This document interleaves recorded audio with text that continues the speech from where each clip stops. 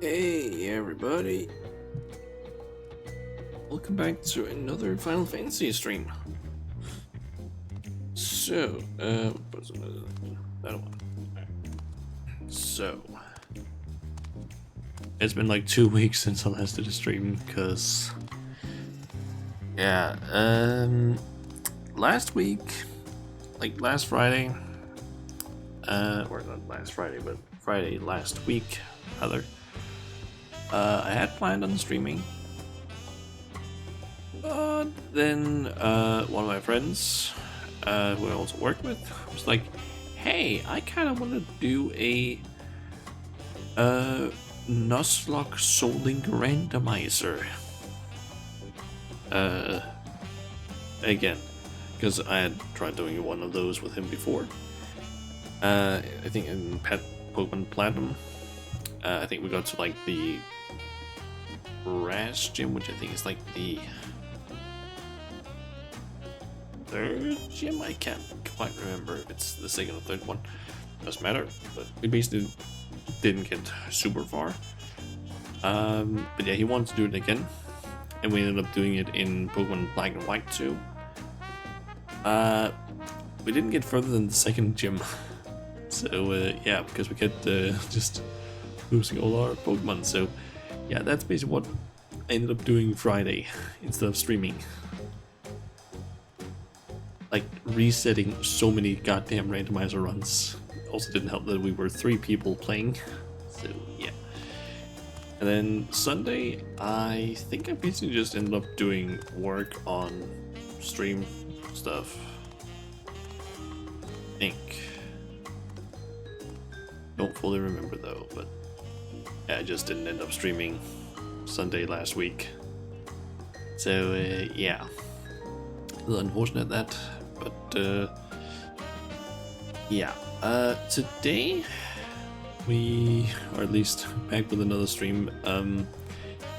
The plan for today is basically just try and see if maybe I can finish up the remaining role quests that I have. I basically have the one for caster and for melee. So yeah, let's see how fast I can maybe finish up those, because who knows, if it doesn't take too long I can maybe also finish up the capstone one, which apparently had a weird glitch, because that patch came out, or the patch where the last part of the role quests came out I think during the week, like during last week, but apparently there was a glitch or a fucked up part of the what do you call it, the translation stuff. So they basically had in either one or several dialogue boxes where all the text in the English version was in Japanese. They did apparently come out with a small hotfix for that, and maybe also a few other things. I think it was Thursday. Apparently that should be fixed now, but I think we'll just jump into the role quest. I'm kind of thinking of just going with Summoner, because it's the caster that I feel the most comfortable with. Black Mage I suck at. Pictomancer I kind of understand, but I don't know how to play it very well. Red Mage I can technically play somewhat okay, but yeah, I just feel more confident with the Summoner, even though I do like the outfit, but it doesn't really work that well in just like normal settings, whereas Red Mage is a bit nicer looking, I would say. And we could also just go with the Red Mage. Okay, Power Forgotten.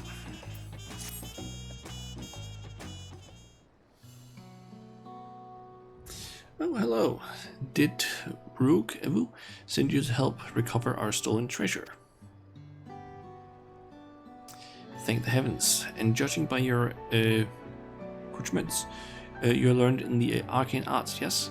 If so, we've need of your power and wisdom.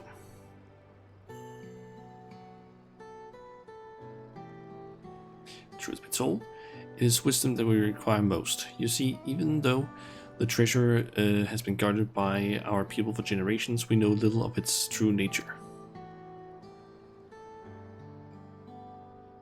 In ages past, the forests of our homeland were plagued with terrible beasts, a constant source of fear and danger. To combat this menace, our mages spent many moons researching the treasure, known as the Purge of the Apex. On unlocking its secrets, they were able to drive the monsters from the woods, bringing peace at last. With the threat all but eradicated, our forebears forbade any further use of the treasure and enshrined it within the village. As the years passed, we slowly forgot what it was to live in fear. It is our struggles faded into memory. Stories surrounding the Purge of the Apex became a legend. Became legend, then myth. Now, none living are certain of its true power. Yet, the peace was shattered by a member of the Passage of the Unbound. The villain wheedled his way into our trust, and then stole upon my husband, the treasure's appointed guardian, catching him unaware with a terrible blow that left him unconscious.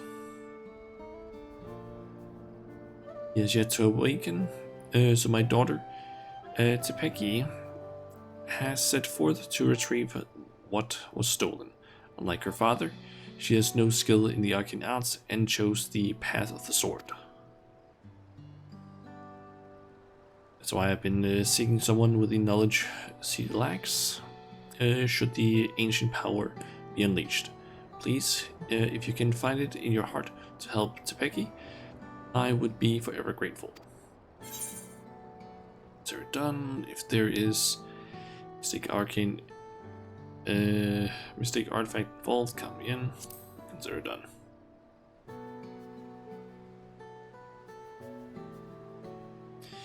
Oh, thank you. Thank you. Now, our only clue to the thief's whereabouts is something he mentioned during his stay in our village. He spoke of his desire to bring change to a place called Ratsathan. Oh, we're going there. I was expecting like maybe the other city-states. That is where Tepeki decided to bring her search, so she boarded a ferry bound there by way of Limsa with her trusted sword and shield close at hand. That's how you'll know her. She agreed to stay in Ratsathan to gather information until aid arrived. I know nothing of the place, but it's likely she can be found in a marketplace or some such. Please bring our treasure and my daughter safely home.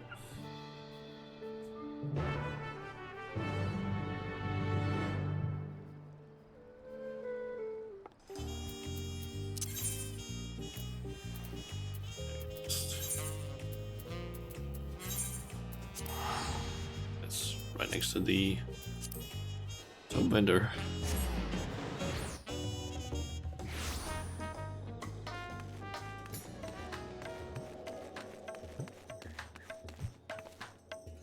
Just take a quick sip of water there.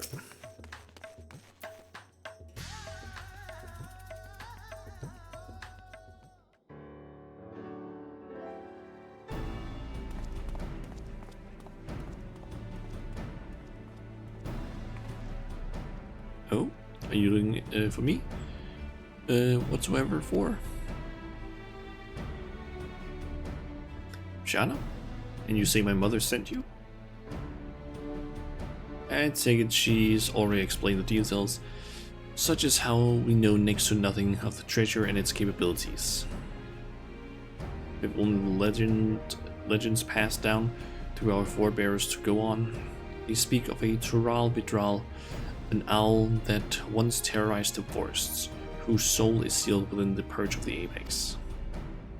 Tales have only become more vague as the mists of time obscure the treasure's origin. Even our village's eldest remembers naught but an ominous warning uttered by those who once wielded its magics. Master of the Apex, shall be showered with good fortune, yet leave only sorrow in their wake. It's clear that despite owing their safety to the apex's power, our forebears viewed it as something to be feared. It must be truly immense. Now, on to the matter of the thief. Even during our brief acquaintance, he made plain his desire to bring change to Razat. Naturally, I've started my search here, and have been seeking anyone who's expressed dissatisfaction with the status quo. Sure enough, I've soon heard stories of a recent arrival, a self-styled savior of Razat who proclaimed he will lead the city to greatness and calls himself the Justicar. Apparently taken on the burden of personally exterminating the beasts which infest Thavnair's wilds. He made a great show of claim. He alone is equal to the task.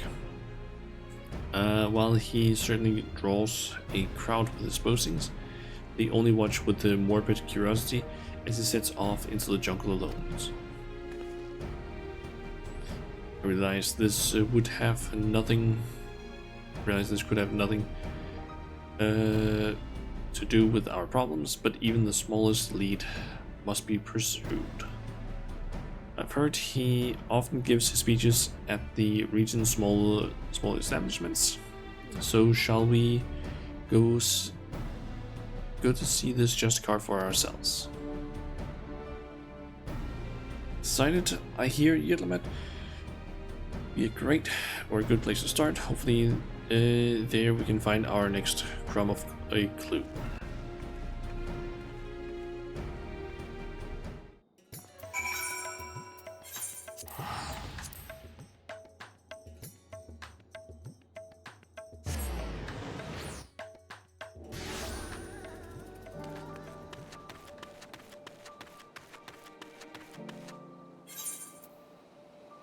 Oh yeah, that was the marker from an S rank earlier. Basically ended up getting a notification that there was an S rank in the... What was that place called again? Kozamauka. Went there and then someone posted that, oh yeah, there's an S rank over on the right in this location. I was like, I'm not going to ride for that. Shanna, we're in luck. This boy saw the very man we seek. It seems he gave the same grand speech, which about the I think it was like the same speech as before.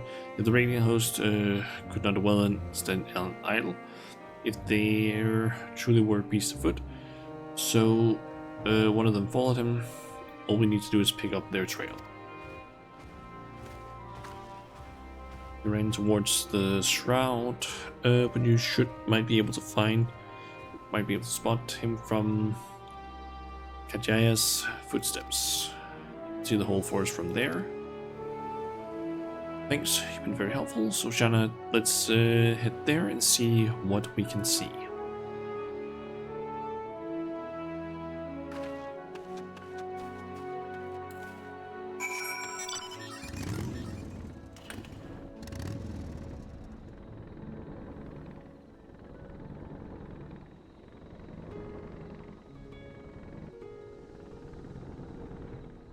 Oh my god, I just noticed how my weapon is just like sticking out of the side of the vehicle. Or of the mount. I think that rod there is just like the sword. Is this because it's like linked to my hip and it's like getting placed in a really weird way?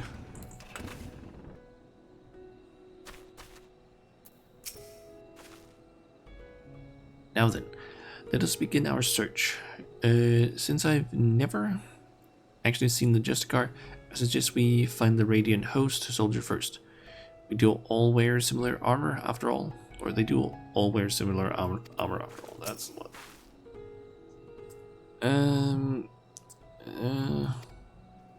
Same thing? Okay, I had a feeling it was going to be one of those aiming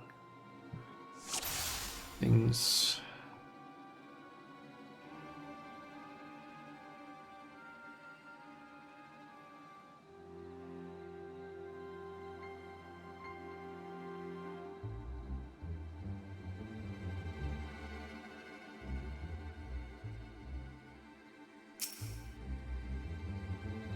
Hey there, DD. Welcome to the stream. Am I winning? Yes, kind of. I'm just doing some role quests in Final Fantasy.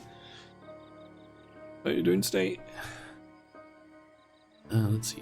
Whatever that is, it's not moving anymore. And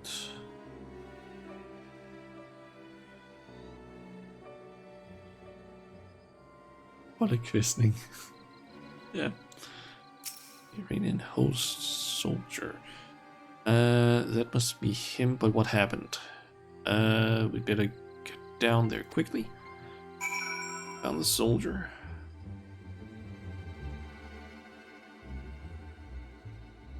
It looks like it just takes me down there.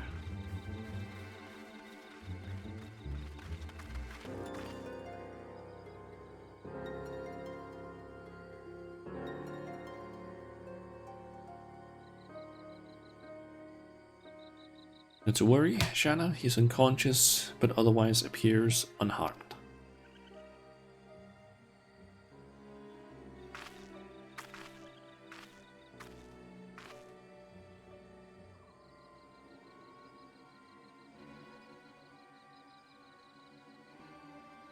What's with the rocks, I wonder?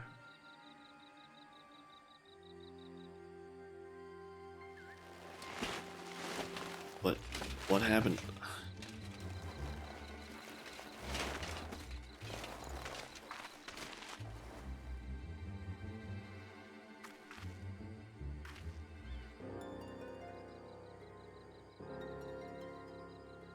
We heard you came here in pursuit of the Justicar. Do you remember anything?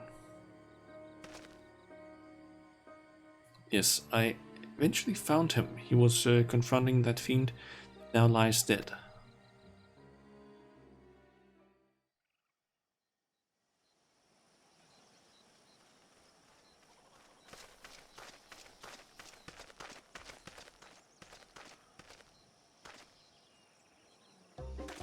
He's some sort of archer. Oh, that is, I think, the Eureka outfit, or at least Eureka helmet, I think. At last, the Justicar graces Ratzat-Han. I shall bring unending peace to this beleaguered land. Okay, that's beleaguered.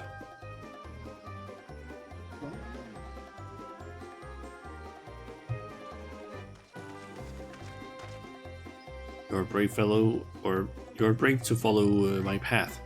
Few indeed possess the mettle to even consider the terrors which threaten our home, let alone stand against them. Yet courageous though you may be, you are far too weak to fell a beast so mighty. Quit this place with your life while you are yet able. That's like one enemy.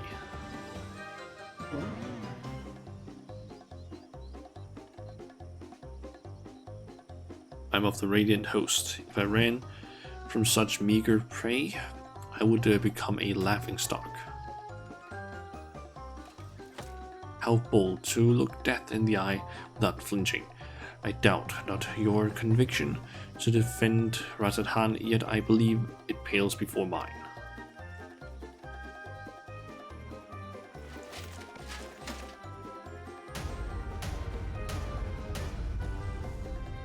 O Apex, bestow upon me your divine might.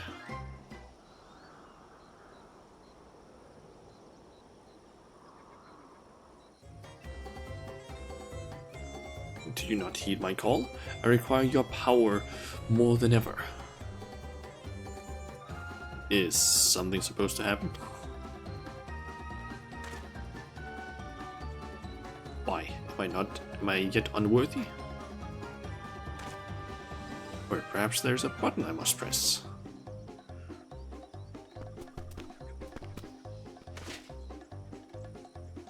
This is not what I expected.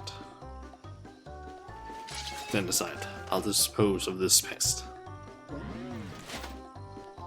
Just give me a moment. It cannot end like this. I won't be made a fool. Come on, you moldy trinket, work. Transform me into the hero of Ratsathan.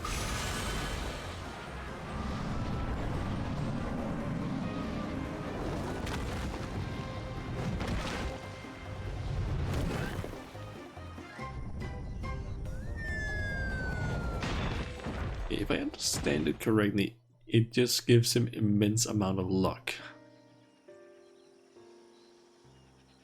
I guess. He brandished that idol and became wreathed in a mysterious light. Then boulders started falling from the sky. Now they came one after another. That's when I must have been struck unconscious.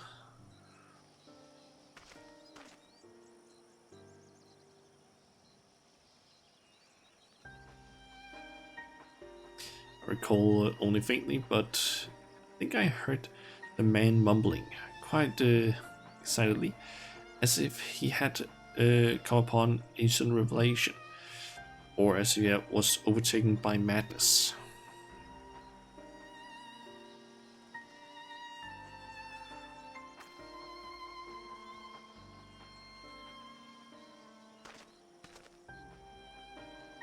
Seems he got away unscathed.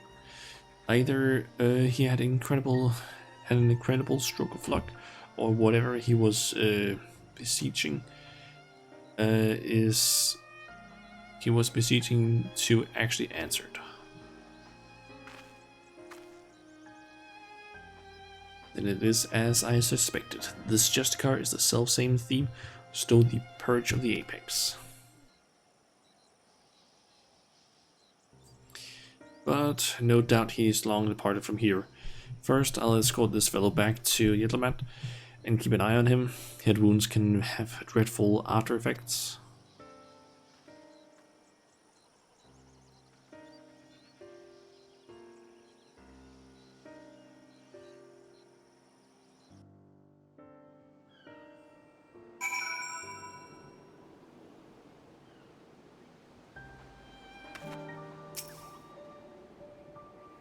I wonder if all of the quests are gonna happen here in Thafnir. The soldier made his way to Ratsathan to make a formal report, and what an odd report it will be. His account seems to align with legends of the treasure's power. The wielder escaped unharmed and brought ruin to those around him. Those falling rocks have been a freak accident. I'm not so sure. Guessing it kind of just steals the luck of everyone around him and gives it to himself. Something like that. Won't believe it. He came back.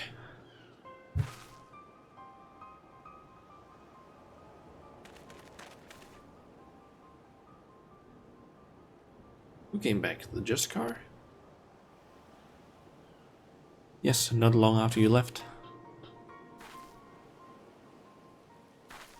He said he beat up a monster that knocked out a radiant host, and he was laughing his head off. Did he really do that? Is he really stronger than the radiant?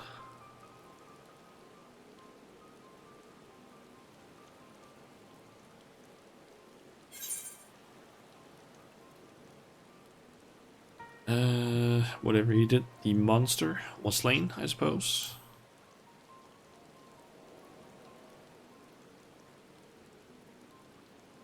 Well, my mate can't stop talking about him. He wants to be just like the Justicar. His mom and dad aren't happy about that, though. I'd advise you and your friend to look for a different role model. We thank you for telling us what happened.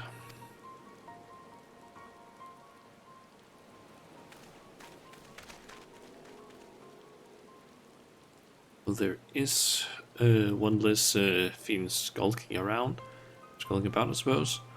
He may have been simply testing the treasure's capabilities, and as far as we know, he is yet to use its power to evil ends. And his motivations a mystery. To steal the Purge of the Apex by force, only to come here to Thavnir and use it for good? It makes no sense.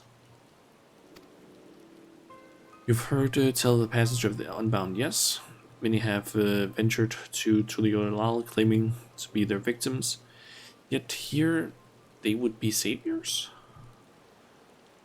If he had such noble goals, then why did he stoop to such devious deception? What could he be plotting?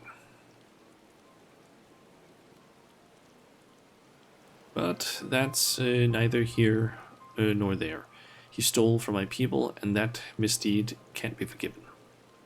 Purge of the Apex helped us win peace. By its might, our forebears built the foundation of the lives we now lead. Until recently, it stood silent, a symbol of our pride as a people. It reminded us that we carved out a home within the inhospitable wilderness. Being trusted with its protection is a great honor. I was so proud of my father when the elders chose him, so proud to be his daughter. Yet since the day it was stolen, some of the other villagers made their disdain towards him only too clear. I couldn't bear it. That's why I must get it back, to restore my village's pride and my father's reputation. There's still so much we don't know about the Justicar, but we have to assume he's learned to wield the Apex's power. Can't say whether those falling rocks have anything to do with it, but I won't discount it outright. Continue looking into his whereabouts. While we still have so many questions, with both of us working together, we'll find answers soon enough, though. Soon enough. Okay.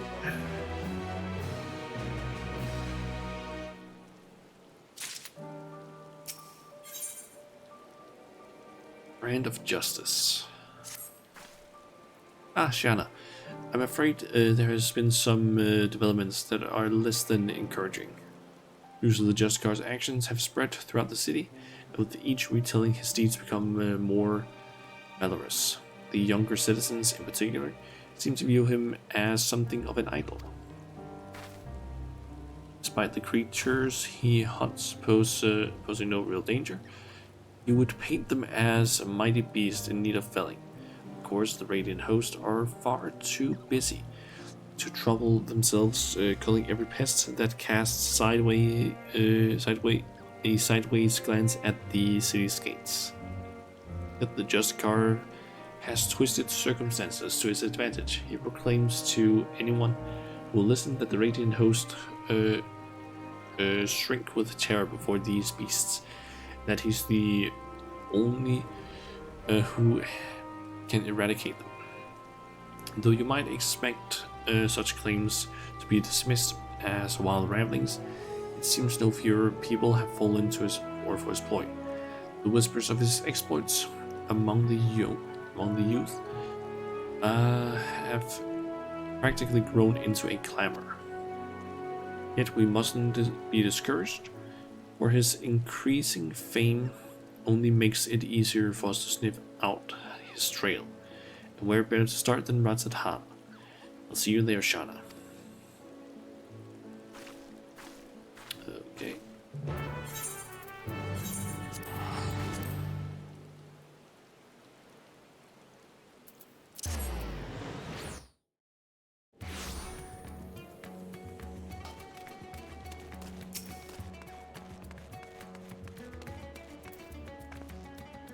Given how large the city is, let's split up to cover more ground.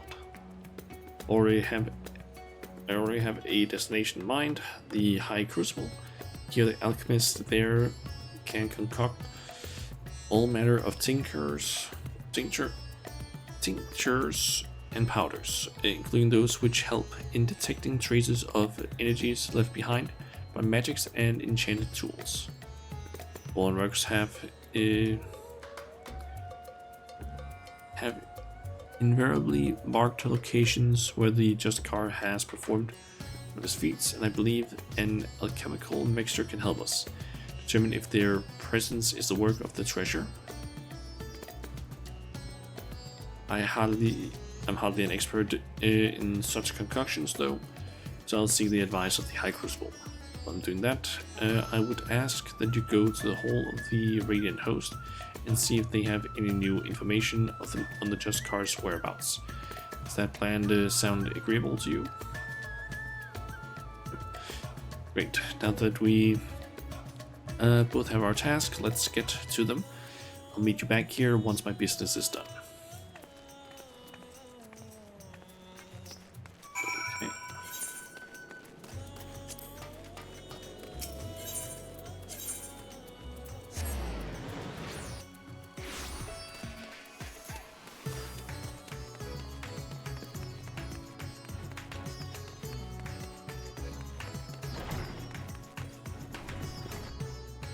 That thing is still there.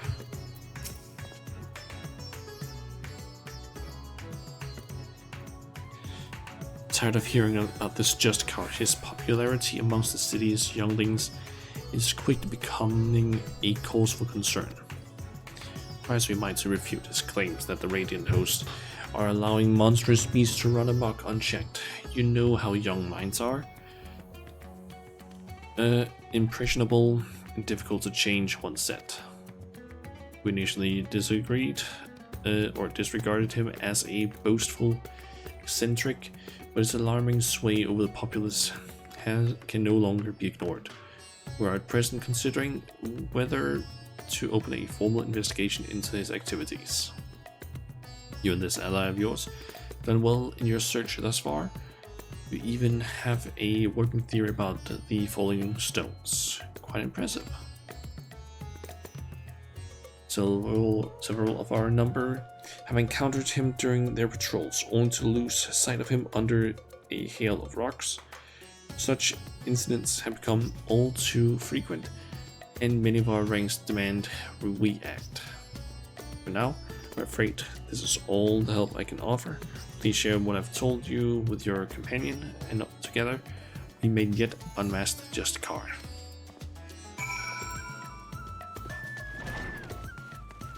Okay.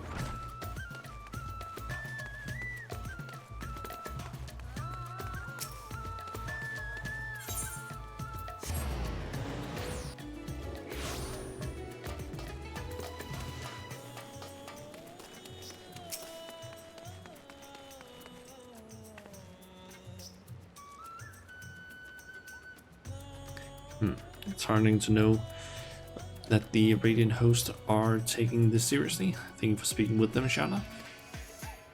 Having good tidings as well. I explained the situation to the alchemist, and they provided a powder that should help detect traces of magic in the surrounding environment. It's a help because the powder reacts only faintly on its own. To function properly, it requires the skill of one practice in the arcane arts. Luckily, I have you.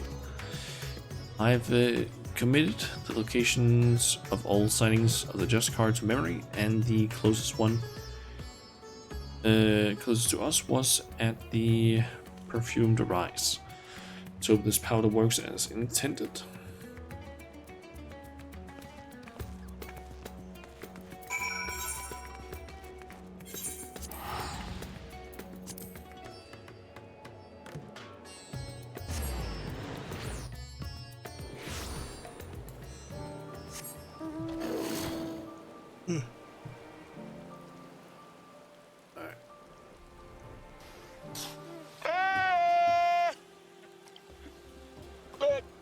Thank you for the follow, Triumphant. Welcome to the stream. Let's see. The Just Car was sighted near here, and I didn't see any other conspicuous stones around, so I've sprinkled the powder over this one. Now concentrate your focus, or inner eye, or whatever it is, at the locus.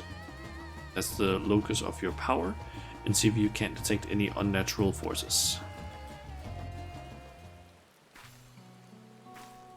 Okay. Any more animated cutscene? Looks like.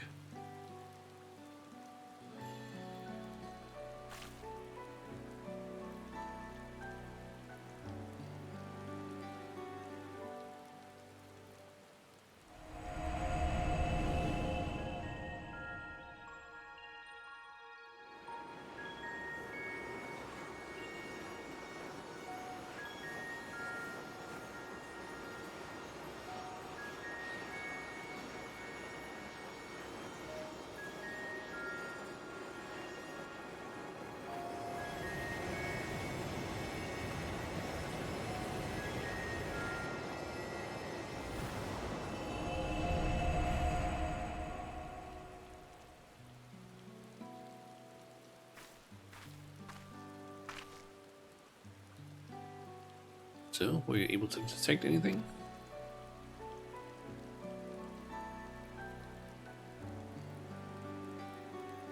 I knew you could do it. It's because there are no crystals in the rock.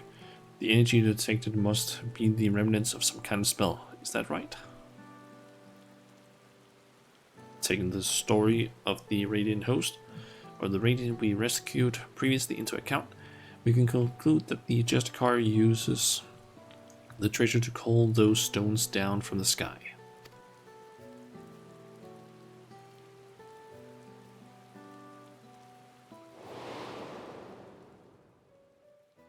At least now we have an inkling of its true nature.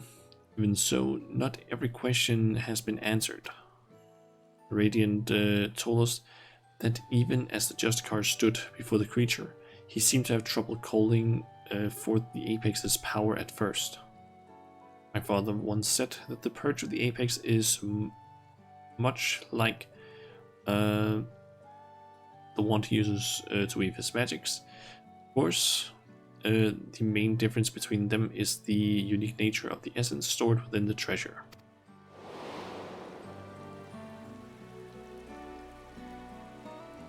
I know little of such arcane instruments, but you must be quite familiar with them.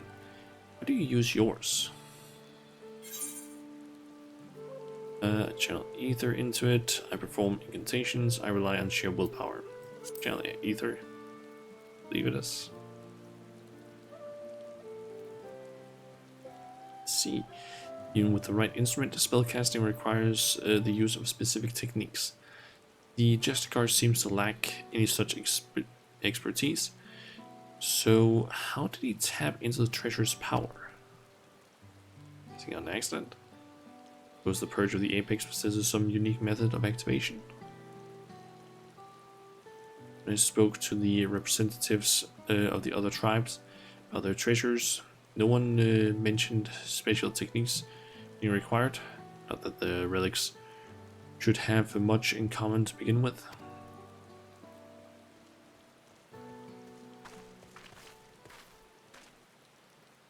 You too. Did you see an Ori girl pass through here by herself? Afraid not. What happened? Wait, I recognize you both. The hero of the final days and our recent visitor from Tural. Apologies for the imposition, but may I beg your assistance? It's all that Justicar's fault. The girl said she was off to join the Fool's Crusade and ran out of Yildirim before anyone could stop her.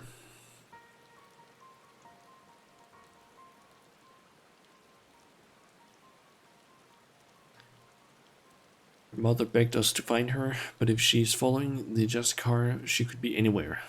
You see, he's been sighted at locations scattered all over Thavnair. Can't stand here looking at rocks while the girl is in danger, especially if the Justicar is involved. We have to help.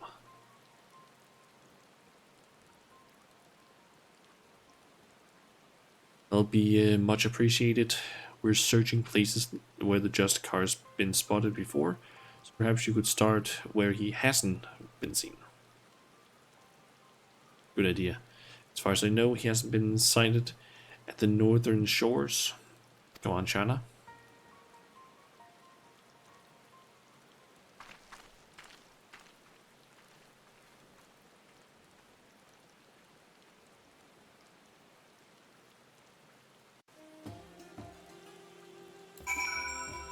Okay, search for the following girl.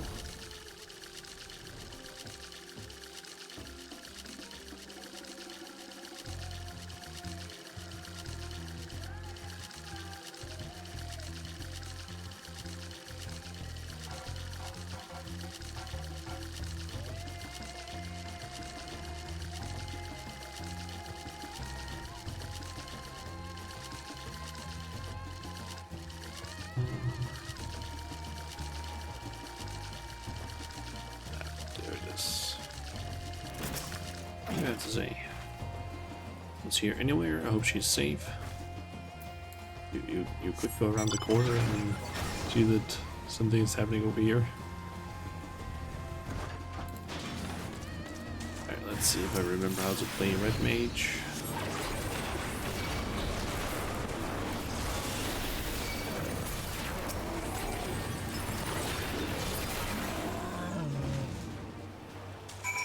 Kind of.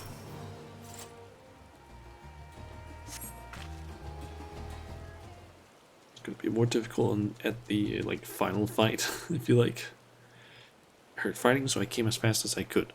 It's a good thing you arrived in time to save the girl. Thank you, miss. Thank you. I'm glad you're safe, but your mother must be worried sick. You shouldn't wander off like that, especially not to look for a trickster like the Justicar. What? You mean he's a bad man? Yes, exactly. He stole an important treasure from my village. Now he's using it to make himself look brave. But he needs it to kill the monsters, to protect us. There's no excuse for stealing. He might have fooled you younglings, but the Radiant Host knows what he's up to. But he said he'll save us from the monsters. He's our hero. Radiant said we shouldn't be scared, but we all know the Justicar is the one who keeps us safe. Don't need the Radiant anymore. They would be very upset to hear you say that. No hero can save the world alone. Let's just go with the first one.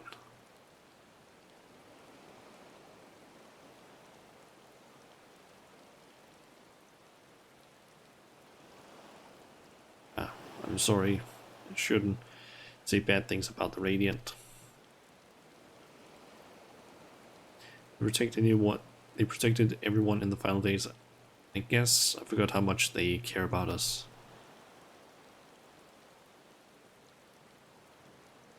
I'm sorry too, I shouldn't have spoken to you like that after all you've been through. You said the Justicar's a thief, a trickster, but I hope it's not true. He's my hero. Well, at best escort her back to Yidlamet. I'll meet you there later, Shana.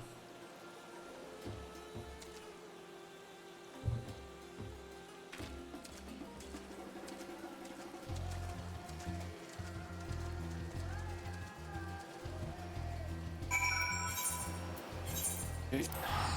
To Yidlamet.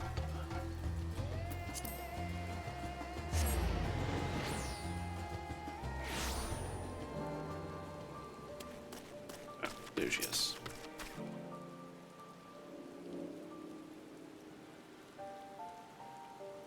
Girl and her mother are reunited, and I think we can both give ourselves a pat on the back. They're on their way now to inform the Radiant Host that all is well. I would like to apologize for before I let my emotions get the better of me. I have no idea how to pronounce that word. Harangue? I guess. I don't know. I haven't seen that word before. Harangued that poor girl when she was hardly to blame for anything. Really should have been scolding myself.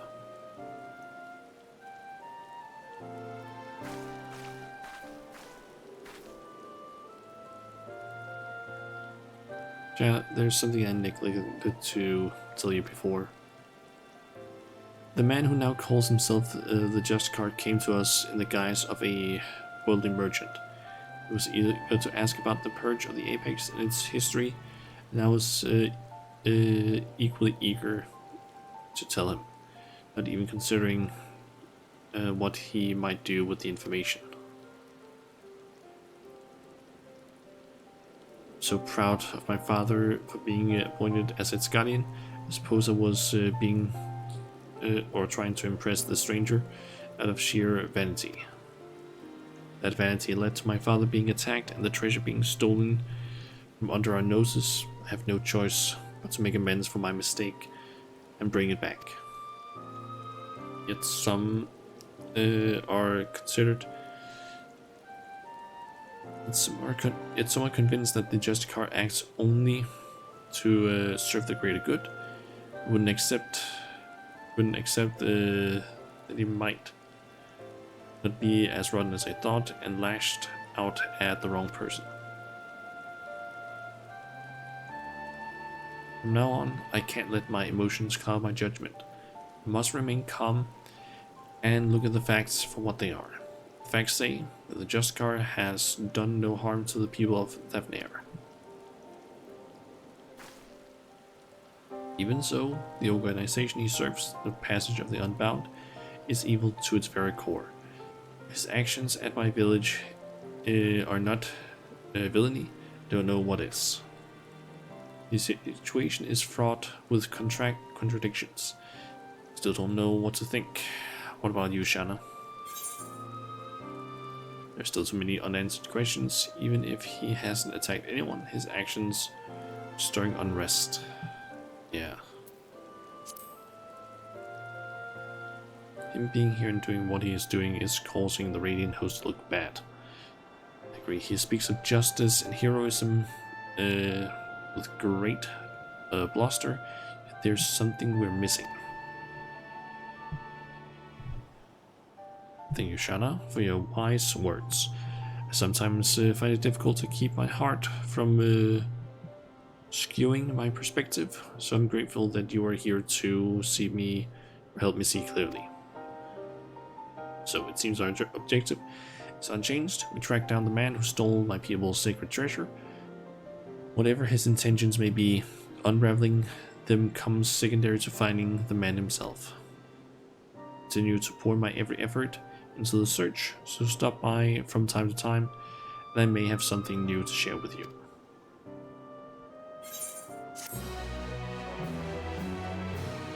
Okay.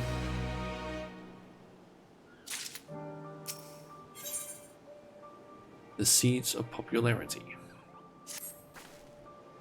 Shanna, hope you've been well. Since last we spoke, the Just Card has been busy felling feeds all across that there, leaving a trail of witnesses behind in his wake. More than a few have reported seeing stones falling from the sky, which all but confirms our theory that the treasure is causing the phenomenon.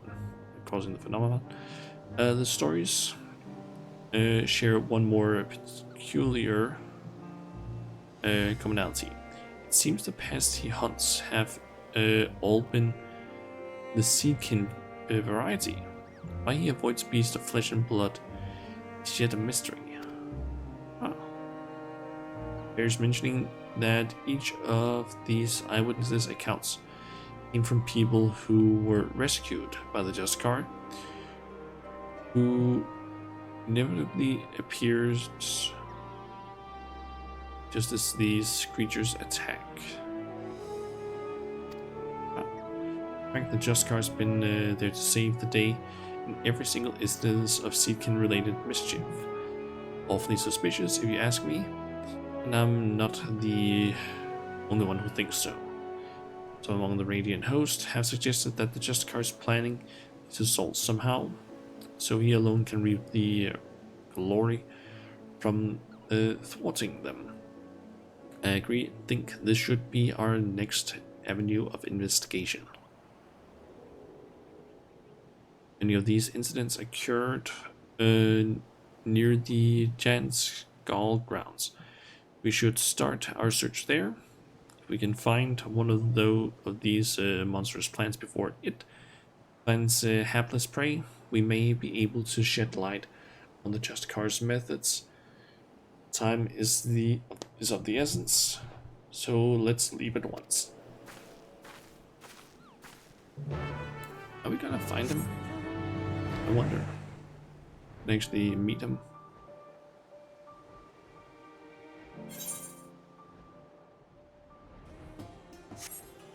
Is this the level 94 quest after all?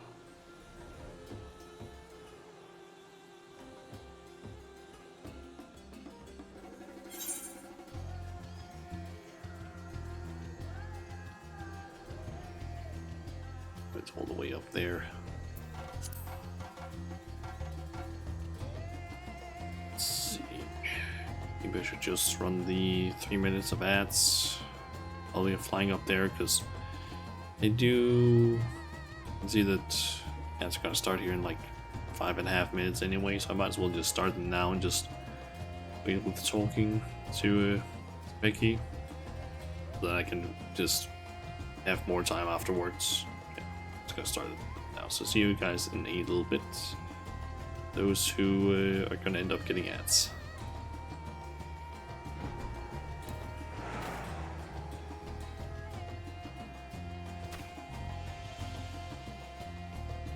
Okay. Button. Okay. How's it going? So, what can I talk about while we're waiting? Guess I can just ask, like, how's everyone doing today? Personally, I have been, at least throughout this weekend, and I guess to an extent also throughout the week, I've been slowly working on some stuff, including like new model.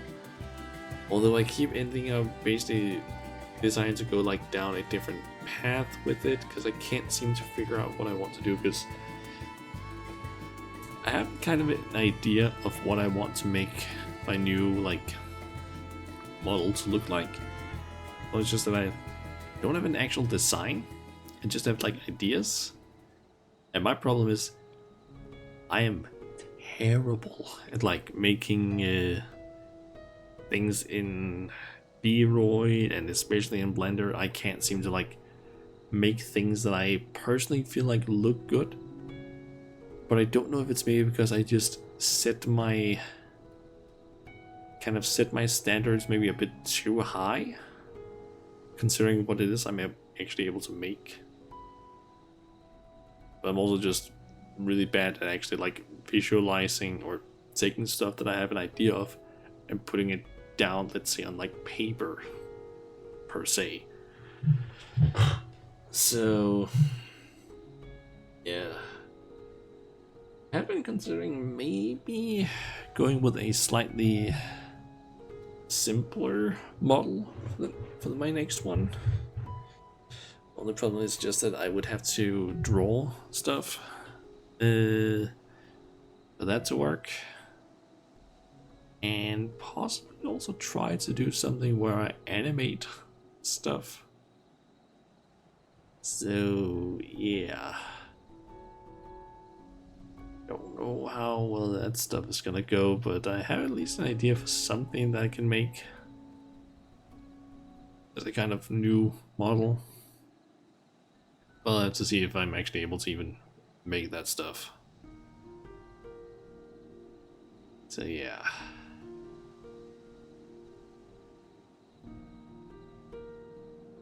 Okay, looks like ads should be over. Oh, button again.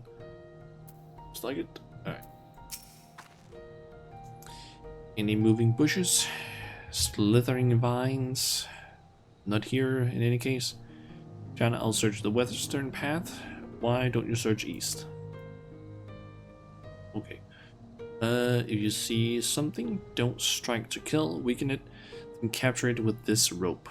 we'll learn much more from a live specimen. Okay. Just the road to capture a weakened Seedkin.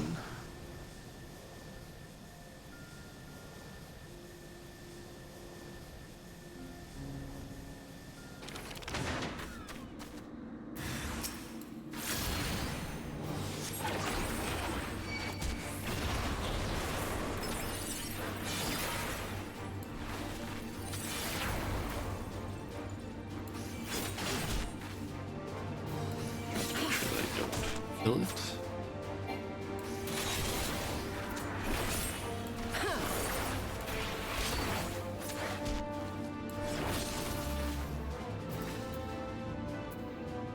I guess it just needs to like. Yes, technically kill it.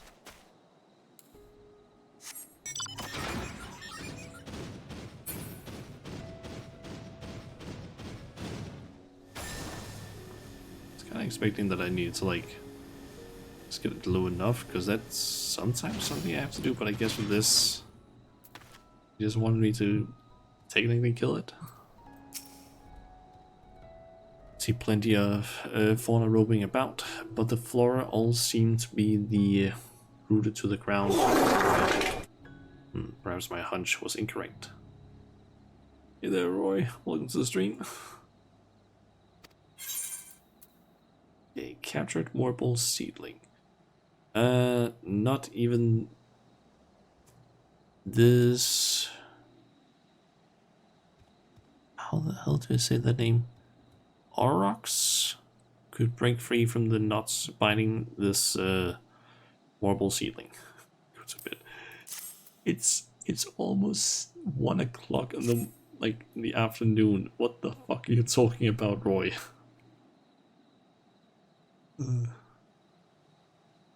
You found one. In fact, this is exactly as the eyewitnesses described. Why don't we keep it for the time being? Bring it to the Great Work, and I'll ask my acquaintance there to examine it with all haste.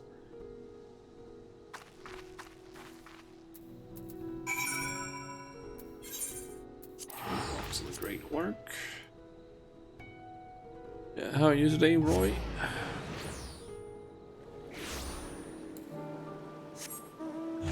Okay, just doing some role quest from Dawntrail.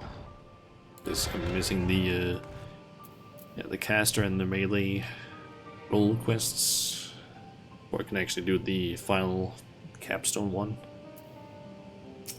And the alchemist.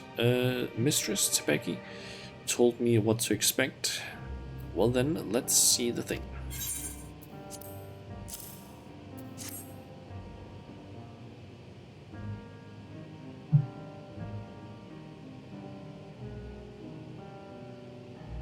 Oh, I didn't expect it to be so diminutive. If Mistress Tebeki intuition is correct, then I expect some interesting discoveries are in store.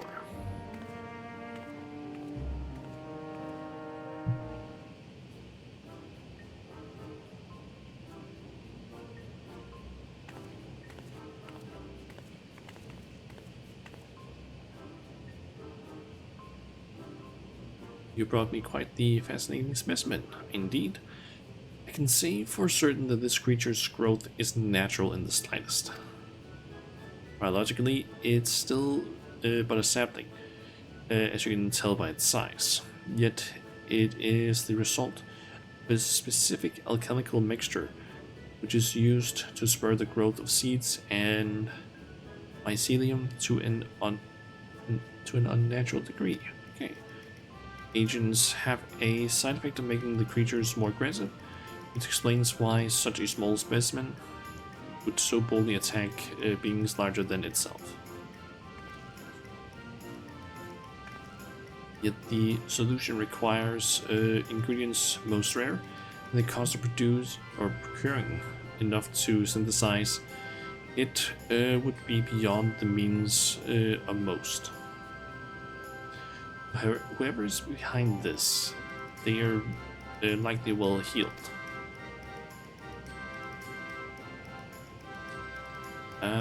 As for the creatures themselves, if they were all grown artificially, perhaps that explains why most of the incidents involved small seedkin.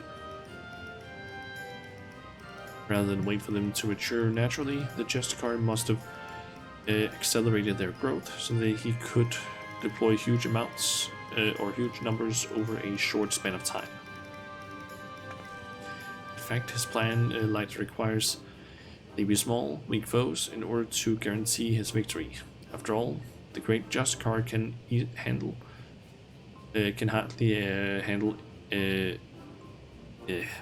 After all, the great Justicar can hardly be expected to bear the blemish of defeat. That's what it said. With these new details brought to light, it's almost certain he's staging these attacks like common folk.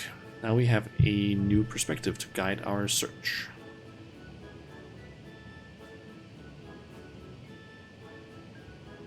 Perhaps you should return to Yidlamet. Here the Justicar is the talk of the village, and they doubtless have doubtless have stories to share. An idea, thank you. Your findings have brought us a step closer to unmasking that villain.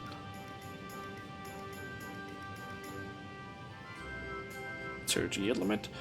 The more accounts we have of the Justicar, the better our chances of predicting his next move.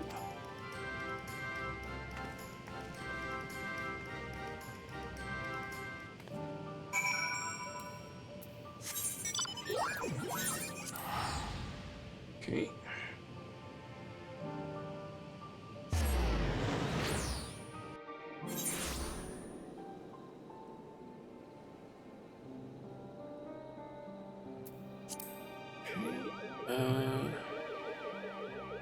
Alert Radiant. Rest assured, the Radiant host is well aware of the Justicar. Every day, we receive more reports of him combating beasts in the surrounding wilderness.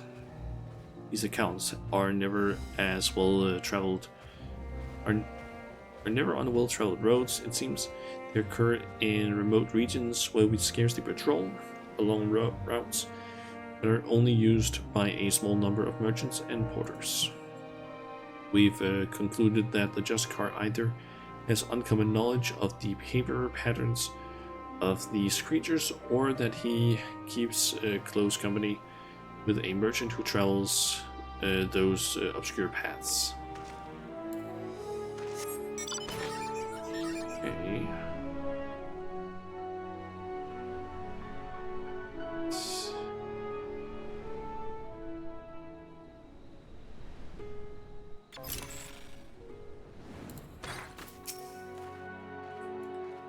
Yeah, don't tell me you've come chasing that half-baked savior. Younglings might be taken in by his honeyed words, but anyone with experience can see he's nothing but a charlatan. I have a story to prove it. A merchant I know took a tumble as he was transporting his goods. Not long after comes the Justicar, looking chivalrous as you please, in his shining armor, but did he offer a helping hand? No, he ran off with nearly a glance backwards. May go on about slaying beasts, but a real hero would never ignore someone in need, even if they were just suffering from scraped knees and a bruised ego. True.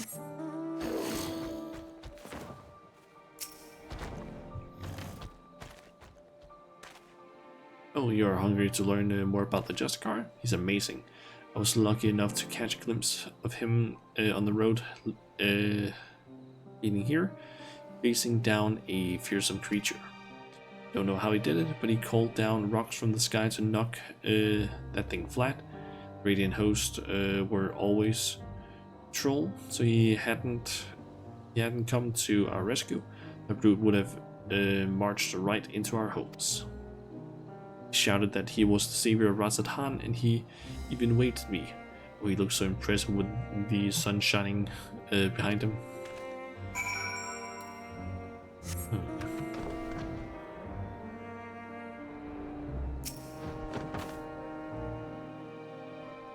Someone is here apparently. Jana, do you have a moment? I am having a little trouble here. Sought this merchant out because I was told he dealt with the alchemist in the Great Works. I thought he might know something about the Just Car. When I asked, he has been like this ever since. I apologize. I was just surprised that you would ask me about that madman. What connection could he possibly have with me? The fiends he fights are grown with rare chemical materials, and we think he may be staging these encounters. Since you deal in such wares, I wondered if you might know how he came into their possession. I know what you're talking about.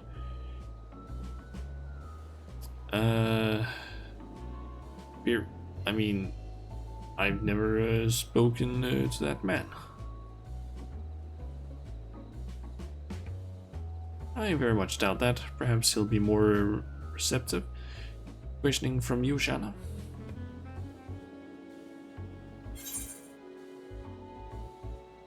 He seems to have intimate knowledge about trading routes and alchemy. Who taught him, I wonder?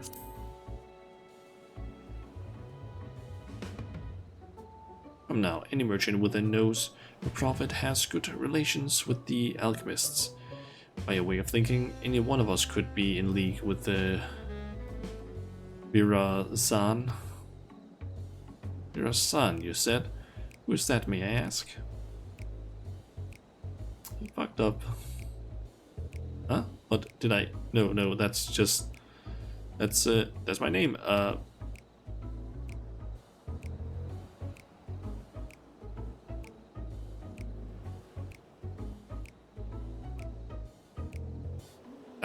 I'd be a fool to continue this charade any longer.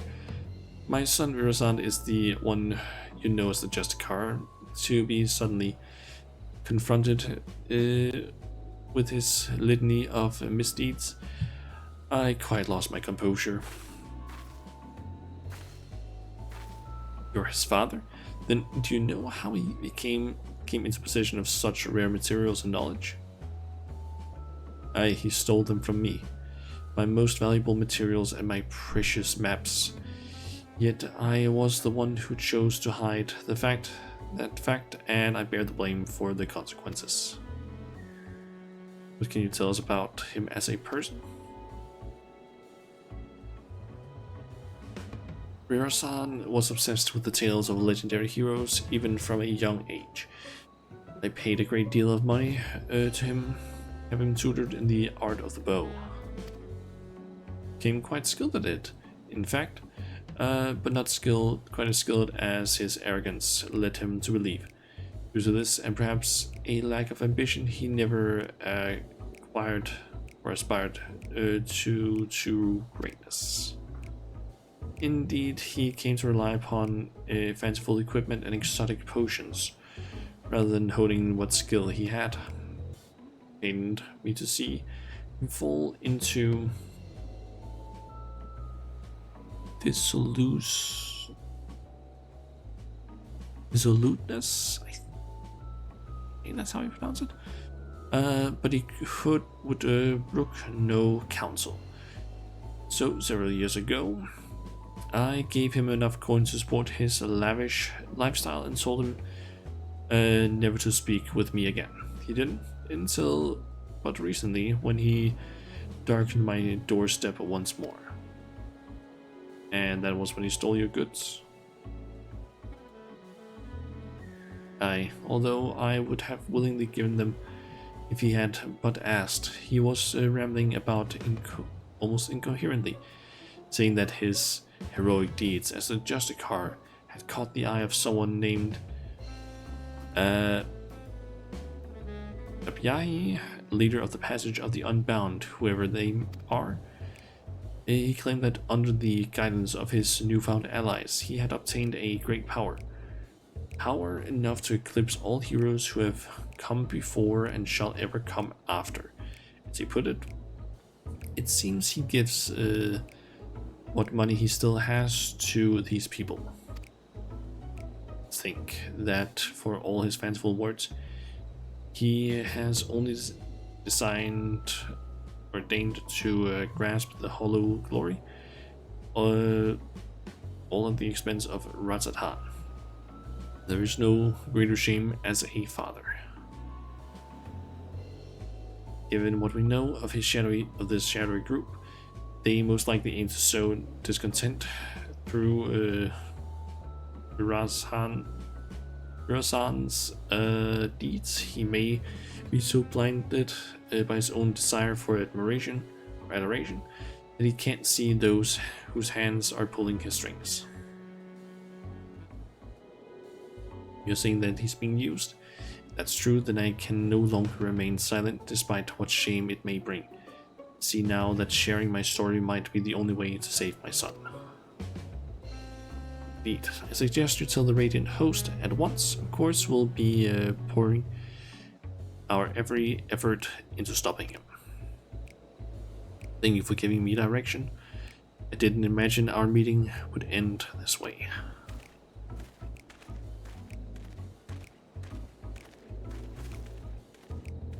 Truth be told, I'm not entirely unsympathetic towards Virasan. I basked in my father's reflected glory while having none of my own to speak of. The glory Virasan seeks is similarly false.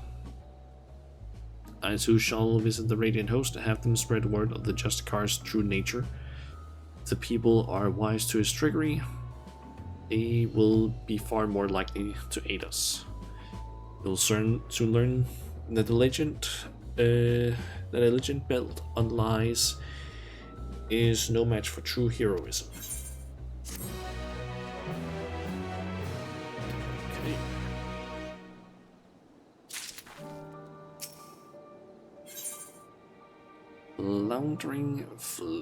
Floundering Fame. Reading Shana. Virasan's father has been as good as his word and has confessed the truth of his son's actions to whomever will listen. Even among the younglings, far fewer sing the Justicar's praises. The tide is turning in our favor at last. The Radiant Hosts are making ready to tighten the net.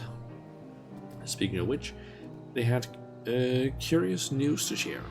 They've been examining the stones left behind by the Justicar and noticed a pattern.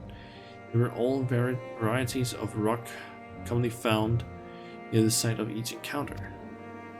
For instance, near the giant skull grounds, the Justicar seems to have called down a hail of what else but giant skull. I have my own theories about what this means, but I'd like to hear your thoughts, Shala.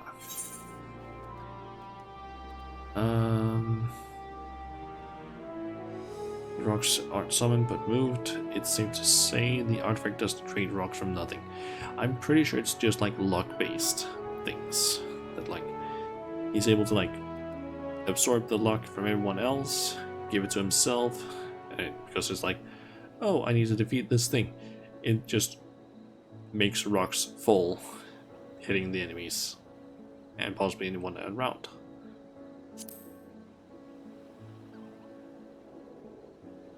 Indeed, the purge of the apex likely lifts whatever stones are nearby and brings them crashing down to Earth. If our suspicions are correct, we're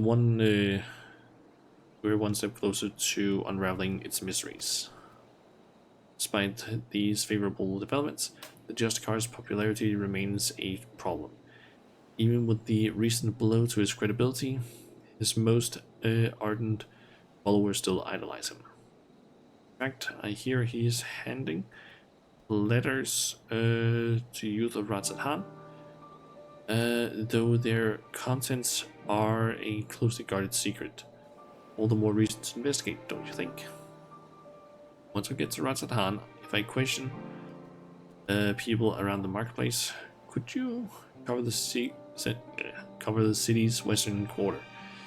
That's where his younger followers tend to gather. After we collect enough information, let's meet to share our findings. See you again in Ratsathan, Shana.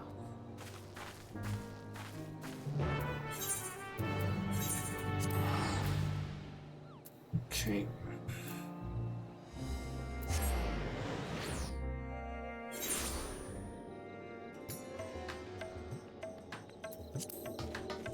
Let's see here.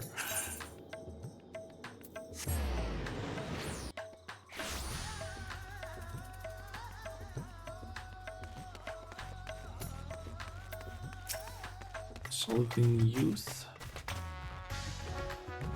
Justicar gave me that invitation himself, only for some thief to snatch it right out of my hand.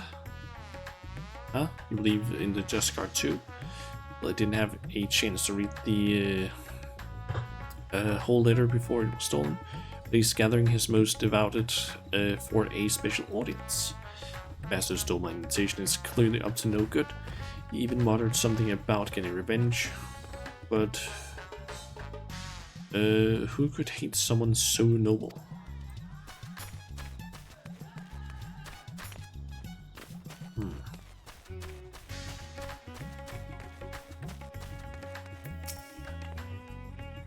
Oh, you're the one who's always following that Becky around. I heard she is spreading rumors about the city's savior.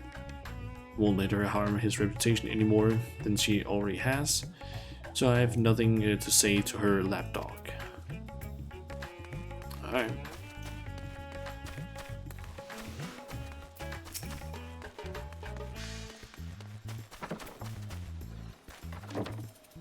Yeah, I know about the letters. Me and my friends didn't get one though. The grown-ups get angry if we talk about the Justicar. But guess what? I heard Sashal talking about him over by Reed's Mayhem. He had a big grin on his face too. Does that mean the Justicar isn't a bad man like the grown-ups say? The most useful clue points to the merchant Sashal having some connection to Gurasan. Assassin at mirror. There's something may some of these words I don't know how to pronounce.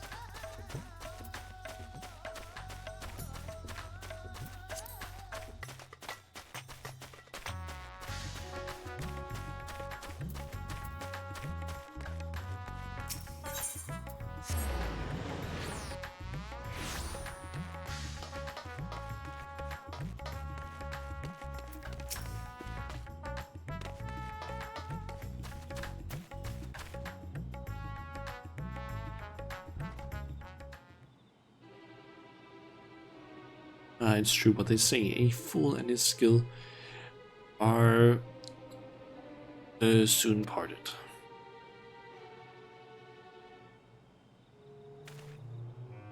Huh? Why, if it isn't one of the heroes of the final days. Yeah, this isn't about that map I sold to your companion, is it? Oh, it's him! You'll find it points the way to the vaults of Altadar III, exactly as I described. I may have employed a few creative methods to entice my customers, but what merchant doesn't? I'm not here about the map. You're not? But of course, why would you be? Haha. Aha.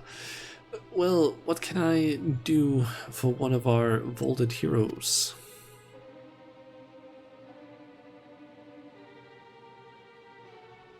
You're after the Justicar? Your choice of quarry is unusual, to say the least. But perhaps I can help you along. Yeah? A young man came asking for a map to open the way to Usnir. I sold him every map I had. assuring him that the one he needed was among them. Suppose he found it. As I hear, these letters are these letters that were handed out contain a copy of a map. They are saying that a young fellow was the Justicar himself. Is planning a clandestine meeting in the near channels. Oh no, that's not good. Those places are dangerous. Mind you, it appears he has no shortage of enemies. No doubt they'll try to interfere.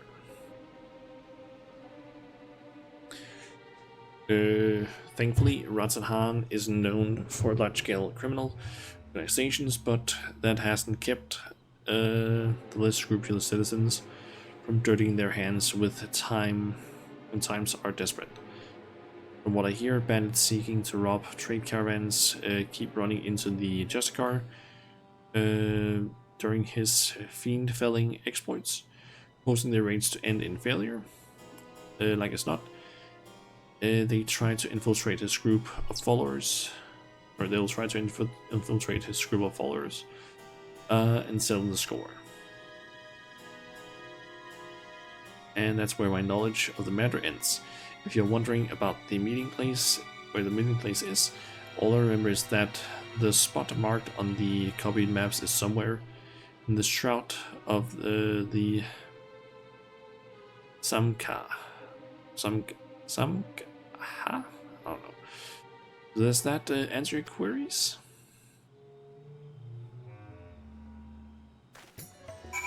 Okay. And she is right down there.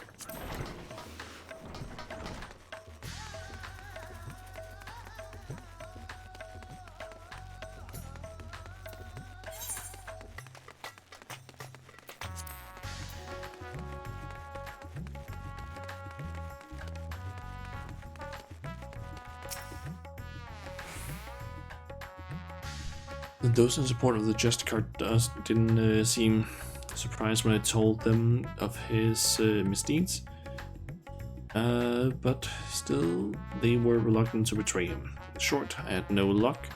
About you, Shana? I found some information. Your investigative abilities never cease to amaze me. As for the gathering, Murasan is planning, I expect it's some scheme to prop up his lagging popularity. Even so, many of his devotees are younglings ill-equipped to make the perilous journey to the meeting place.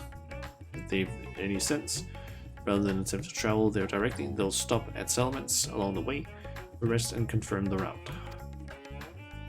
Said the map led to the Shroud of Samka. Yes, that means Palaka's stand is the closest settlement.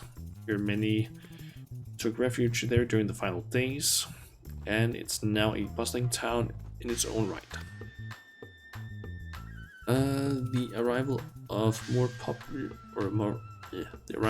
people hardly raise eyebrows, making it the perfect place to avoid unwanted attention while they make ready. Should head there before they leave on the final leg of their journey.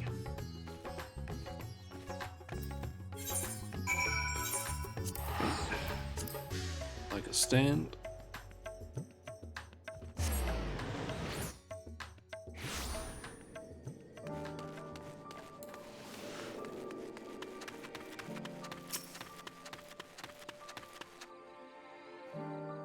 That's right, Shana. Many of the youth are carrying pieces of parchment. Those must be the letters. Yet it seems my reputation has preceded me.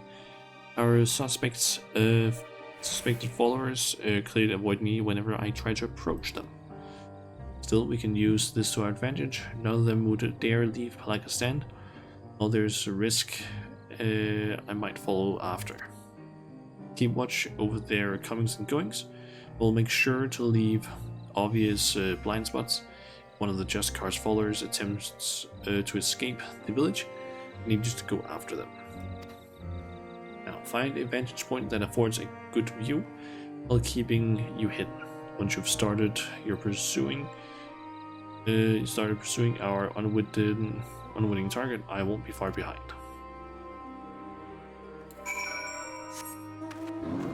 Using a sneak vision thingy.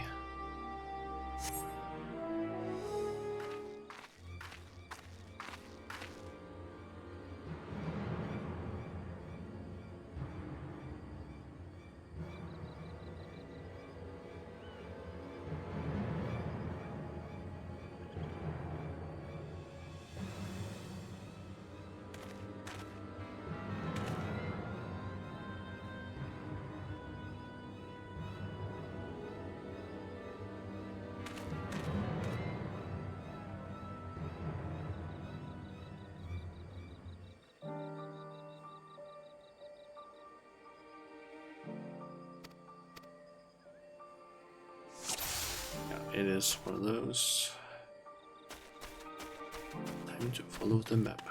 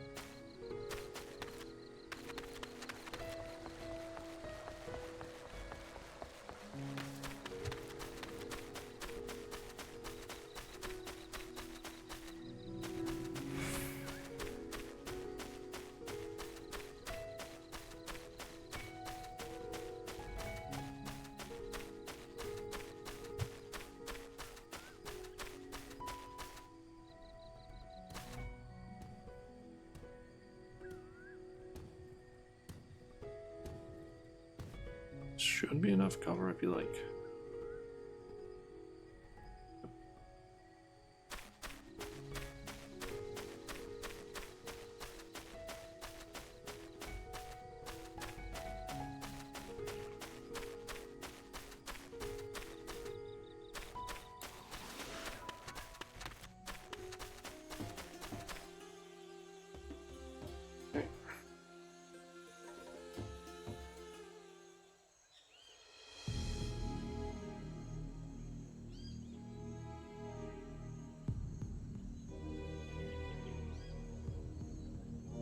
All should be nearby, and then I'll finally meet him.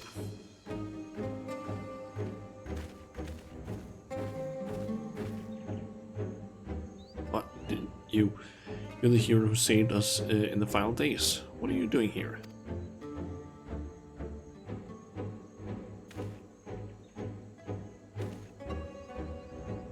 So you're working alongside that woman I saw at the village? Heard about the rumors she is spreading, but I had no idea she'd enlisted your aid. Just car saved me, you see. I was transporting goods for a local merchant who was too miserly to even share a proper escort. A furious creature ambushed me, but my savior appeared from nowhere and saw off the beast. I owe him my life. That's why I came here, to see if there's any truth to the rumors. But now I understand I'm in over my head. I'm going back home. Here, you can have the map. I trust you to take the measure of the just car to share the truth with us all.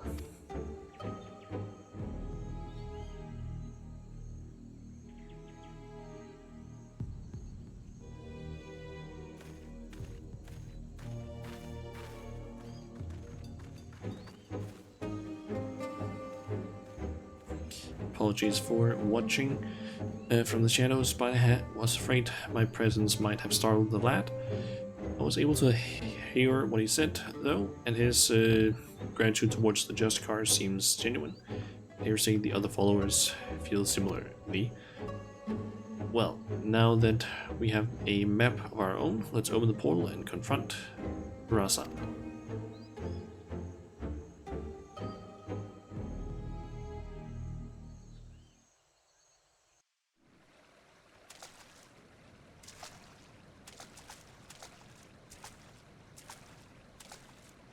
I'm pretty sure one of these is the ones that are in... This dungeon thing is the one that's over in Stormblood areas, not Endwalker.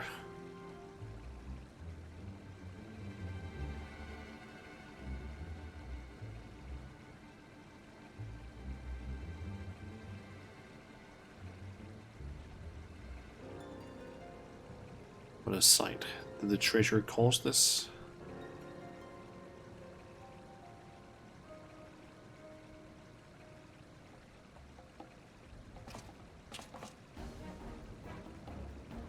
Oh my, if it isn't the hero who saved Ratzathan, nay, the world itself. I never expected someone so vaunted to appear or to attend my audience, but I am honored nonetheless.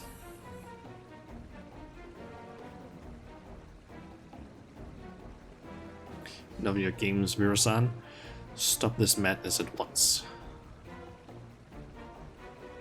After giving you such a warm welcome, these are the things I get.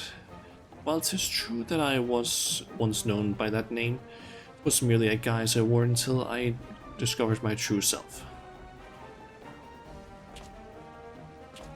As long as I am the masked hero of Ratzathan, I shall not suffer any to call me Virasan. But that is your name, isn't it?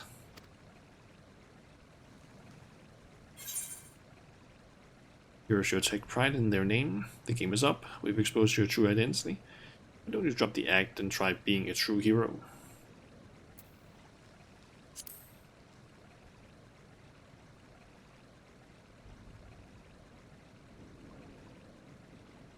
True hero, you say? Indeed, perhaps casting aside this mask is the price I must pay for the adoration I am due.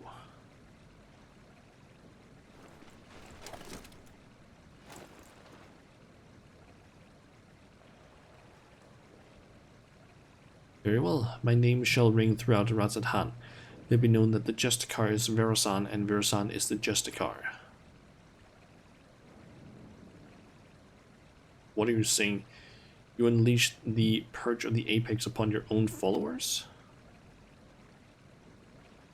You know its name? Wait, I remember you. The girl from Saktoral. Yes? Your village's artifact is not discriminating in its wrath. Some among my followers harbored wicked intentions, and it brought sorrow onto my enemies. The true of heart caught in the aftermath were merely unfortunate. But they believed in you, even though you tricked them? What kind of hero are you?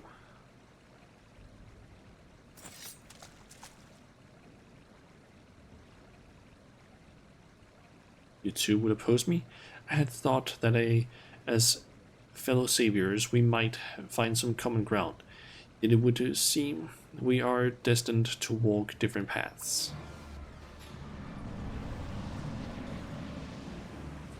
Now faced with unknown peril, a great savior or a great fervor rages within me.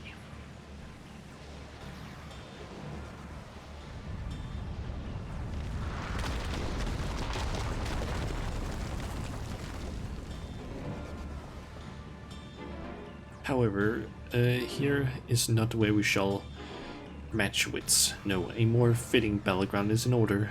We will meet again soon, you have my word.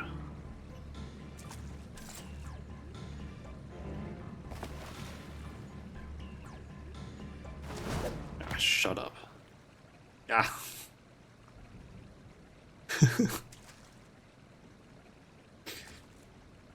She fucking hit him.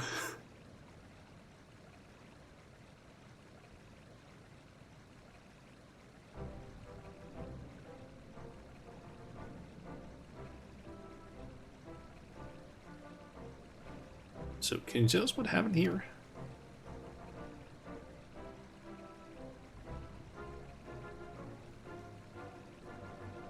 Gathered us all around and made a grand speech.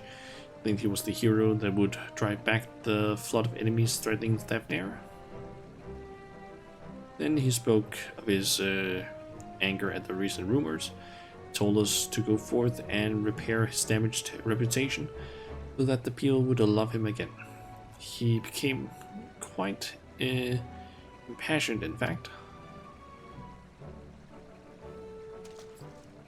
As for us two, we were here to teach him a lesson, biding our time until his back was turned, but we couldn't stomach his self-righteous drivel any longer.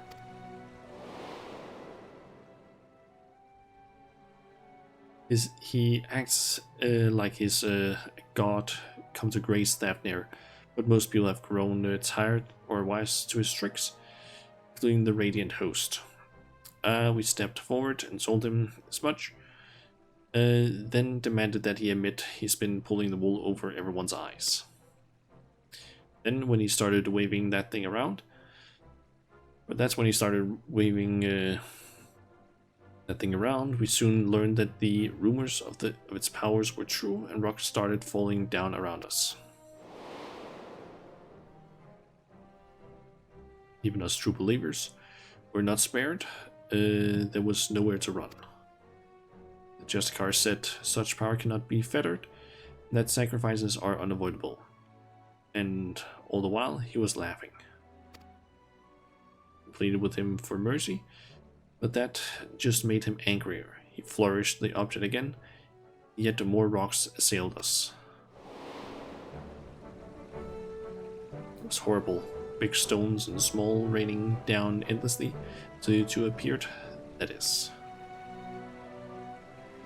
Thank you for telling us what happened. I only wish we could have arrived sooner. Now, just to set things straight, it was you two that brandished your weapons first, yes? Well, I won't deny that, but we were only trying to bring the truth of his misdeeds to light. Though we might have had some personal scores to settle on top of that.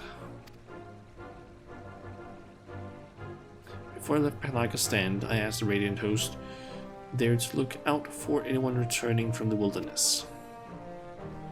I suggest you head there and seek their aid. While you're there, share with them what you just told us.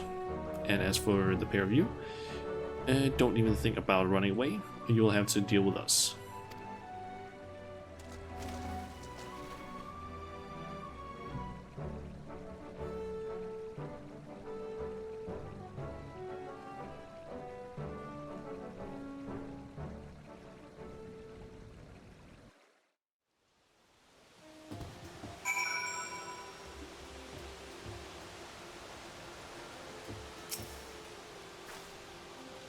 Everyone has returned to the care of the Radiant Host.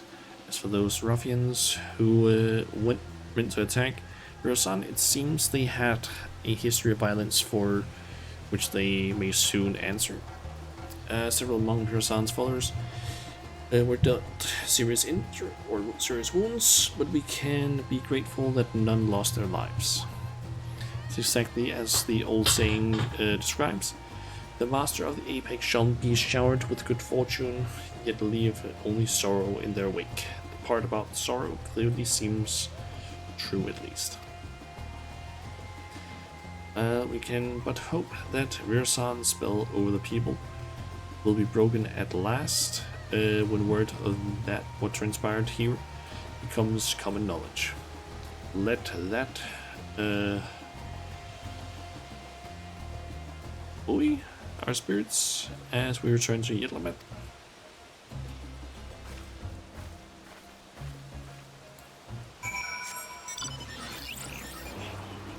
Okay.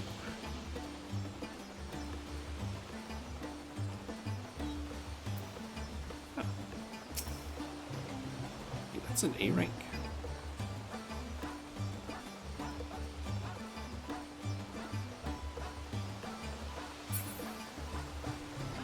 see any messages in my chat log, at least, about like strong creatures being around, so I'm guessing it's an A rank.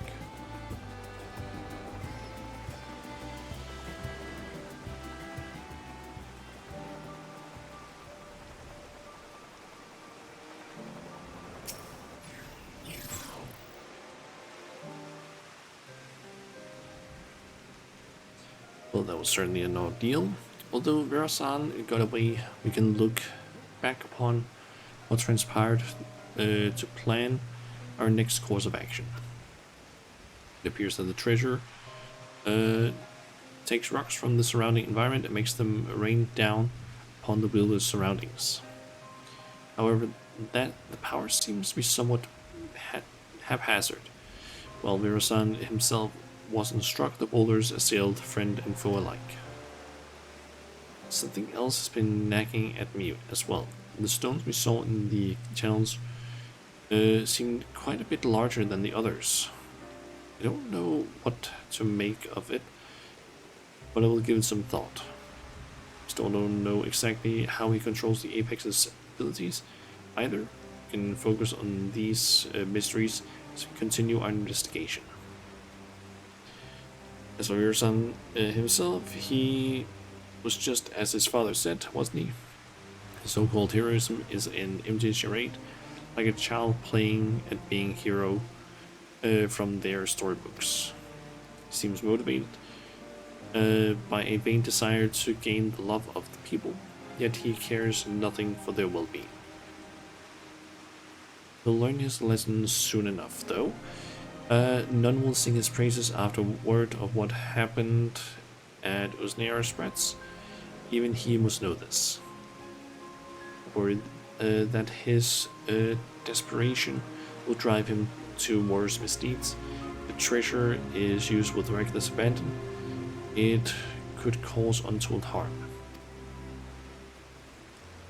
Must discuss this with the Radiant host, though we might be able, or together we might be able to capture Vera-san before he attempts anything drastic. Stand by for now. Shana, I'll be in touch the moment I have anything to share. Or have something to share.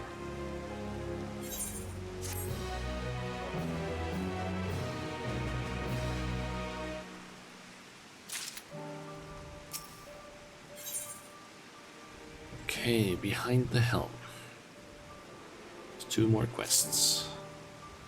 It seems Vera-san has been laying low since our last encounter. I'm sad to say, however, that my investigation has uncovered little. But still, there's cause to celebrate, for I've received a letter from my mother with good tidings. My father has finally awakened from his grievous wound dealt to him by Vera-san. He's well enough to travel to the Yolao, in fact, and may have already arrived.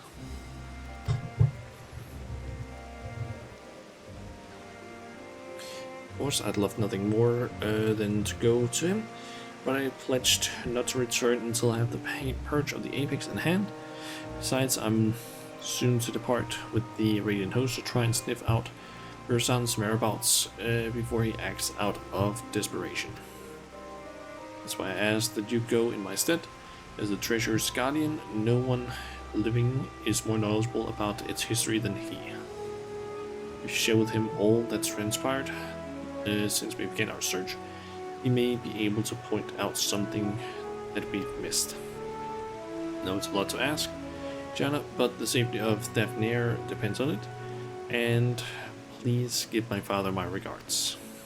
My mother should be able to tell you where into the Yolal my father is staying. Once you are finished, let us meet in the Aetherite Plaza in Razathan to share what we've learned.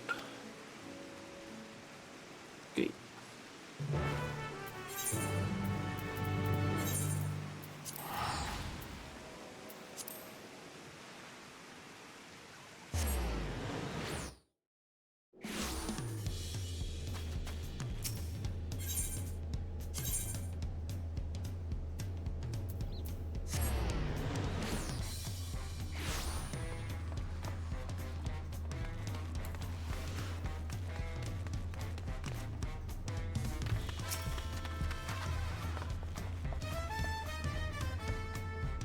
Oh, if it isn't Shanna, but I don't see Becky with you. You come alone?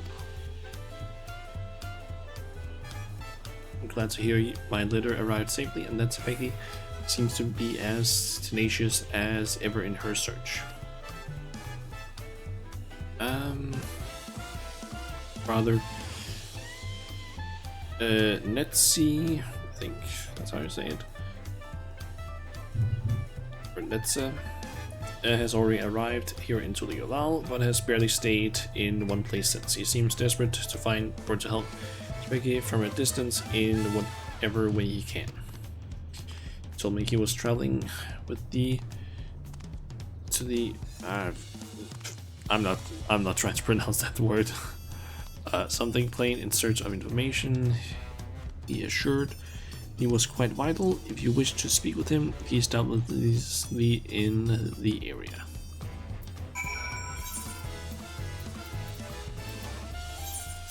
Out here.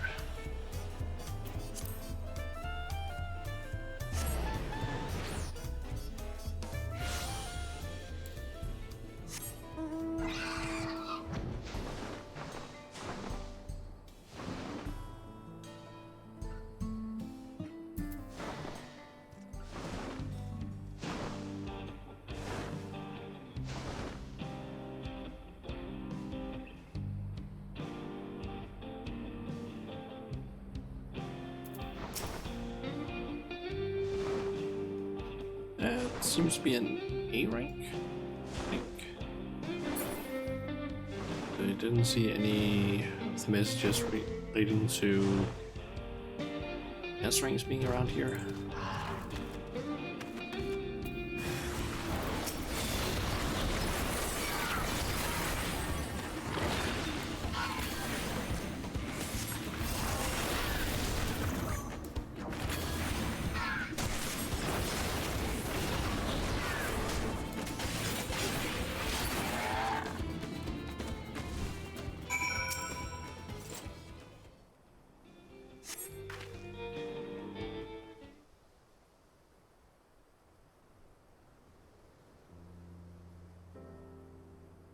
Thank you, traveler. I overexerted myself, but I recently recovered from a severe injury and was a fool to confront such a beast alone. So you're the Shanna I've heard so much about. I owe you many thanks for all you've done to recover the Purge of the Apex. News of your progress in Thefnir is most heartening. Despite my position as its guardian, I never knew it could rain stones down from the heavens. Since arriving in Tuliolal, I've done what I can to shed light upon the Tural Vidral sealed within the treasure. After the nations of Tural were unified, some left our village to build new homes in the city. I've sought them out to see if they know anything of use. Fortunately, none could offer insight into the treasure's magics, but one of them told me that owls lurked around this place. And since the Tural Vidral, sealed within the Purge of the Apex, was once an owl, it seemed logical to pursue such a quarry. I thought perhaps I could glean something about the ancient beast from the behavior. Like as not, some fundamental aspects remain the same even after transformation. But having seen your account, there is one fundamental difference that stands out. As far as I'm aware, no owl native to these lands possess the ability to hurl rocks, large or otherwise. No doubt the Tural Vidral gained this power following its metamorphosis. I do believe, however, that it would retain an owl's core instincts. That one you fought didn't strike unprovoked. Instead, it watched me from afar with fear in its eyes. While this is normal behavior for most animals, I was surprised by how suddenly it descended upon me the moment I started approaching. Sensed danger and attacked preemptively. Maybe owls prefer to fight rather than run.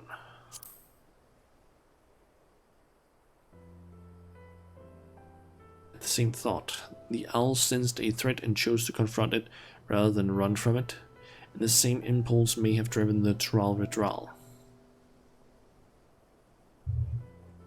Indeed, that correlates with something I heard from one of my countrymen who had relocated to the Yolal. He spoke of its continuation, the tale passed down from the elders. No hunter's arrow could fell the apex. It was struck down in... No hunter's arrow could fell the apex. It was struck down in a storm of its own wrath, made wild by a heart fright. Thus was it sealed away at last. Now, judging from the owl's behavior, I can theorize that the treasure is activated when its bearer senses danger. According to the history, this power can easily get out of hand if its bearer is panicked. Of course, this theory must be tested first. Thirasan will certainly use the Purge of the Apex again. When he does, I ask that you and Topeka pay special attention to the circumstances leading to its activation. My thanks. Loath though I am to admit it, I've yet to recover from my long convalescence, and I would only be a burden to you. I wish I could aid my daughter another way, do more than make up for my absence. Please lend her every bit of knowledge you have, Shana. Pray that my daughter will soon return home, treasure in hand.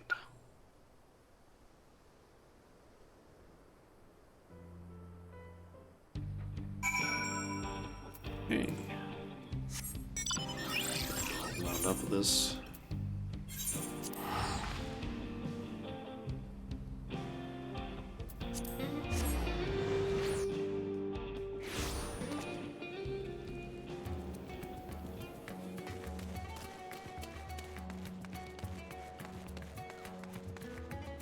Let's see, I can see that ads are gonna start here in like 3 minutes, so I might just start ads right now and then we'll not have any potential weird long cutscenes that I then need to pause during. So yeah, let's just start the ads now and then yeah, then we'll be back in like 3 minutes. So see you guys in a bit. Or at least as soon as the ads start. There we go.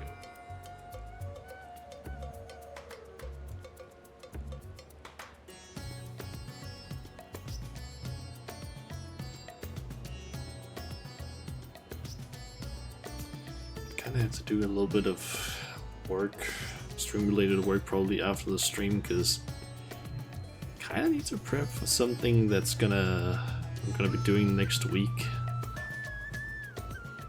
I think I'm going to talk more about that during the end of the stream probably, and also make a post about it on Blue Sky, I think. Might also post about it on my Discord, I guess. Although there's not a whole lot of people on the Discord, so might not be that necessary, I guess. I'm actually unsure about something. I'm going to check something over in my Discord. Does it? Yeah, it does post those. Okay.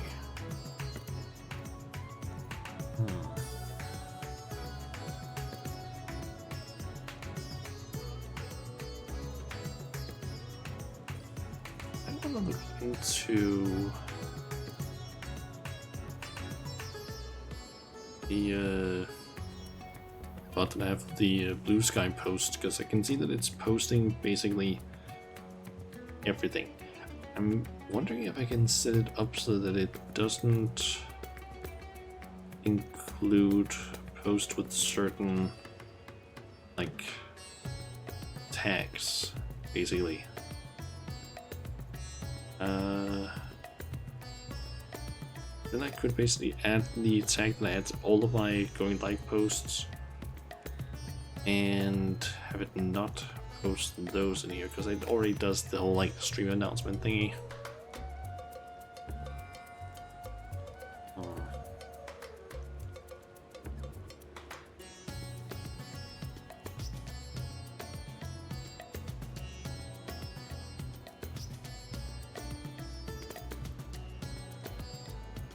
Maybe I should actually also try and, I don't know, advertise my Discord a bit more.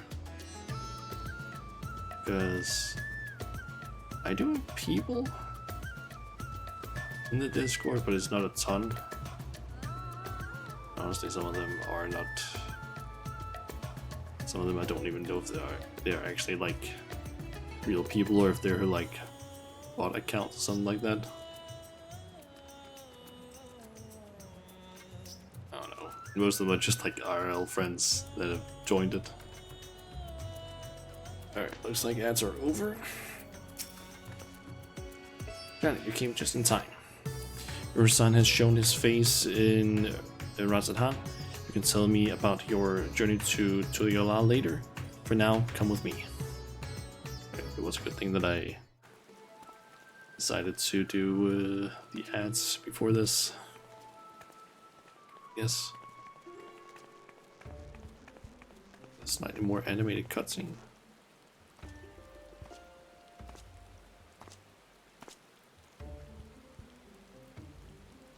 Ha ha ha. Are you surprised? Thanks to the sage counsel of a fellow hero, I've decided to doff my mask.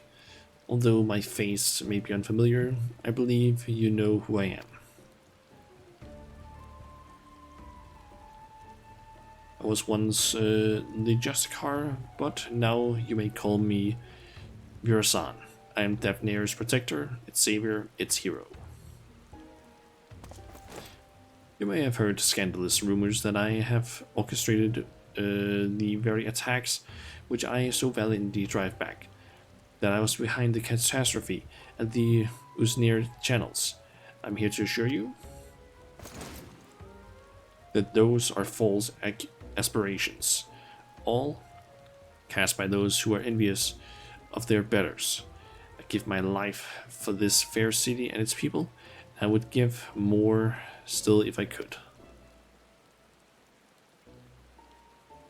Should we do? It might be best to lock him up before this gets out of hand. Wait, don't want him raining down rocks with all these bystanders around. Now, keep a careful eye on him. All I ask for is your respect, your adoration. A dream held by all, but realized only by a few. Or only by the few. And I would be one of the few. I have proved myself worthy of being your savior, and now the entire city, watching with bated breath, I shall declare my intent to reach even higher.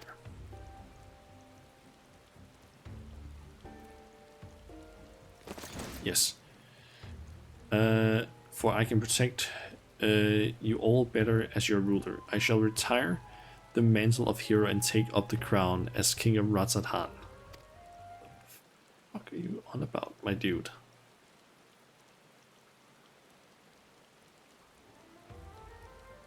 The bastard's gone mad. I wield power unassailable. With me on your throne, you would never again have cause for fear. All would live in peace. All would shower me with love. They would shout it to the heavens. And from that love would spring a new Razathan, a greater Razathan.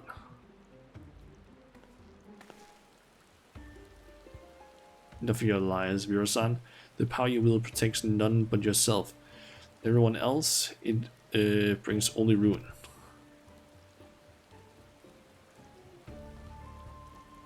course, the road to greatness is ever paved with the necessary sacrifices, yet as long as your ruler lives, Rasatan shall know naught but prosperity.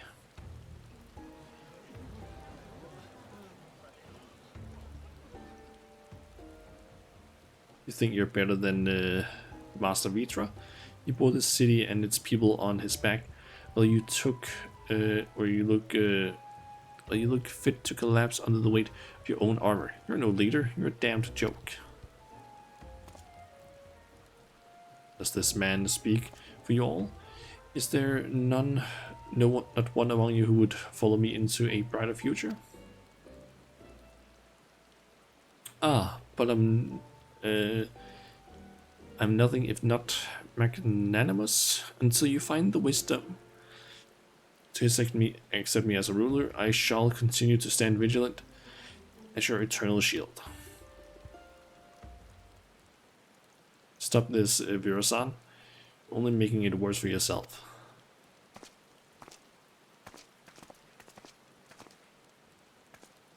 Can't you see you're becoming a laughingstock? Give up this facade and answer for your sins. Do so now, and the Radiant Host may yet grant you mercy. This is gonna end badly, because he's gonna be cornered, panic, and probably cause a lot of damage. Since you're not the one, are you not the one poisoning the people against me? Do your worst, I dare you. It will only make me more powerful. You don't know what is in your heart, but please, end this madness, end it, and return to me, my son.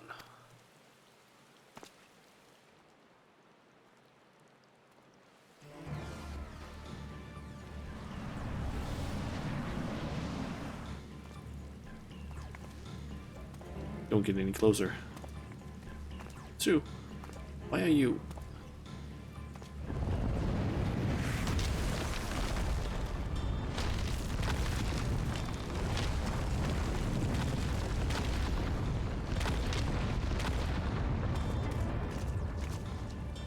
What?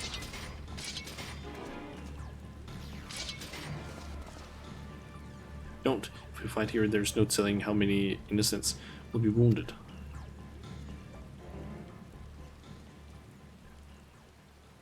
Pathetic as ever. I tire of this farce. I've declared my intent to become king of Ratzadhan. As for you two, this is no place for a battle between heroes. We shall meet again, mark my words, and then we shall decide who is the mightier.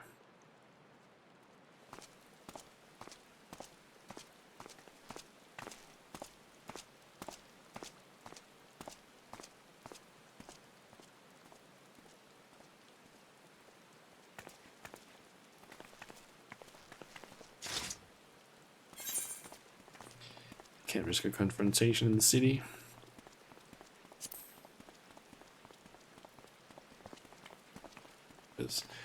That's gonna cause a lot of damage and possibly hurt people. You're right, of course. As much as I hate to see Vira-san walk free, we've yet to ascertain the extent of his power. But now we must bide our time. Notice that despite all his proclaimed love for its people, he didn't even look back at them as he retreated. Perhaps he couldn't bear to look them in the eyes, or one of them at least.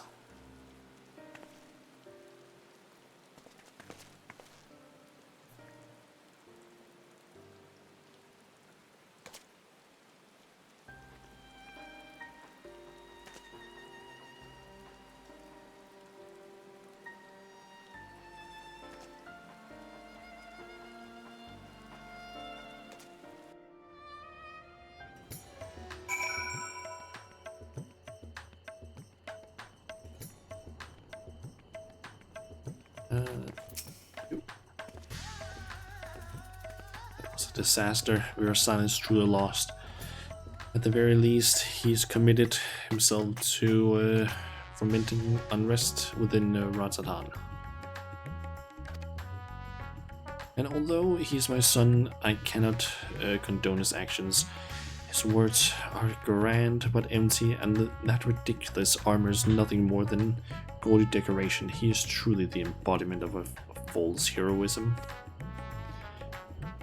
What's more, this latest debacle has surely made him a criminal in the eyes of Ratzatha of the Radiant Host. All I can do now is beg them to grant my son some small degree of clemency. Before you go, may I ask you something? After Virsan called down the rocks, did you see his expression? Not peculiar, but I'm curious as to what his father saw in that face. Aye, it was a familiar look. When he used to scold him for losing himself in make-believe, he would get that same cast in his eyes. A look of petulant rage, as if he resented me for pulling him out of his reverie and into harsh reality. He hasn't changed. Apologies, but I must go.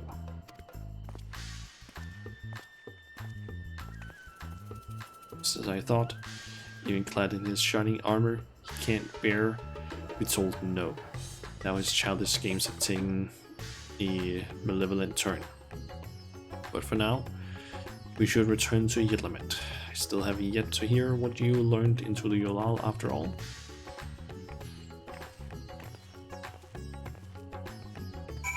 Okay.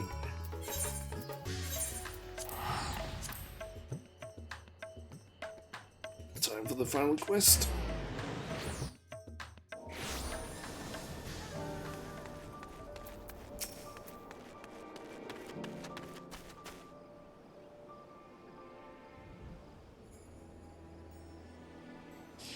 Now that we have some room to breathe, I'd like to hear about your journey to Tural.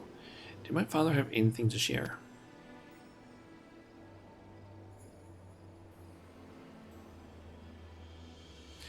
I want to know he is well enough to go chasing after owls and such, but wish he'd take more care. Thank you for saving him and for bringing me his theory concerning the treasure. If it really is triggered by a sense of impending danger, that might explain why Virsan has trouble using it first time. He wasn't truly afraid of that small fungi till it was almost upon him. Or fungi. I don't know why I said fungi. It also explains how he can wield it. The Apex's power, despite having no training in magics, responds to emotion, not intent. So much is falling into place. He goaded the Radiant Host into approaching him because he knew the threat would be answered. Saw how nonchalantly he quit the palace, or the plaza, almost as if denying someone or defying someone to stop him. Virsan truly believes himself to be untouchable. I think his words and deeds align with the theory well enough. As for that curious fragment of a story, it seems to imply that the Tural Vidral lost control in a panic. Perhaps its strength grows in proportion to the danger it senses, and when that danger is too great, well, you saw what happened at the Usnir Chal and Razatan. You were present both times, as were others who wished Virsan ill. Both times we saw stones much larger than we've seen before. I understand why he's so eager to face you. An opponent of your caliber will strike fear into Virsan's very core, and that fear will summon a power greater than any he has ever known, power enough to bring a hero to her knees. So he thinks, but we know better. We'll use that arrogance to our advantage and bring him crashing down to the earth. Although we may have to content with the falling rocks for a time, in a straight fight he will be outmatched. So we strike fast and we strike hard until that fancy armor is nothing more than mangled steel. Though you may prefer to put your foes to sleep or whatnot, we know he has an arsenal of alchemical concoctions at his disposal. That's why I suggest a bit of good old-fashioned brute force. While you unleash your fearsome destructive spells, I will be your shield. Don't even think of holding back.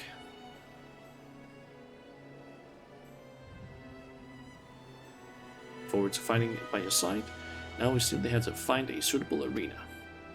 I shall consult the Radiant host as to the location. Once that's decided, we'll confront Virasan for the final time.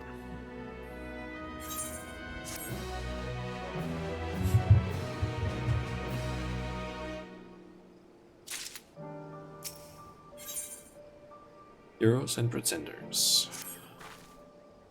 We're pleased to know the Radiant host were most helpful in finding a place fit for a duel.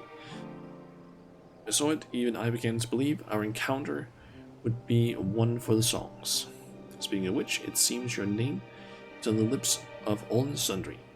People already consider you the true savior of Razathan and believe you will bring Virasan the deceitful to justice. We apologize for putting so much weight on your shoulders, but something tells me you are used to it. The final showdown shall take place in the mountain pass leading to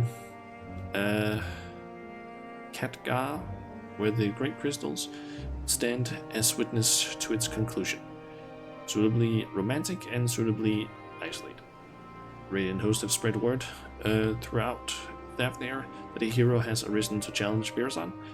His pride will force him to enter. Entrance to the pass is at the Giant Skull grounds. Let's head there at once to await his arrival.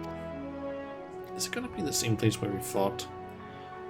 I forget his name now. The fire guy from the Windwalker Trials.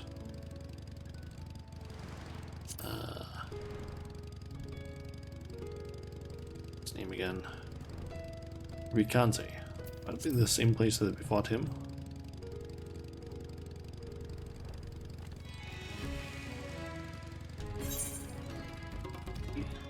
It is up here. That I think the entrance was that.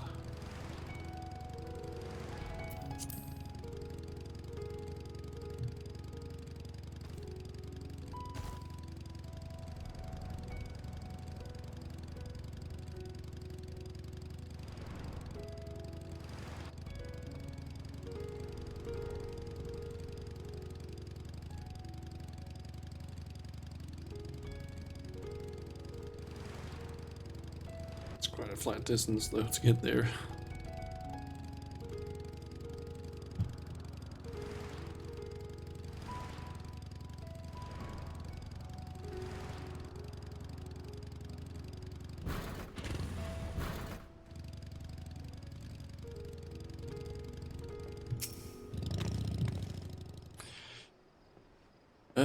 Shramul here has opened the way towards Khadgar. I'm certain Virasan will arrive before long, and then we'll wipe that arrogant grin off his face.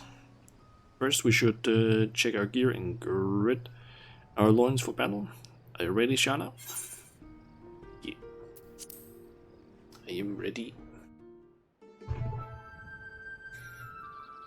to kick his ass.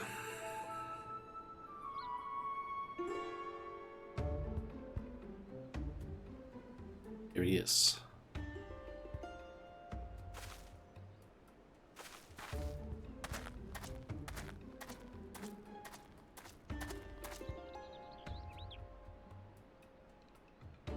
Through the cragged peaks of Khadgar, desolate winds blow over the fields of battle. Oh, what a fitting location you have chosen for the conclusion of this legendary rivalry. It's not a rivalry, you're a fucking loser.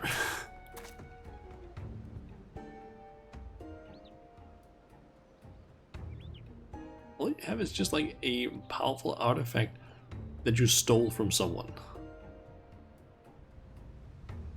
was right not to face you before, in environs unsuited for a struggle between titans. Now my patience has been rewarded and my heart races in anticipation.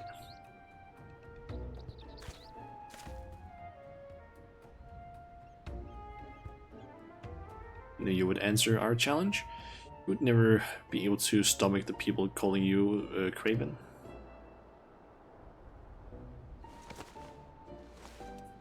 Such boldness in the face of impending doom. Have you not realized by now that so long as I wield the purge of the apex, I am invincible? We'll soon put that to the test. I'm sure I could hit him with a spell and actually just instantly kill him. In theory. You rely too much upon stolen power. It deludes you. You claim to be a savior to the people, but they have seen through your lies. Even your own father can scarcely bear to look at you. You're nothing but a small man hiding within the hollow facade of a hero, and today we tear that facade down. Will you now? You may have the medal, but have you...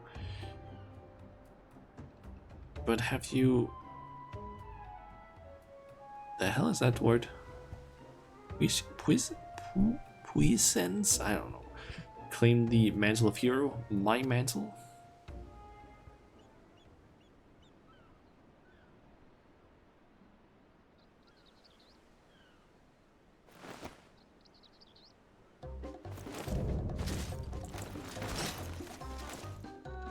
Unbound, Virazan the Deceiver. Time for words is past. Follow my lead. Guessing what we want to do is basically make him panic, which will cause him to, or cause the power to basically go wonky and hit him.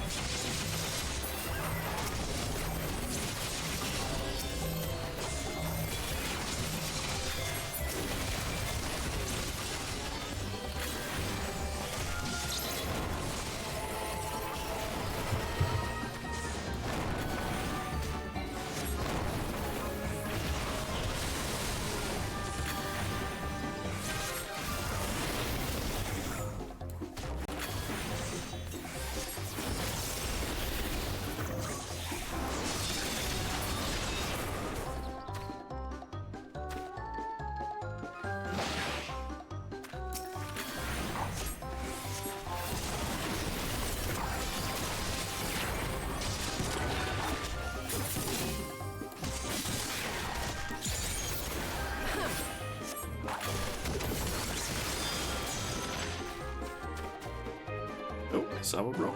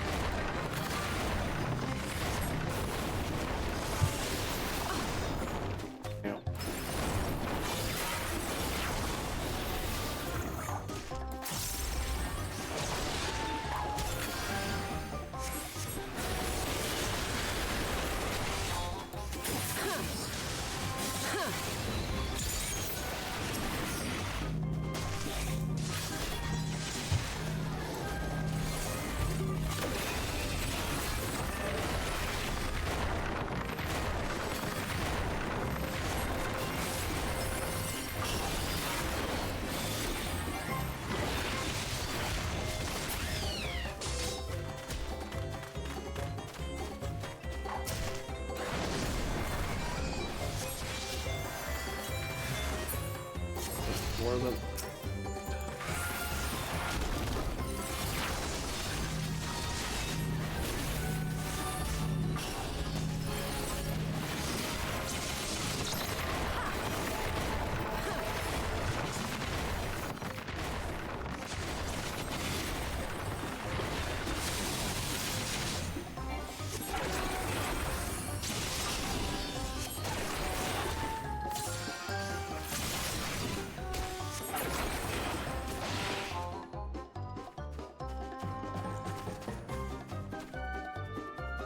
Escape out considering a troll.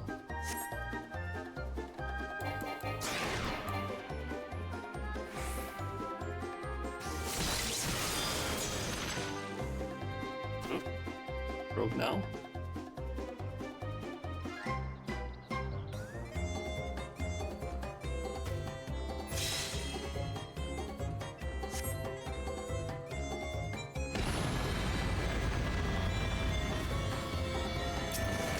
Virtually Apex is now some problems because of the fear.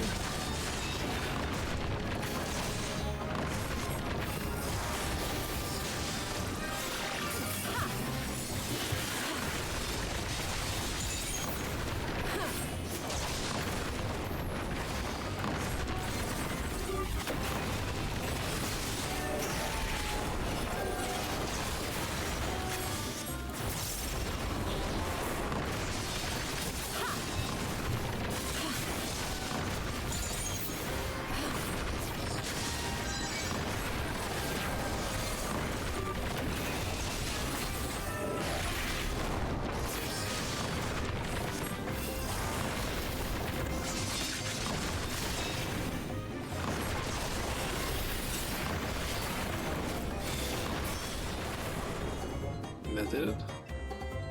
Nice.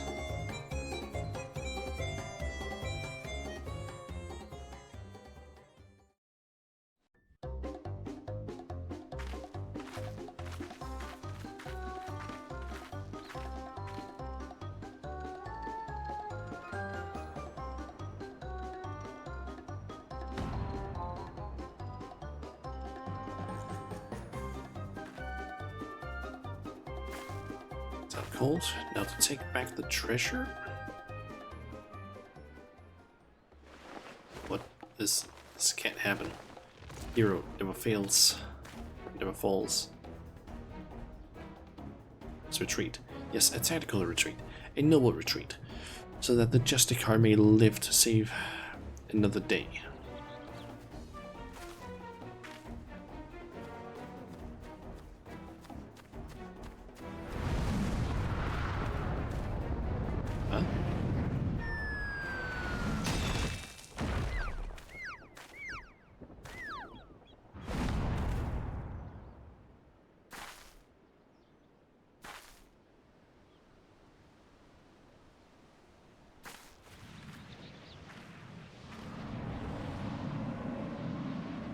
And it caused it to backfire.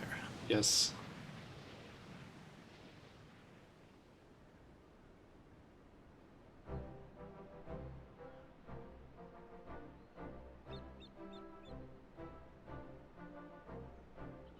I suppose the Apex isn't finished yet. Or wasn't finished yet. And it seems that Virasan, in his cowardly haste, neglected to look skyward. Is it an unfortunate accident?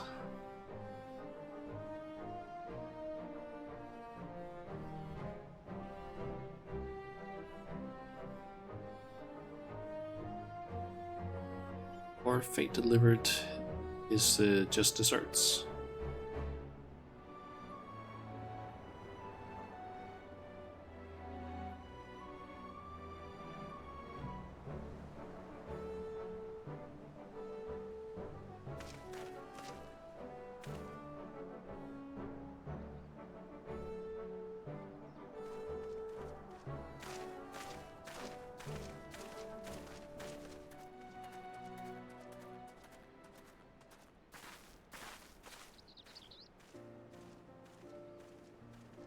Claimed to be Ratsadhan's savior, yet he sowed only discontent among his people. Perhaps someday in a sunless jail he will, or perhaps some days in a sunless jail will give him time to reflect upon the error of his ways.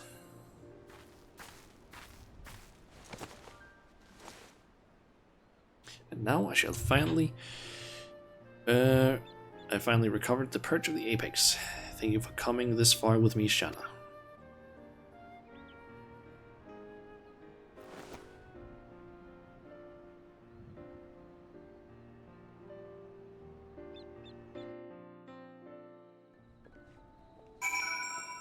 He cares about something.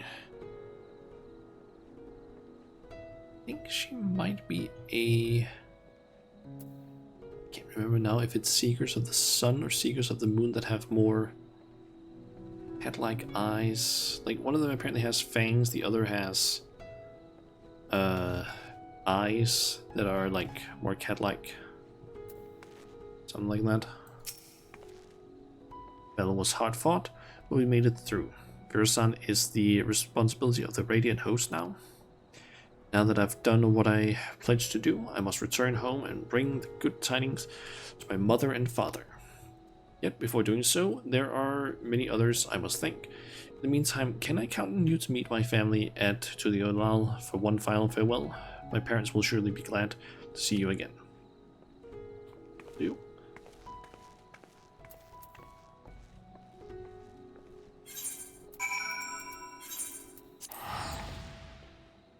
I'm gonna have to look that up really quickly.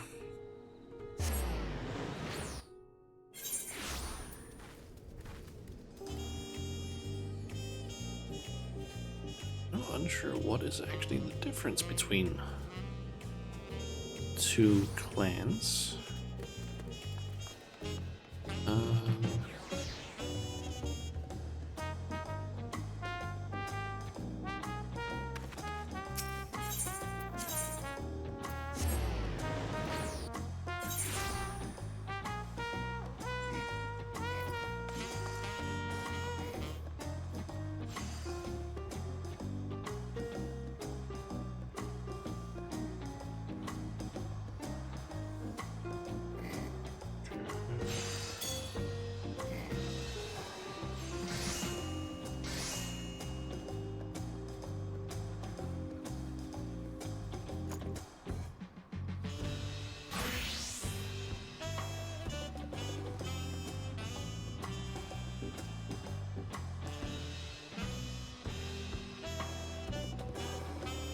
Okay, so apparently slitted eyes are apparently the ones that are apparently Seekers of the Sun, which I had a feeling she would probably was due to her, like, slightly more, I guess,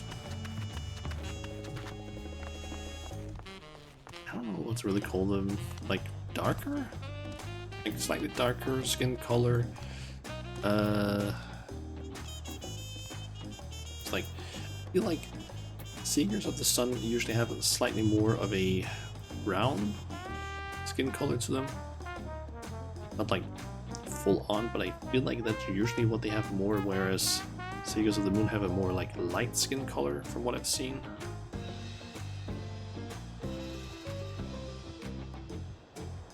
I'm not entirely sure if that is fully the case.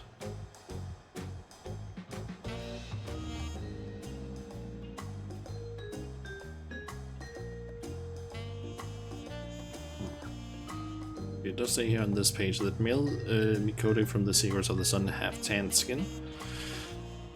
So maybe that is slightly true, but it's like, I don't think it's like 100% the case for all of them, but yeah. Both of these should have slitted irises, I guess. That looks that way. And slitted irises for her as well. I think that's basically just the main difference. It's just they have fangs and or rounded pupils. Seekers of the Moon, not that it's Seekers of the Sun. Didn't expect to see you in Tuliolal again so soon. Is Peggy well?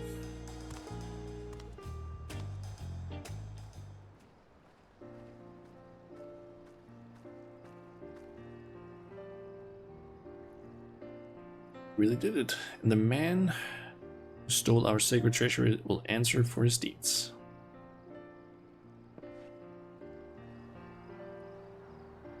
Father, it's good to see you.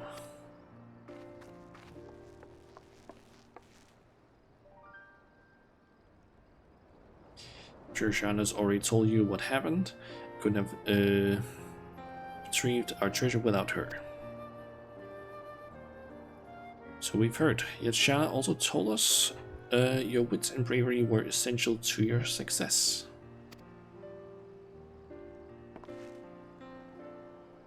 We have our whole village. I thank you for guiding Peggy in her quest, Shana.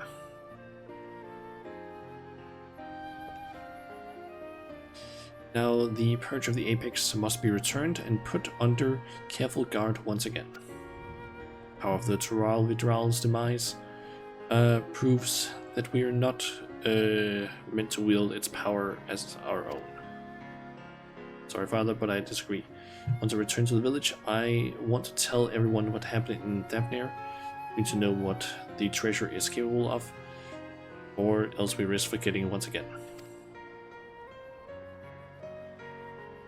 Makes sense. Basically, make sure that everyone knows that, hey, do not fuck with this thing. I won't deny that the Apex's power is dangerous. I saw with my own eyes what happens when it's wielded with abandon. Yet during the course of our search I also saw potential. If we fully understood how it worked, we could use it without risk to ourselves or other people. To turn something we once feared to our advantage, without or instead of letting it become obscured in legend. And see the reason in that. We must be ever ready for danger, even in times of peace. Should our safety be threatened, the treasure may grant us a means to protect ourselves. But can we be trusted to use it responsibly? Great power breeds greater desires. Someone with the same ambitions as Virasan may arise again, perhaps from among our own. I dare say that once I've regaled them with the rise and fall of the Justicar, he'll think twice before following his misguided footsteps.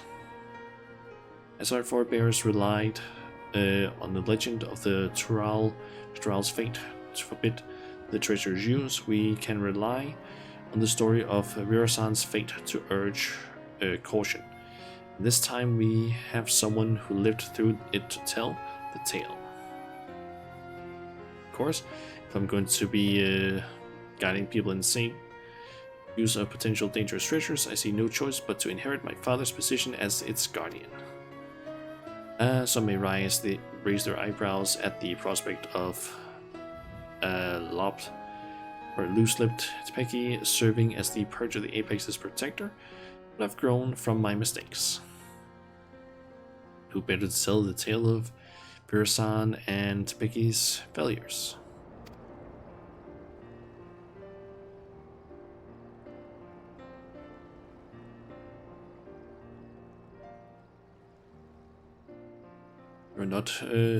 Your only mistake was in trusting Virasan, the same as I, and many others. But unlike him, you have the willpower to overcome your own failure or own failings.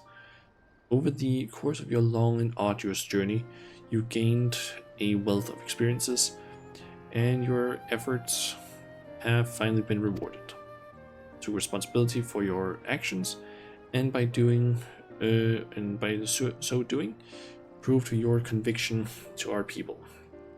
They shall listen to this proposition with open minds, I am certain. Now we must say farewell. As much as it pains me to do so, I owe you a debt I could never hope to repay. Once I return to the village, I'll do my utmost to protect the treasure we worked so hard to retrieve, till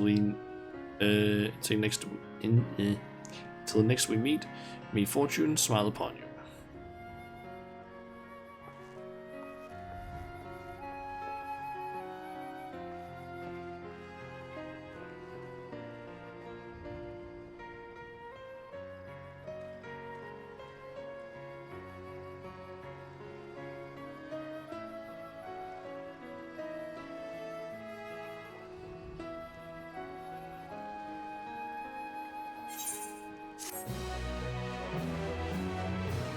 Nice.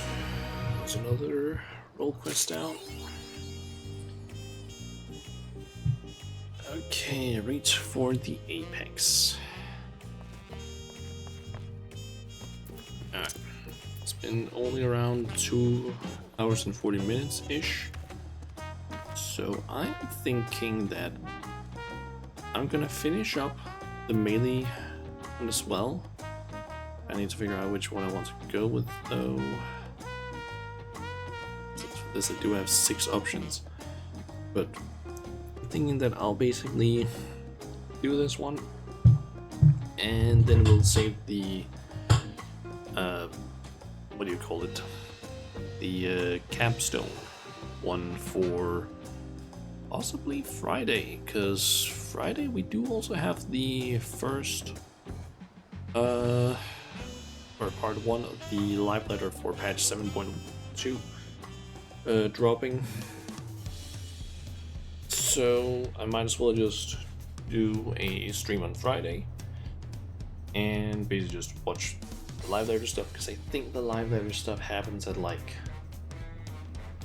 what is it, like 12 my time or something like that. 12 in the morning, I think. Let me actually check here.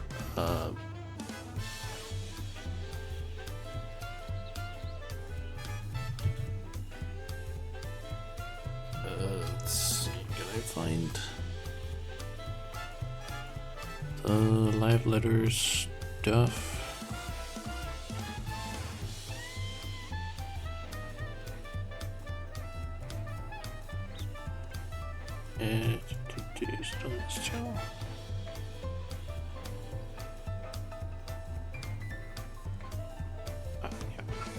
So yeah, that is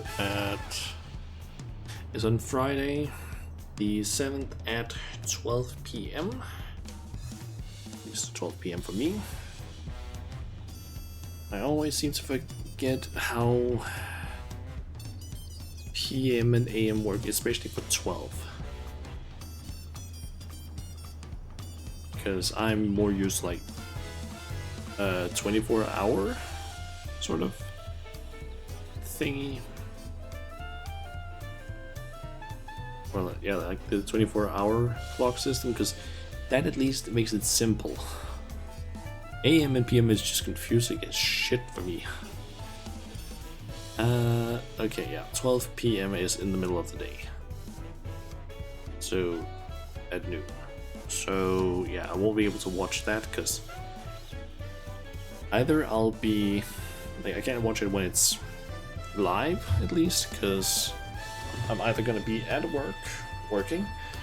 Can't really watch it, or technically I could watch it at work, but I don't really think I want to, because I wouldn't be able to concentrate maybe nearly as much as I would on either of the things.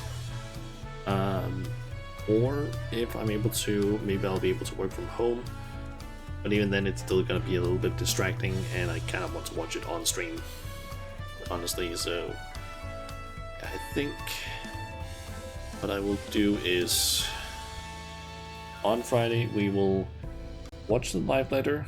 Probably do this usual thing I do where I just like have it running, but I just like jump between like the parts where we can actually like understand what they're saying, because they have like things on screen, like pictures and such. And yeah, then after that's done, we'll do the capstone thing. I just need to figure out what melee job do I want to play as, because I haven't actually played melee for a while now.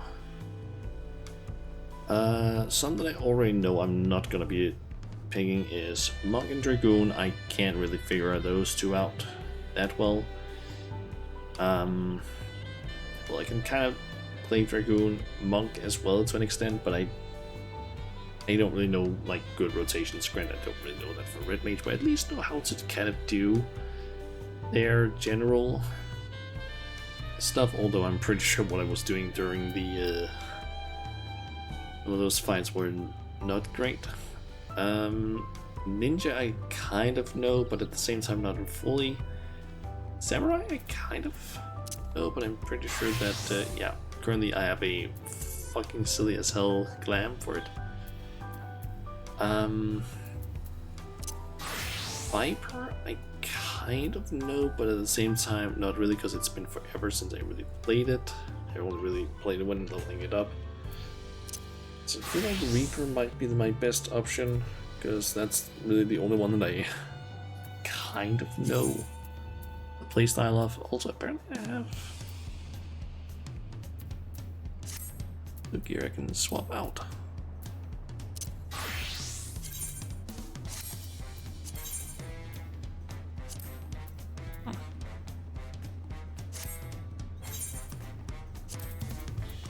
So I can get rid of this helmet.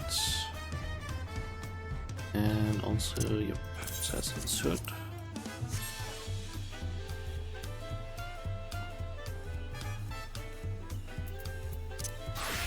We'll go with Reaver because that's the only one that I kind of know the rotation for, like, well, because I did play it for, I think, most of Endwalker.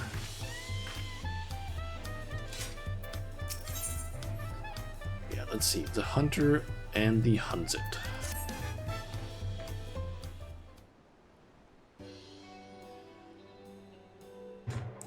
Shashipya, I think it's pronounced. Oh, there, I take it you've spoken with Brook Avu and willing to lend a hand? I'm truly grateful.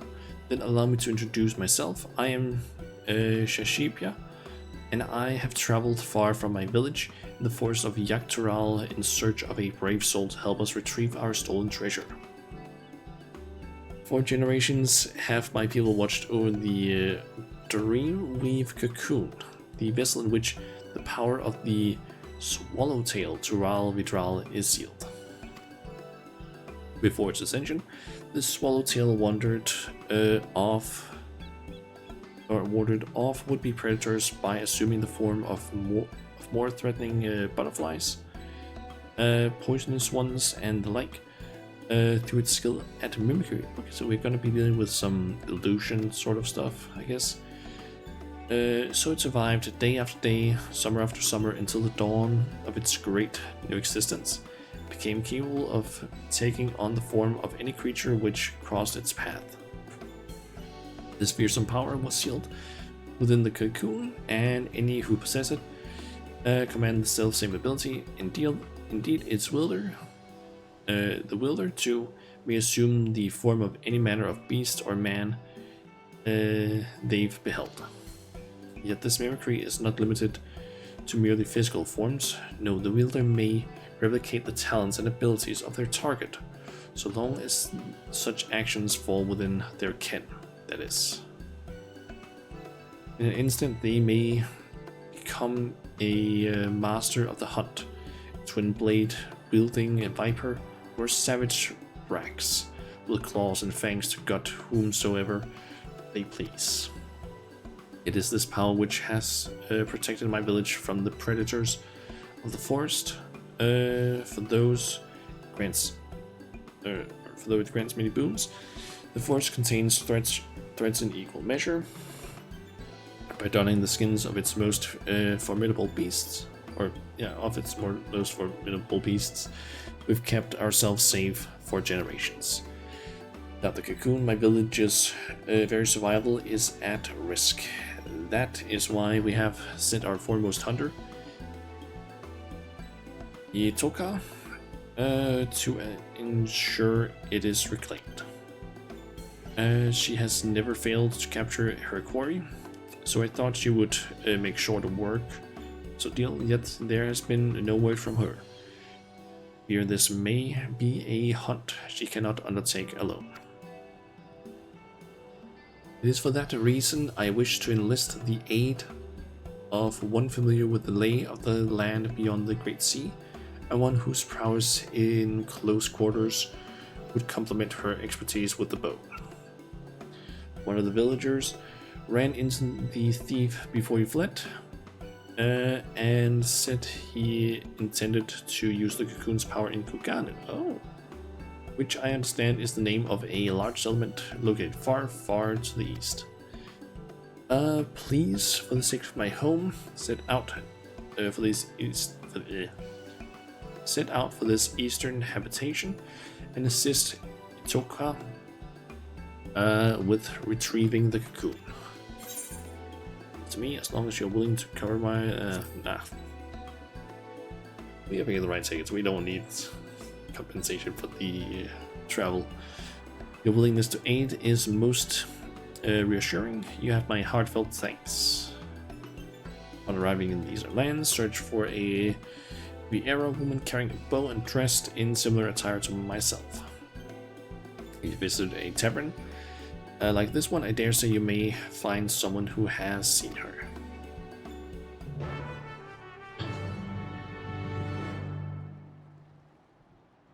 Okay. Do some questioning over in Kugan. Just curious, how much? Too many points. That was only 5. Not as many as I thought.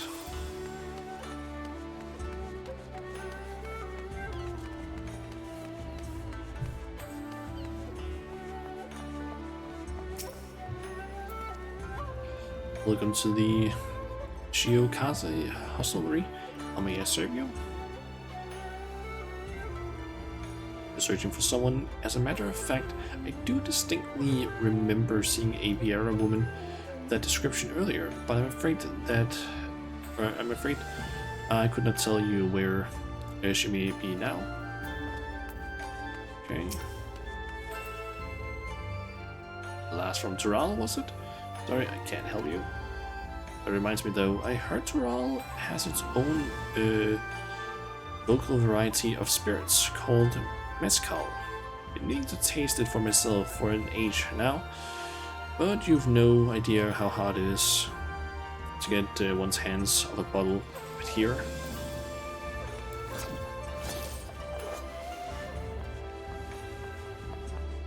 Okay, this person might give me some more info. For a woman bearing a bow? Why yes, I do recall such a person. It was hard not to notice her, given how she was appearing at every little thing. If she came from a distant land to the west, no doubt Kugan is quite the unusual sight for her. With any luck, she will be where I saw her, in the vicinity of the Sekisikumi barracks.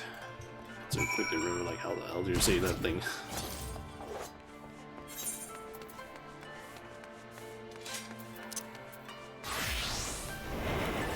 Vulnerability.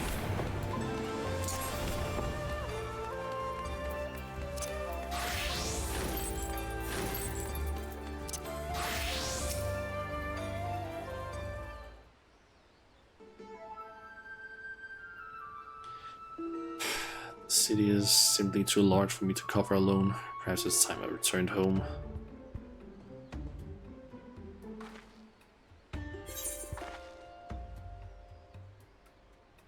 Itoka?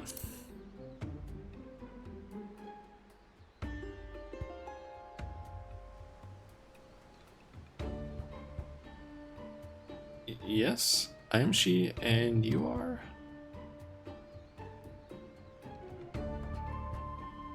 I see. Shashipia. Or Shashipia. Holy shit, that word is hard to pronounce. Shashipia. Always was a worry word.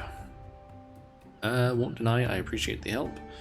Though, ascertaining the whereabouts of the cocoon has been no easy task. Managed to secure room and board in this lodging after arriving in Kugane. I've been using it as a base to track down the thief ever since. I'll tell you all I know.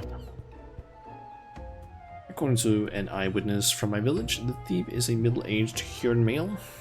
That's all we have to go on regarding his appearance. Yet so long as he possesses the cocoon, it can be anyone and anything. An elderly woman traipsing along the streets, a child throwing a ball, mayhap even a dog chasing after it. Truth be told, I was nigh at wit's end trying to find him. That is, until I discovered that a series of unusual squabblings had been occurring around the city. After investigating these incidents, I found one commonality. The instigator in each case invariably had no recollection of the incident, let alone of inciting it. What's more, era accounts have begun to circulate amongst the residents. Some folk claim they've somehow been seen in two places at once. Based on all this, I believe the thieves been using the Dreamweave cocoon to transform into innocence and spread discord throughout the city. Stands to reason we can find him by following the trail of chaos left in his wake. No? Yet, even should we approach him, in whatsoever form he has hidden himself within, there's nothing to stop him from feigning in ignorance. Besides a secret remedy, of course, the recipe for an elixir which can forcibly remove the cocoon's enchantment has been passed down in my village for emergencies like this. I made sure to prepare a few vials before making the voyage here. I need to simply throw the solution. The suspect and the cocoon's weave of mimicry will unfurl on the spot. That covers everything. Now, what say we see if there's any trouble afoot? The thief will undoubtedly not be far from it. Let me know when you're ready. We'll catch him together.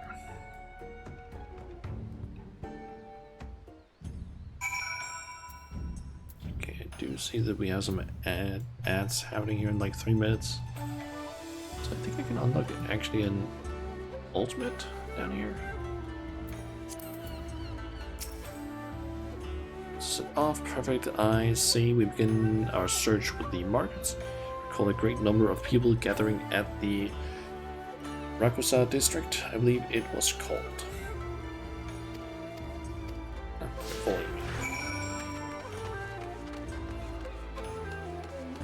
I guess we can have the conversation thing that's here, and then I'll just take her over to the quest spot and like while ads are going.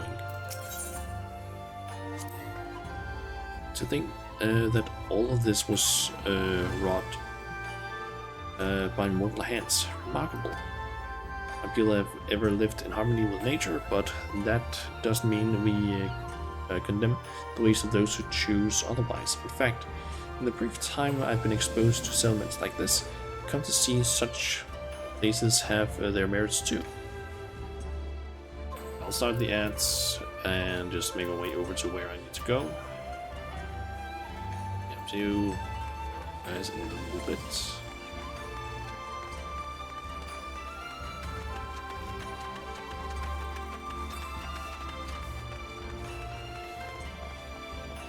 Oh, didn't realize that was actually a bridge over there I could have taken.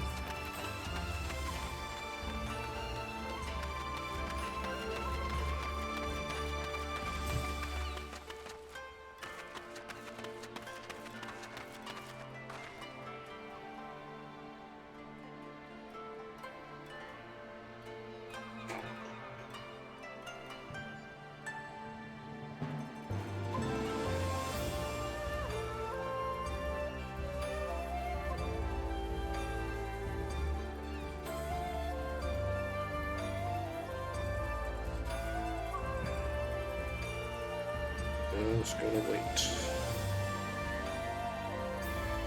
for the ads to finish. Let's continue.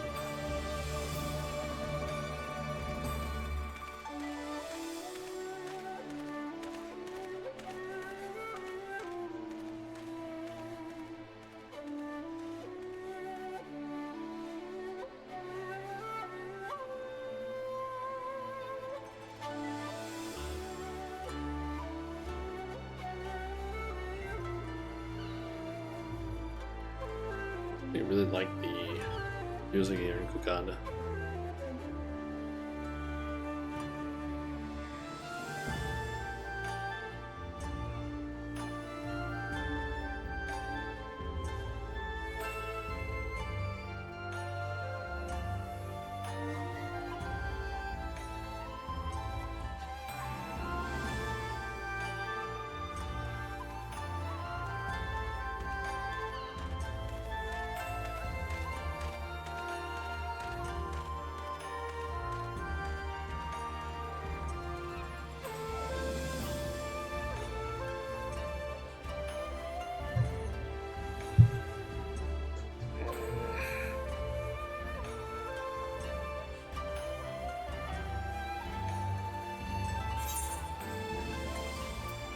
Wars. Are there any achievements that game is saying is close to being done?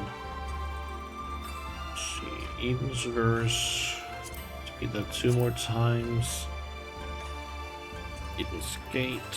That is technically 6 more times for both of the achievements from this. Elf Escape. I need to beat 2 more times. Damage version. And yeah, that's basically all of that stuff. I ended up doing some achievements yesterday. I don't know, I was able to actually solo Gordius Savage. It was apparently also possible in Endwalker, but you need to basically have like high enough gear, or high enough, or good enough gear, and also be on something like Summoner in order to, and have like proper like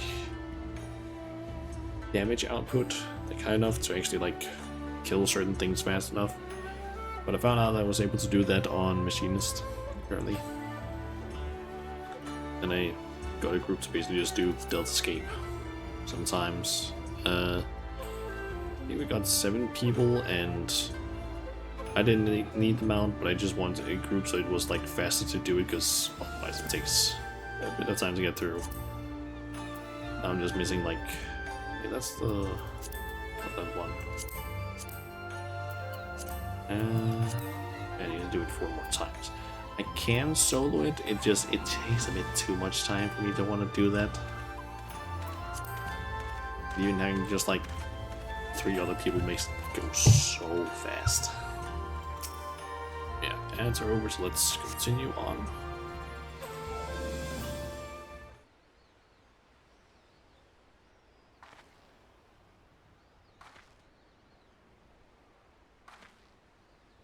Look, you thieving whoreson, I told you this isn't enough.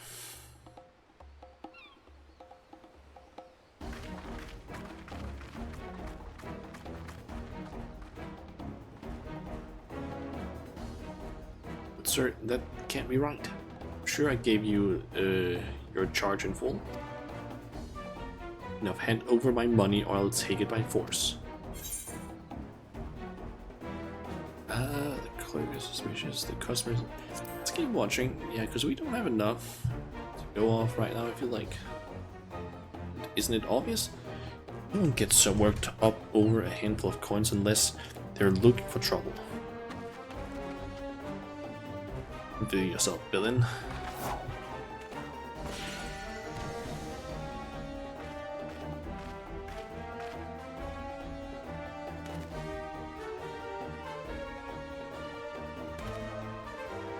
What in the blazes do you think you're doing?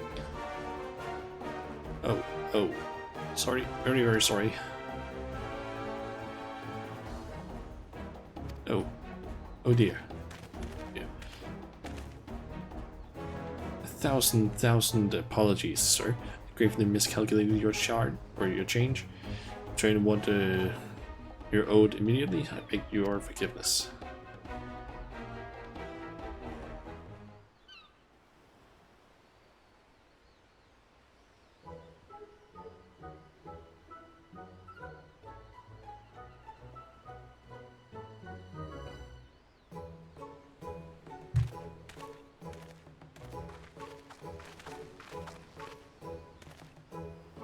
I apologize for the disturbance. How dreadfully embarrassing. Well, a hunter doesn't quit after a single arrow misses its mark. It's not to dwell on what's done, instead focus on our next course of action. Let's see how things fare on Kogane Dori.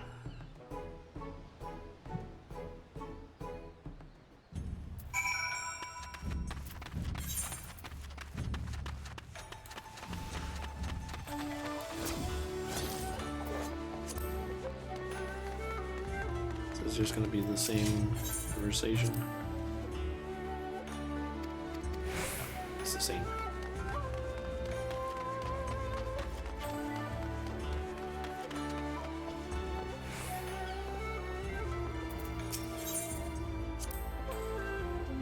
Can't believe it, how impossibly vast it is. My jaw dropped when I first saw it. Could hardly fathom where the horizon ended and the sea began. Before arriving to the Yolal, I imagined the sea to be merely a large, saltier body of water in the lake back home. There we would race from shore to shore. To attempt the same here, I fear would have fatal results. Yeah, probably.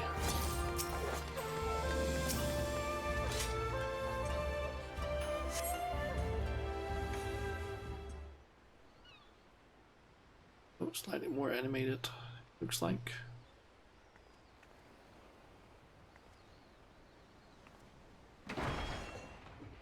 Cut you down where you stand, you lecherous lummox.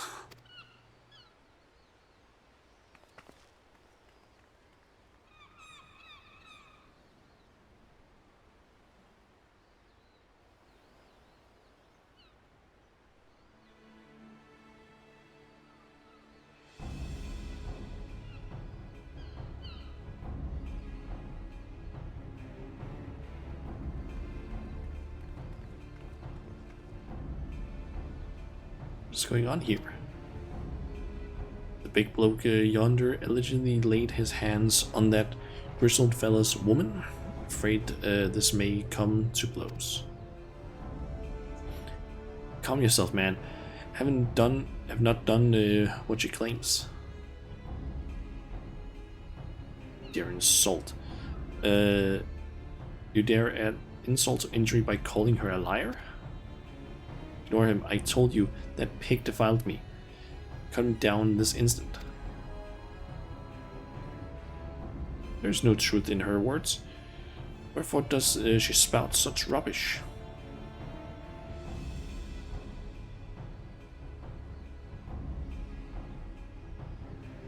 Kami, give me strength. Cut the bloody brute down already. Yes, not less. Then your head shall serve as penance for your crimes. Well, let my blade prove my innocence. Yeah, she is the, to her right, yeah.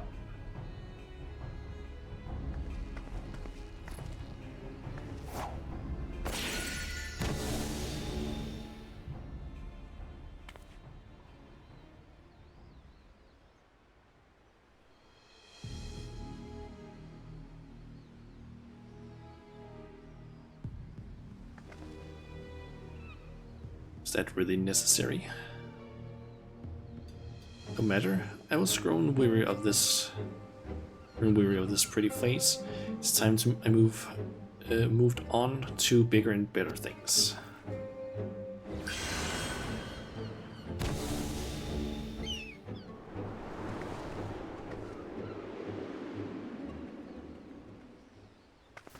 Yeah, shoot him down. You're a hunter.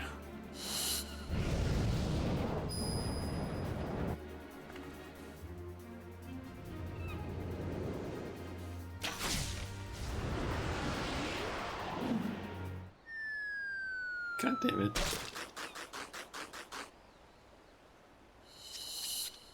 Jesus.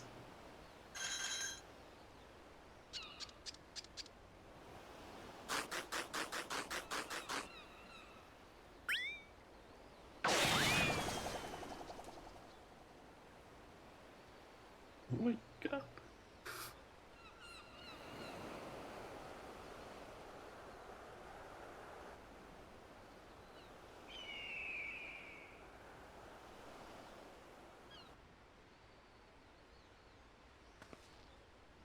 How odd, my bow is more out of tune than I realized.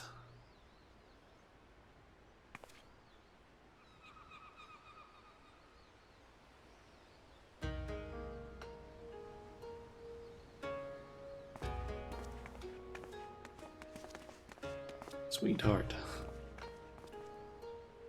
Is it really you? Thank the Kami you're safe.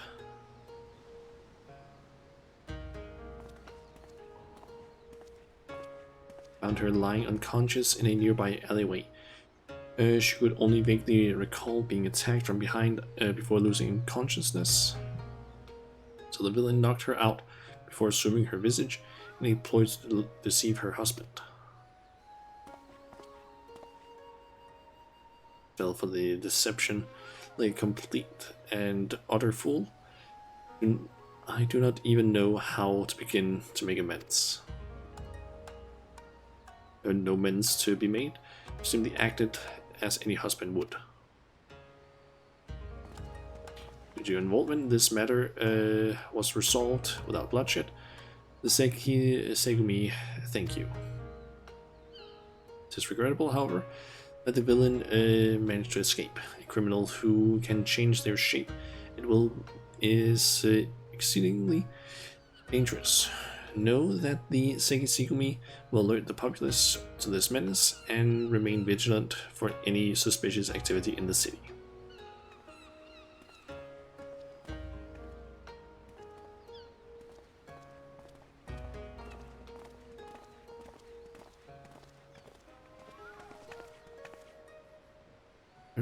Let's return to my loggings. I'd like to go over where we stand with our elusive quarry.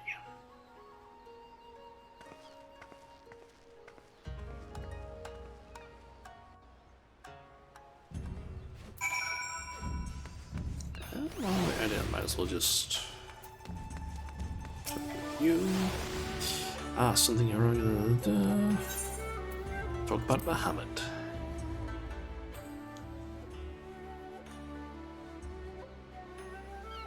Oh, a tale about Bahamut, who visited the seventh umbral calamity upon Eorzea.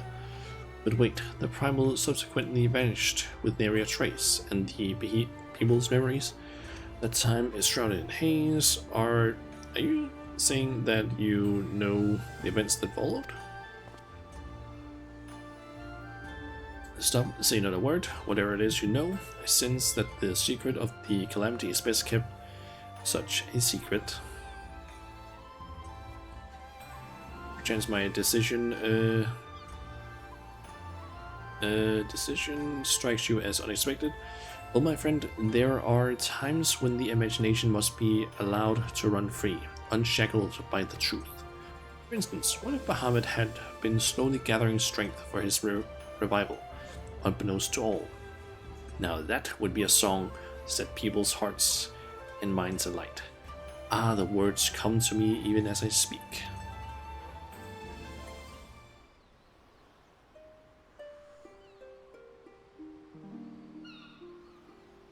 From broken moon he descended to bring his rage to bear. Deep in the earth he burrowed to slumber in his lair. But along came brave heroes whose light cast out the gloom. Smiting worm and minions, they spared the world its doom.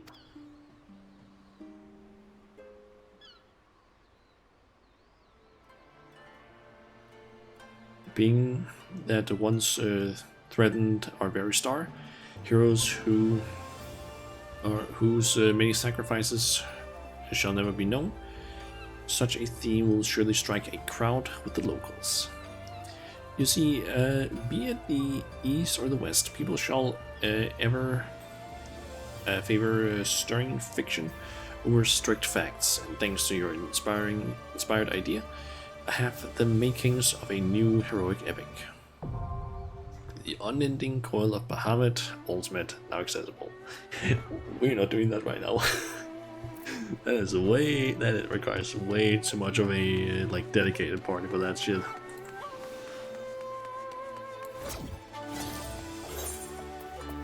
That should be, yep, 3 ultimates available now.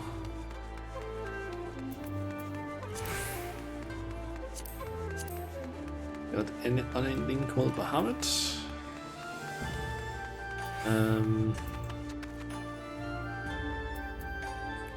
Ukop, I believe it's usually called. We have Weapons Refrain or Uwu. T, the Epic of Alexander.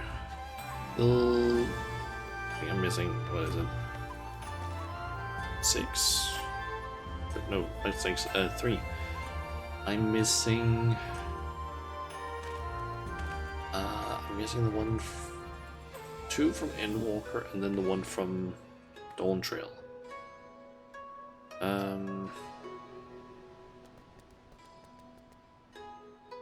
Let's see, there is the one for Omega, and there's the one for Dragon Song, and then there's what the hell is that one called again?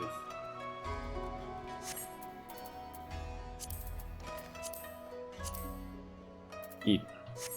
There's Eden, Omega, and then Dragon Song. I'm missing those three. See, there are several people here doing these best it seems. As predicted, the thief has been using the cocoon's power of mimicry to incite conflict around the city.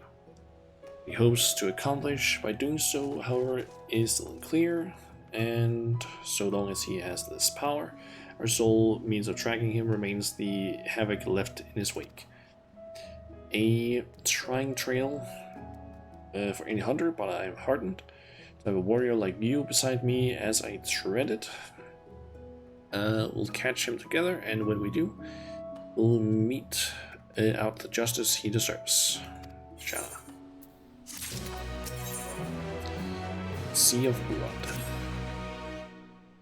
So you, Shanna, for better or worse, I haven't heard about any unusual incidents in Kugan since our last altercation with the thief. There may be a reason for that.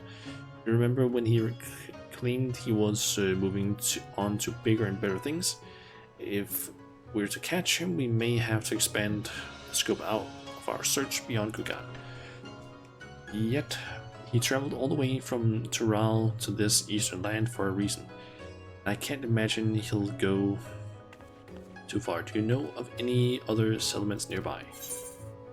Ruby Sea? Started with settlements. We live out in those waters? They're so vast. Where would we even begin?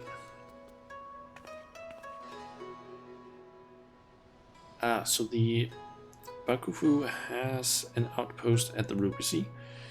And that sounds like the perfect place to start. Let's make our way there and avail ourselves of the soldiers' intel. If anything out of the ordinary has occurred, no doubt they'll be aware of it, shall we?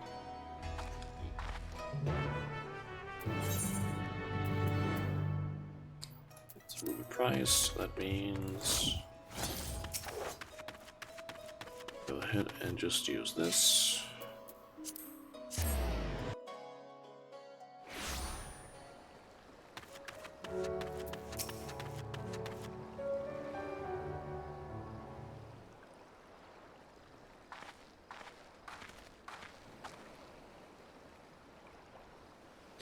Well, this is unexpected. What brings you to the Ruby Price? Disputes? Strange you should ask. Not even a moon ago, the waters of the Ruby Sea were poised to turn a sanguine shade. This tells everything. A Confederate skiff approached the Ruby Price without authorization. Its occupant began hurling insults after insult in an obvious attempt to provoke us. Did not succumb to the provocations, however. After warning the vessel will fire if they drew an ilm closer, we withdrew without a word. However, should they attempt to provoke us again, we will not display the same level of resistance. And the roar of our cannon shall signal their comrades to rally in full force. The waters will flow red. Of that, there can be no doubt.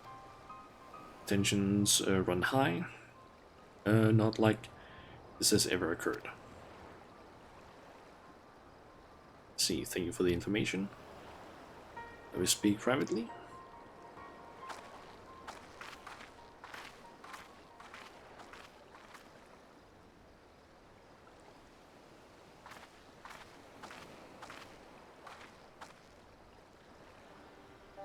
Based on the testimony just now, I gathered there are some There's an agreement in these waters that the Confederates are not to draw near the Ruby Prize, guarded as it is by Bakufu sentries. If that's the case, then, as the soldiers stated, I can only conclude that the vessel earlier was attempting to incite a dispute between the two factions, which fits the modus operandi of our quarry, wouldn't you say? Perhaps it was he who sailed here under the banner of the Confederates. Whatever the case may be, we have nothing but conjecture. We'll need solid evidence before we can alert the soldiers here to this threat. Doubt they'll heed our warnings otherwise. First, we need to verify if any members of the Confederate Confederacy actually approached Ruby Prize. Do you know where their base of operation can be found? We do.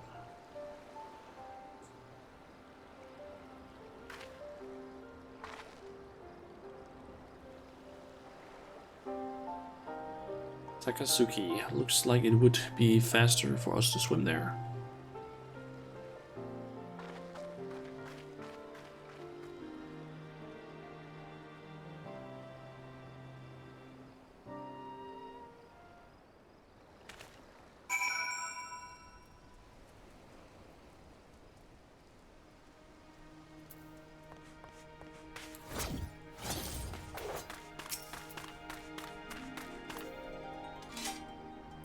What? Absolutely not.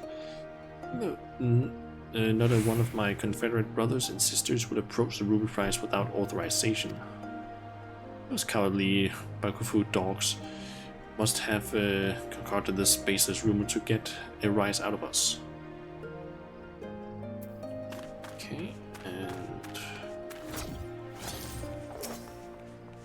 you? The soldiers at the Ruby Prize said that. Did they? Pardon my language, but that's a load of shite. I've no interest in Hinken waters. Anything, I've seen their skips cruising on our territory of late. If you ask me, they're the ones thirsty for blood.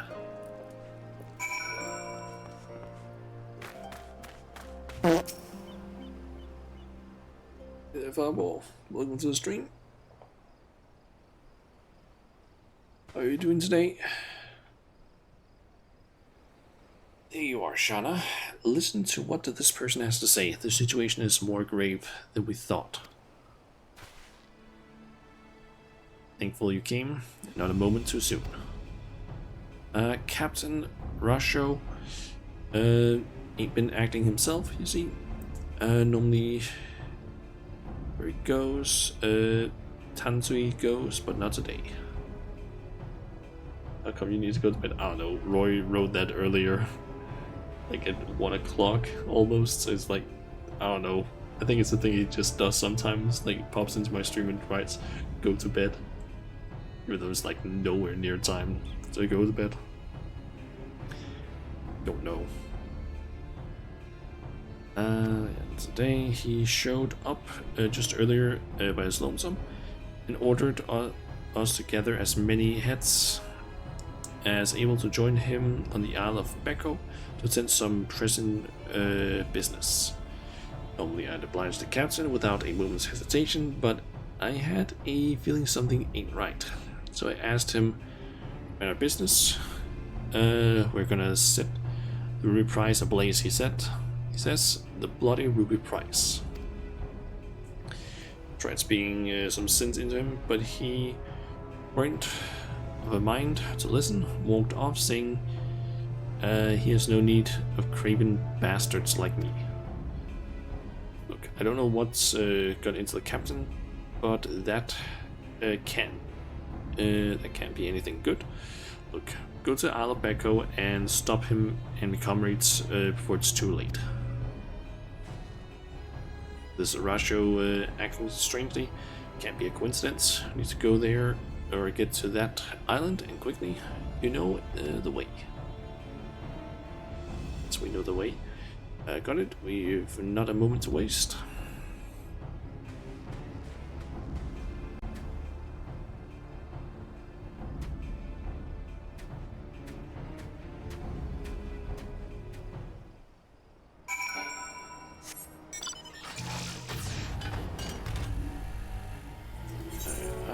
tobacco is right on the tip of it there.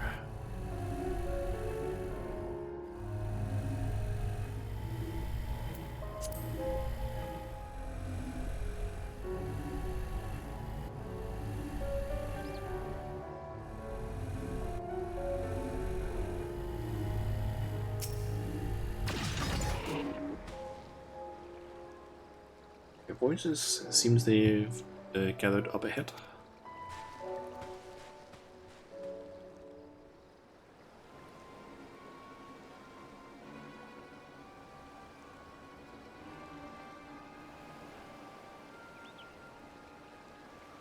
There's not a lot of people that showed up. Those scum think they can encroach on our territory and get away with it. Be damned if we let them. Tonight we'll lay siege to the ruby prize and seize it for ourselves. But are you sure? Do this, we won't be just be starting a battle. We'll be starting a war. An acting strange, Captain. What's got into you? Silence. Didn't ask for your bloody opinion. Those lying dogs claimed it was us breaching the agreement. See, we give the bastards what they deserve.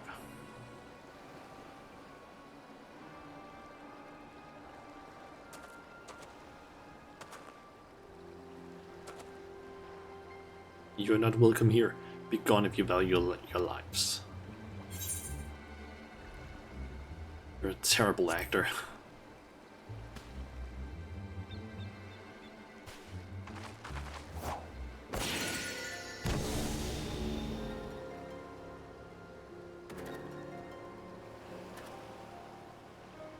You saw through my disguise once again.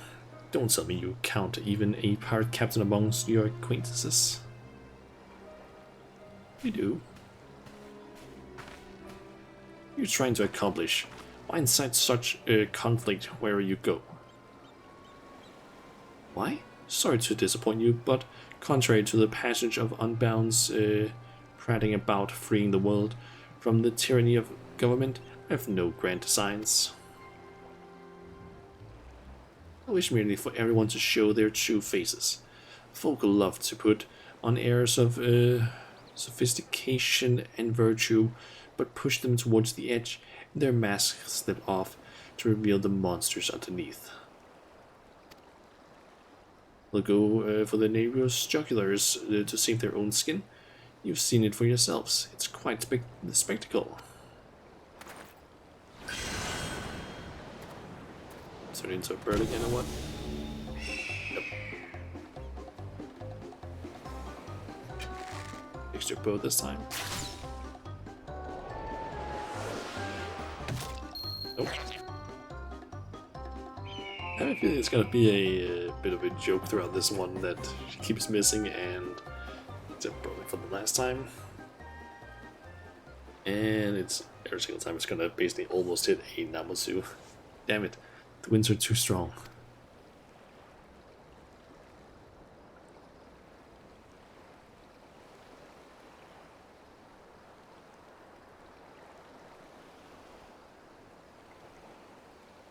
Mana of 1,000 faces is a true menace indeed.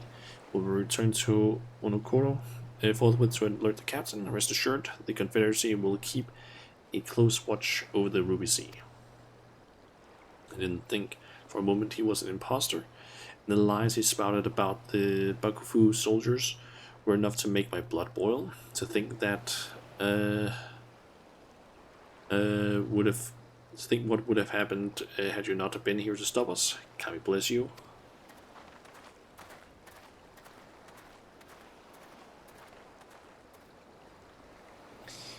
All he wants is to expose people's so-called true faces. That he would use the cocoon for such a petty cause, unthinkable. Let's return to Gagana for the time being.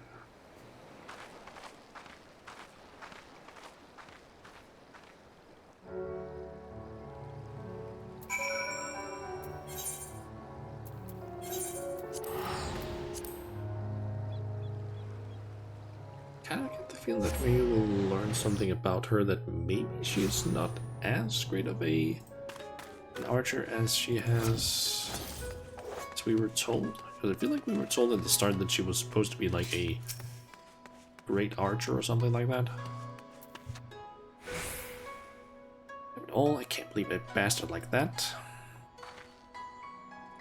Forgive me, I find myself more disgusted with that villain each time we see him. To think all of this is driven by small-minded spite. From what I could gauge, he didn't fly towards Ghana during his escape. I believe he seeks a new settlement to terrorize. Now that the Confederacy and I are acquainted, I'll see if they can't help me sniff out his roost. Doubt where there's smoke, he'll be there stoking the fire. I suppose I'll use the spirit to mend or to tend to my bow next time my arrow will fly true. Who's who? Wonderful, you're here. Ever since the incident in the Ruby Sea, I've kept a line of communication with the Confederacy, and they just reported something you'll be interested to hear. Apparently, a man impersonating the distinguished Lord of Doma was recently exposed.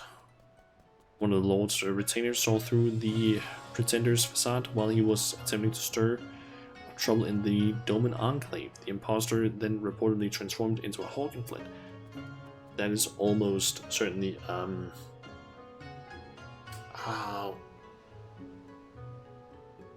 what is her name again?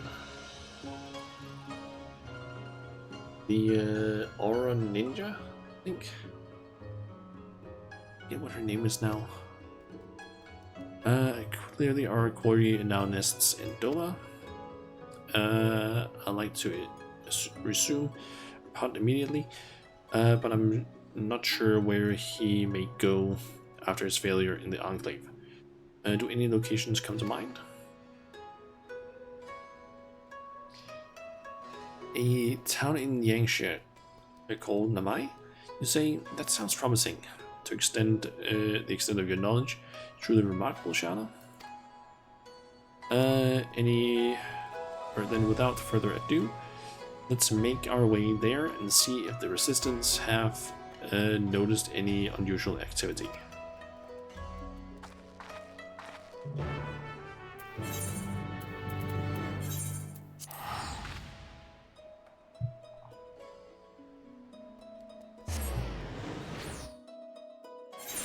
His name is Hian. Look, that guy. Who is the?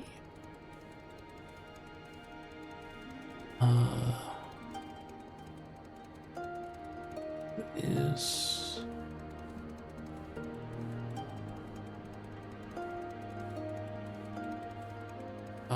What is her name again?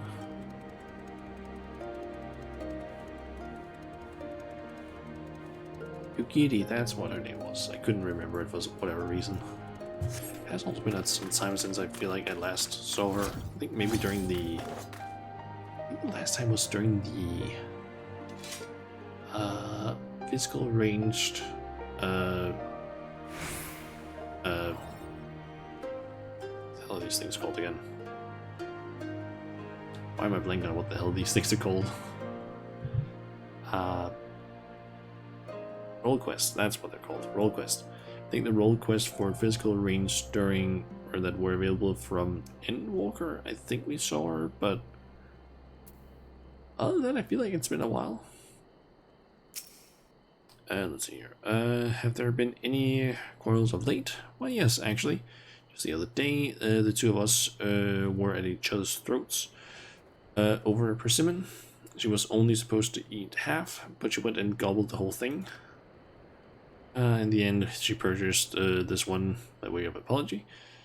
So I let bygones be bygones. What's that? This isn't the sort of quarrel you're speaking of? Yeah, not quite that. A bit more want to basically stab the other person kind of levels.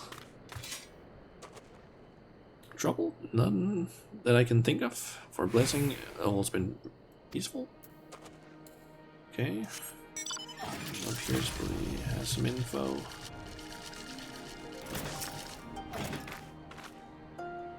The Kami's Grace, our quaint village, has not seen strife since the Imperials were ousted. There's been news, however, of a man impersonating Lord Hien at the Enclave. As I'm told, when Lord Hien voiced intentions to invade Naxia, all present grew wary of the individual. None more so than Lady Yogiri, who saw through the farce immediately. After he was exposed, the villain fled the scene with haste. Unfortunately, efforts to find him have not borne fruit.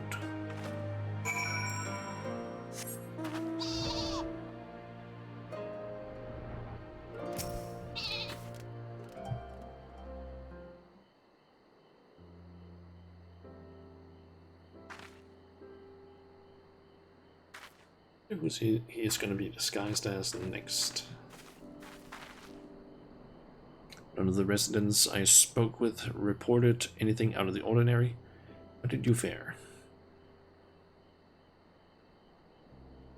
Then it seems the villain is not here. Where might he have gone?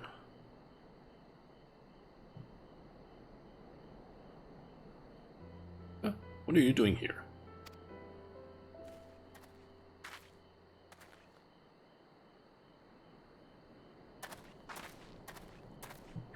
Who are you again? Don't hang your head like we're strangers.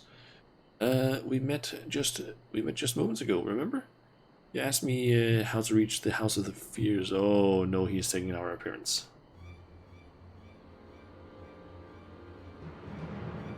Good grief, lass. You're lost, aren't you? Can understand your embarrassment. I'll tell you the way again. Listen carefully now. I know the way. Could you have impersonated you this time? Doesn't bode well. Let's hurry. Push the blind, sir.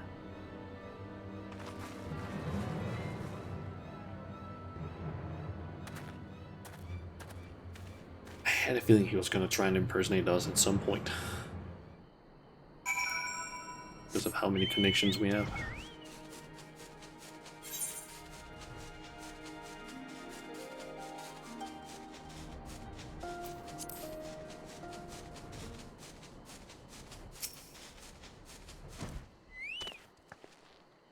So far, must we swim to reach this place? I dare say my days spent in the lakes come back home are about to come in handy.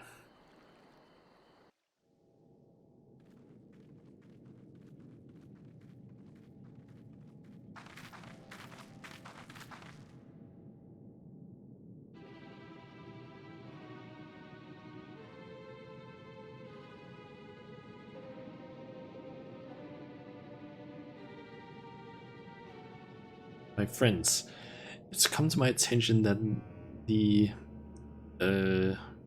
Khan of the Assam Steppes, mighty Oronir tribe, conspires in the shadows to invade Doma. We must not give them the chance. Invasion would mean all-out war. There is only one solution. Under cover of darkness, you must assassinate the Khan. Only with his death can this crisis be averted.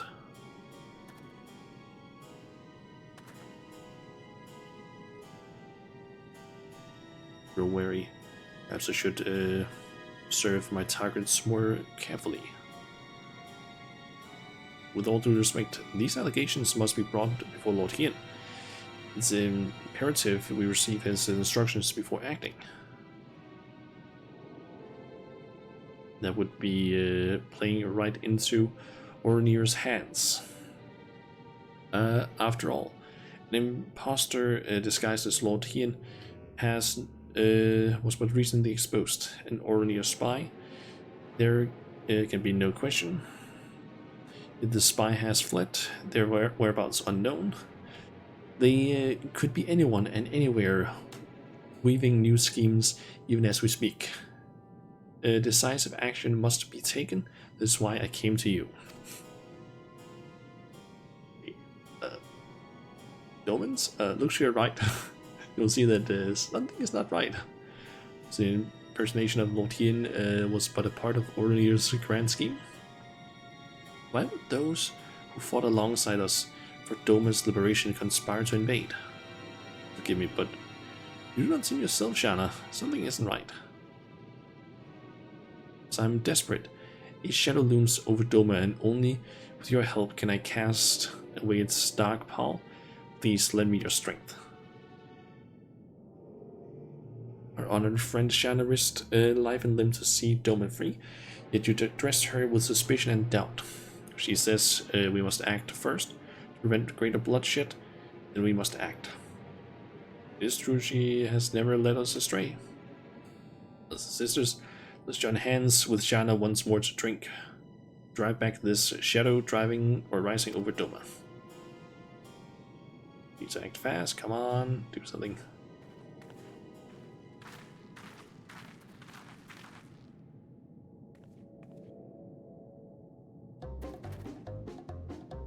What is the meaning of this? Is that infernal Orlanir spy? Quickly, kill her before she can escape. You sound nothing like me.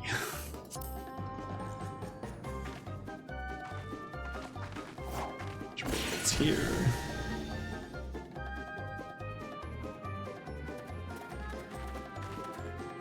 It's you.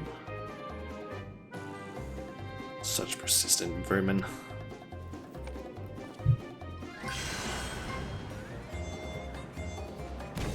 Before he's able to transform, just shoot him. You have plenty of time to basically do something. You're not getting away this time.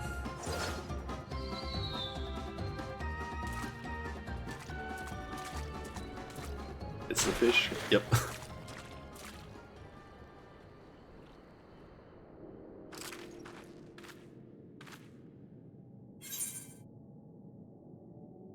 Are you truly the foremost hunter of your village? Problem appears to be your aim, not the bow. Are you really the best hunter in your village? Ha, pathetic. You're nothing like that other girl. What was her name? Ah, yes, Itoka. She was fearsome, that one, right up until the moment I drove my blade into her back. Oh.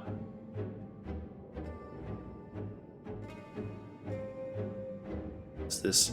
Don't tell me you've been masquerading around as Itoka herself. After all, that would make you no better than me, hiding behind the name of another who won't erase the blame you bear for everything that happened. That's why.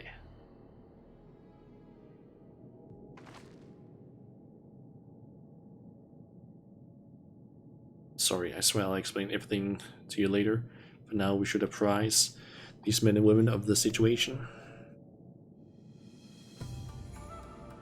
Something did seem weird with, like, her not being able to actually hit her targets when she was supposed to be, like, the best hunter.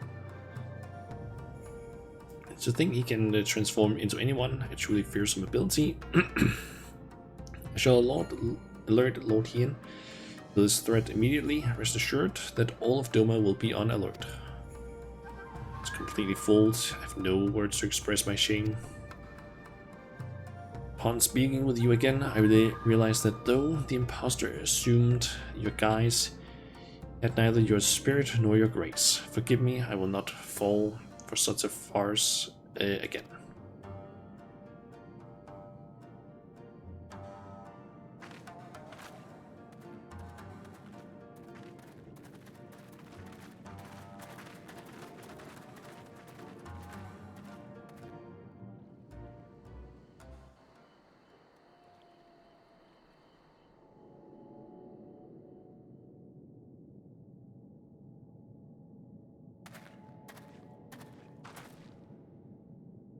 Might I have a word?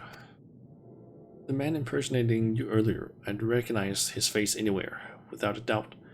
He is Samidare. a childhood friend. Know him? Please, you must tell us everything. I've known Samidade nearly my entire life. We learned the shinobi arts together, you see. Roughly 25 years ago, we engaged in our first battle as Proud Ninja, defending Doma against the Empire's invasion. Every fiber in our body, we met their mighty Magitech with nimble ninjutsu. As if moved by our resolve, the mighty Auspice and Guardian of Doma, Tamawal Gulsen, appeared on the field of battle to aid our cause. That one. Yet our efforts were for naught. The Empire's might fell upon Doma like a hammer, and we were crushed beneath their overwhelming force. The occupation began soon thereafter, and so did my work from the shadows. While I devoted myself to resist the Empire in secret, Samidade was conscripted to their army and forced to become an imperial spy. I understand he served them well, fanning the flames of war in faraway lands, through rumor and manipulation. Indeed, as far back as I can recall, Samidade has ever excelled in the skill of subterfuge.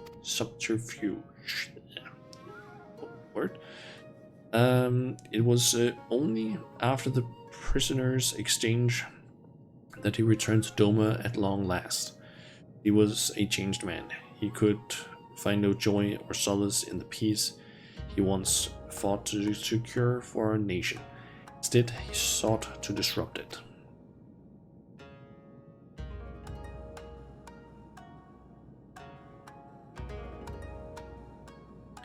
War has taught me the truth of this world.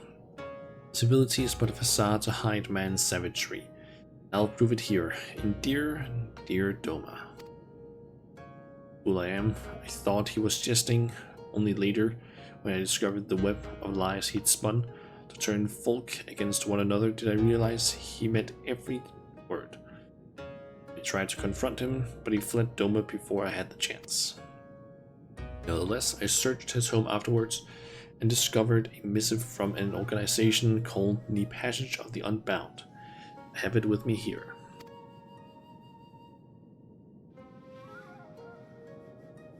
Dear illustrious Samidade, we extend our deepest gratitude for your interest in joining the Passage of the Unbound.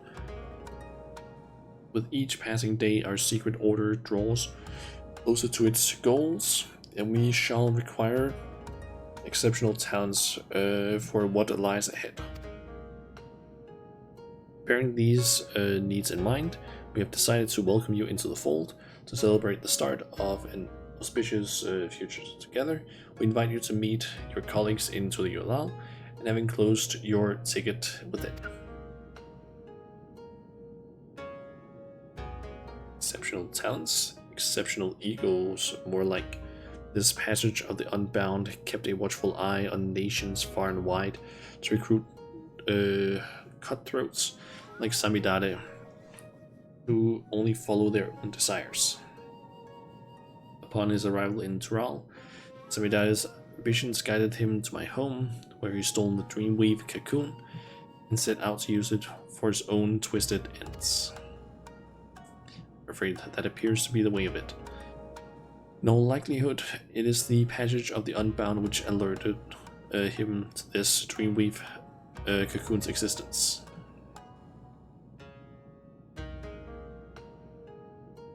Today, Samidade attempted to incite war between Doma and the Azim Steppe by weaving the face of our dearest ally, you. Your timely appearance prevented the worst from happening, but so long as he can alter his form and face at will, who can say what tomorrow may bring? 2 years as a secret operative has made him a master of reading people. Should he decide to Study his targets before taking their form. I fear his scheme may not be discovered until it's already too late. Please be careful, and may the Kami bless and keep you.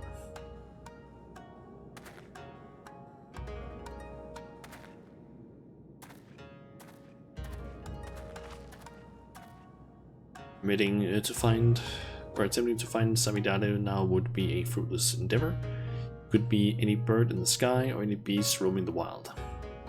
Let's return to Kagane. I'll reveal everything to you there, I promise.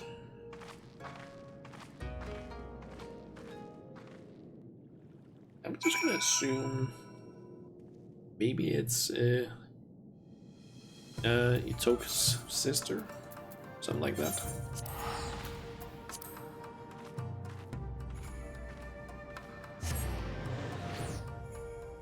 Or like someone that looked up to Itoka.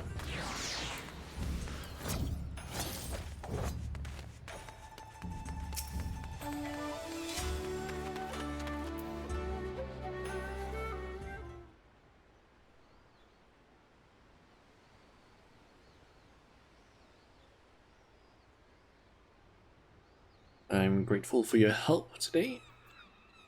Once again, I let our prey slip away.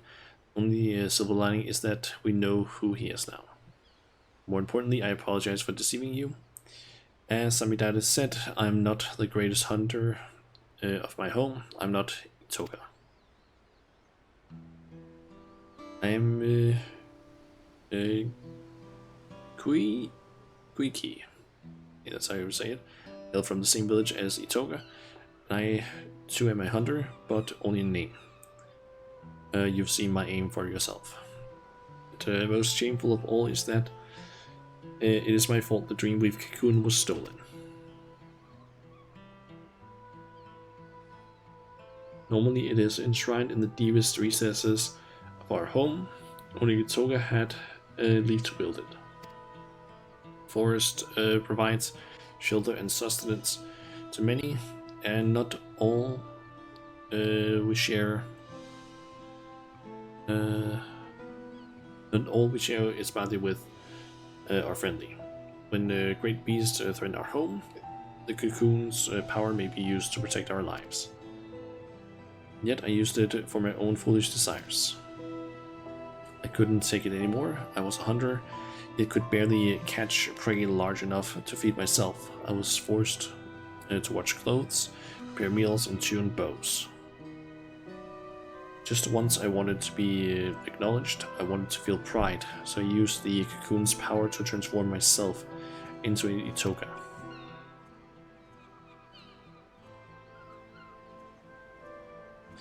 With dexterity and finesse, I finally caught prey befitting a true hunter. As I carried my prize home, he appeared.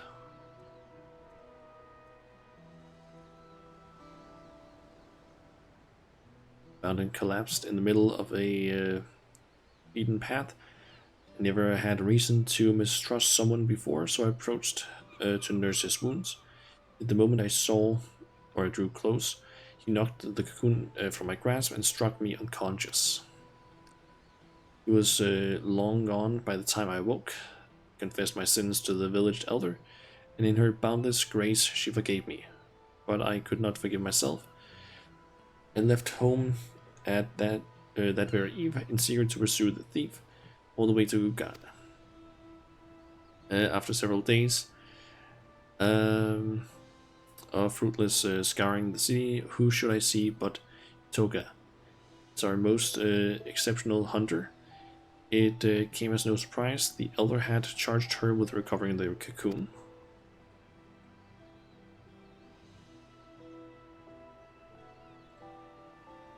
She was astonished to see me, of course. I had told no one of my actions. I feared she would send me home, but when I expressed to her my shame, my anger, she consoled me, told me we would find the cocoon together. And I was certain we would, until the day that duplicitous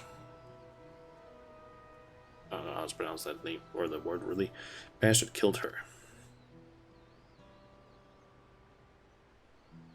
You appeared soon after her passing. I thought, with someone as strong as you at my side, maybe, just maybe, I could avenge her.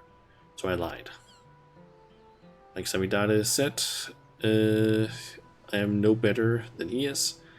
I'm an imposter, but my desire to reclaim the cocoon is every bit as strong as Itoka's was. I'm so sorry for lying to you, Shanna. I hope that you can find it in your heart to forgive me and continue to aid me in reclaiming the Dreamweaver cocoon. Thank you for telling me the truth. Of course I'll help.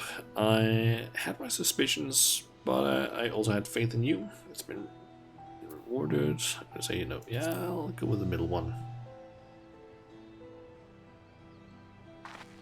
Thank you. I know with you at my side, I can keep my promise to Itoka.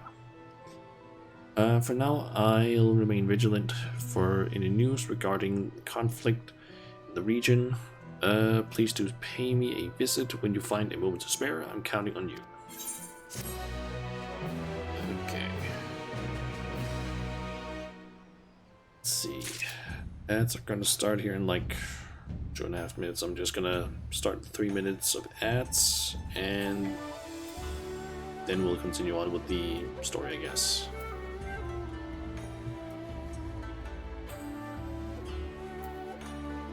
Here's what?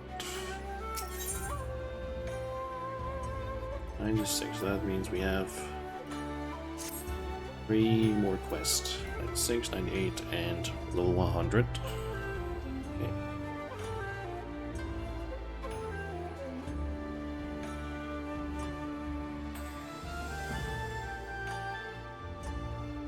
Man, I can really just feel in my throat like how I'm not used to talking this much. Like reading the text and everything. This is the same feeling I had back when I started doing it in or when I was doing it in back in the Realm Reborn.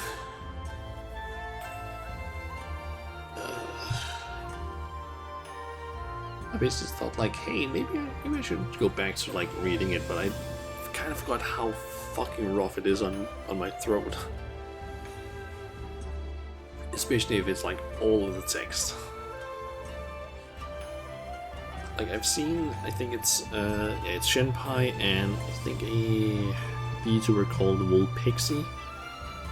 Wolpixie has basically started playing through Final Fantasy as well, with Shenpai basically being her sort of guide, almost. They basically do a thing where it's like, I think they kind of change who it is that basically reads text aloud, but try to basically make a character each time. That seems to at least kind of work out, because that means that you aren't reading like all of it, but only maybe half. Doing it all alone is rough on the throat. Maybe there's some sort of like training I could do, like, I don't know, talking, throat exercise things that could maybe help, like, reduce the strain on the throat.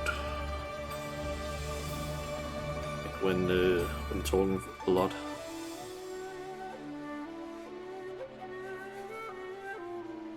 It's like right now I'm trying to just like drink water that isn't, like, it's slightly removing the pain from the amount of talking, but not all of it.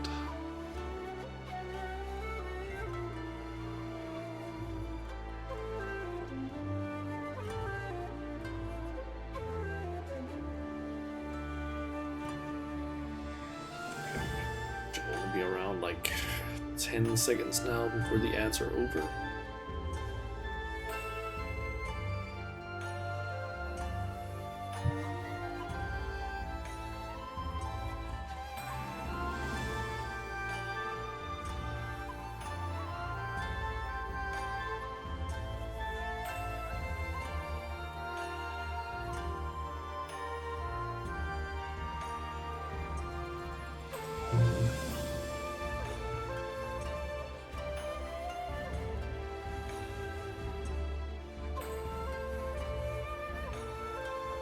Uh,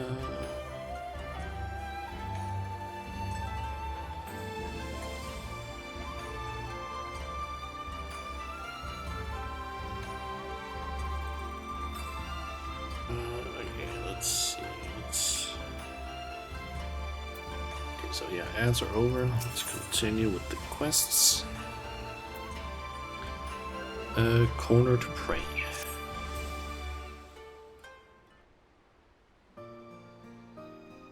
Jana, I'm so relieved to see you. I thought you might resent me for lying to you, that you might refuse to lend me your help again. I'd certainly be hard-pressed to reclaim the cocoon alone in this foreign land. I truly meant what I said before. I'm counting on you. Though I'm ashamed to admit it, when I first arrived here I was nearly swindled out of an heirloom by a talking catfish. Been scouring the city. Let's see. I'd been scouring the city for a shop to pawn my choker, so I could secure room and board. You see, when the catfish approached me, claiming it will buy the necklace for a fair price, offered me a handful of coins that glittered like gold. I was about to accept the offer when Itoga approached. In mere moments, she discerned that the catfish's currency was counterfeit, and ended the transaction then and there. She dragged me to the markets afterwards and pawned her own necklace to secure lodgings for the both of us. From the moment she arrived, Itoga took care of everything. What I'm trying to say is, I can't do anything on my own. I'm reckless and impulsive, and I'm just really glad to have you by my side.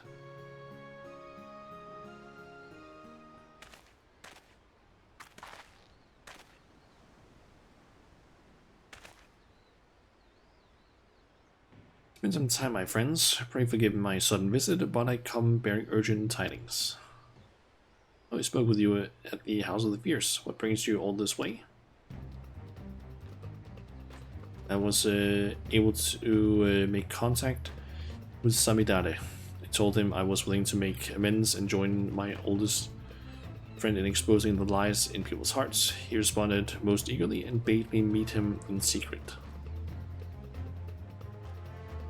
Wait, really? Did you say where? Aye, Hellslit. I had a mind to lay an ambush for him, but not knowing the extent of the power he wields, I thought it best to seek help. So I came, so I come here to beg your aid, Shana. Your strength and valor are unequaled, and we cannot apprehend Samidare without you. May never get another chance to catch him unaware like this. There is no time to lose. Why do I have a feeling that might be Samidare in disguise there?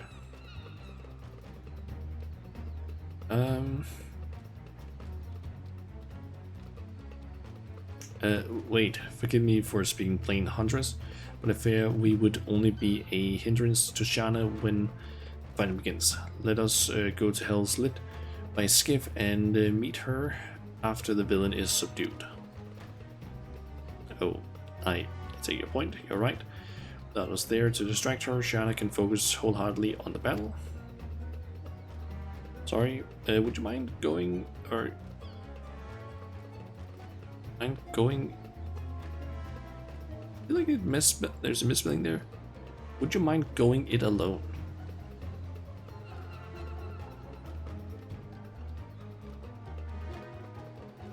I feel like there's some misspelling there. We'll be there as soon as we can.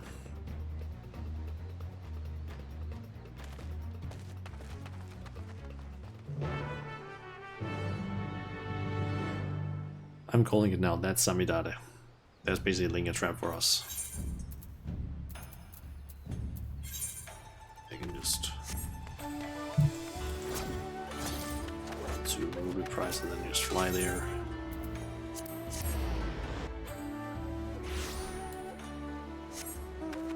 He is going to, I'm guessing this, that Samidare is going to basically knock her out. and take her guys and beat us.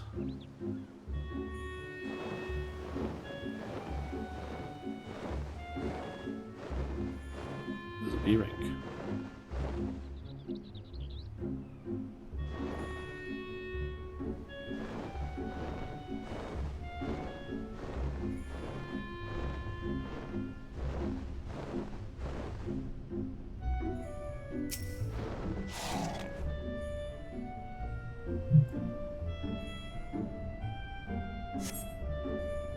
Sees no sign of Samidare. Perhaps his lair is further ahead.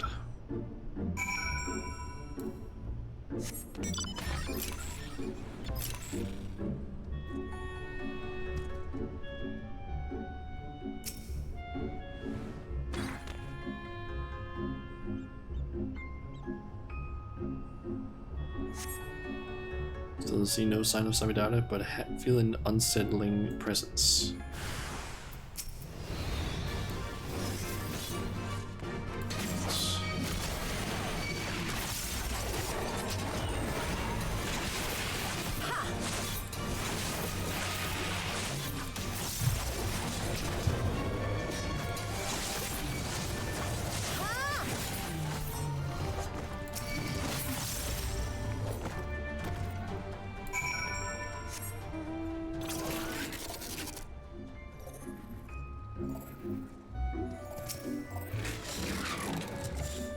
Before we do that, let me just get that effect. Just in case there's more fighting. There is nowhere to be found. There is naught to do but await your companion's arrival.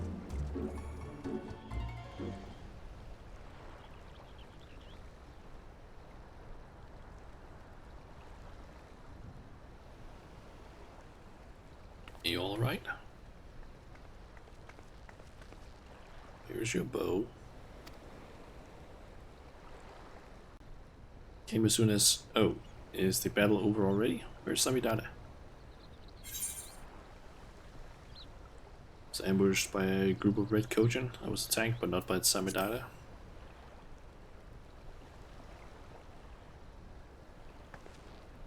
What? So this was a trap? Wait, over there.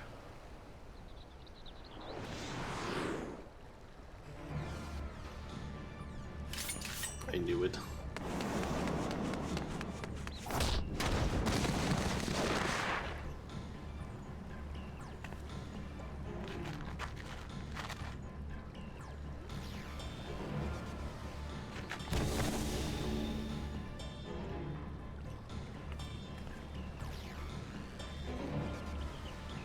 Thank goodness I made it. After all that time I spent in that old Kojin's shell, convincing his underlings to attack you, it was mere ilms from the skin of your back, alas. Tegule's plan gone to waste. It seems I underestimated your strength, that fell huntress's tenacity. Dare say I'm outmatched. No common beast I might mimic can stand against you. I must contemplate your deaths with more care, more rigor. Look forward to our next meeting.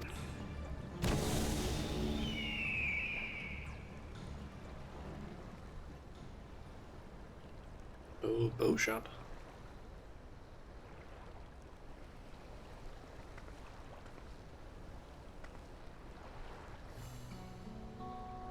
Give me. I need to catch my breath. Samidare's friend was the villain himself. As soon as the skiff made it to the open sea, he threw me overboard. Dawntrail had to swim like a fish to make it here in time. It's made me into a fool again. He waylaid me before using a similar ruse. By the time I figured out what was what, Toga was already. I always wondered how a craven like Samidare was able to kill her, our greatest hunter. Now I know.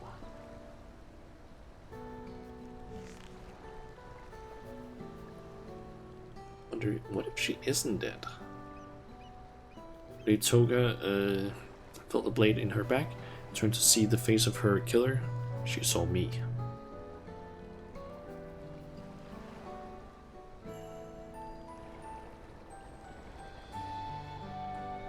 And I was able to prevent history from repeating itself. I don't want to lose you too. Yeah, we should return to Gugana. Samidana may have planted more than one trap for us here.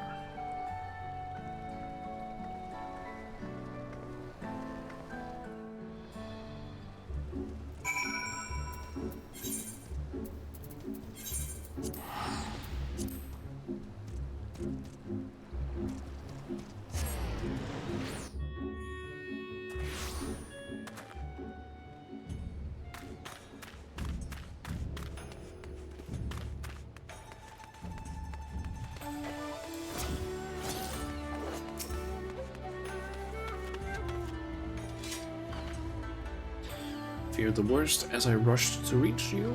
The moment Samidana was in sight, I charged without thinking, which in retrospect was probably the best. And I tried to shoot him from afar with my bow. I might have missed, or worse yet, hit you instead. In any case, I'm just relieved that you're safe.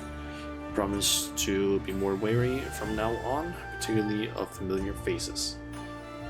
It hardly needs saying, but remember to keep your guard up as well.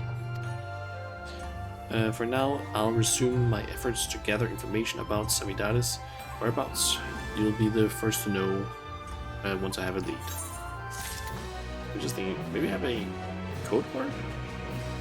Like, if you haven't seen each other like in a while, you basically just have a code word where it's like, okay, you say like a specific sentence or something like that. And if they reply with the right thing, it's you basically have like, you know, it's them. Would make it a lot simpler at least. Imposter syndrome.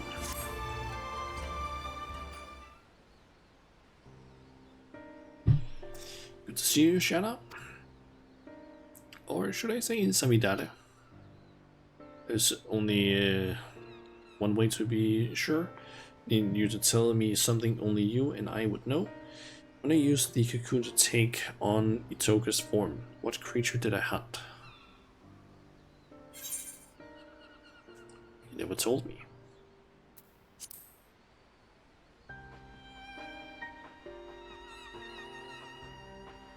It's really you.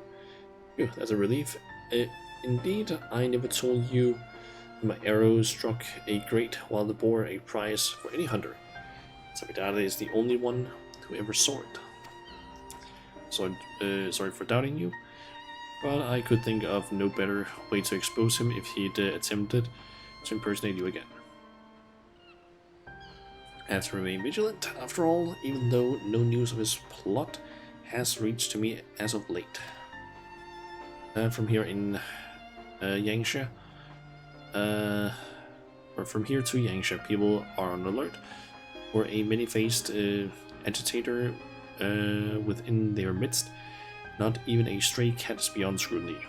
While Samidana can no longer act so brazenly, I'm afraid this means his trail's gone cold.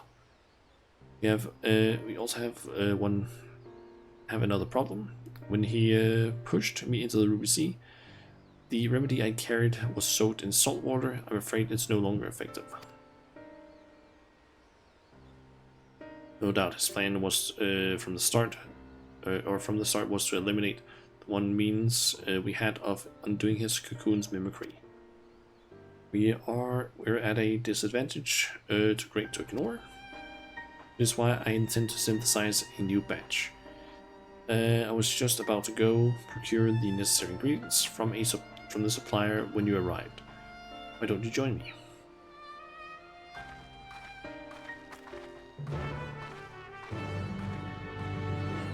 Here's the thing though, that could technically be Samidana also. But we don't know.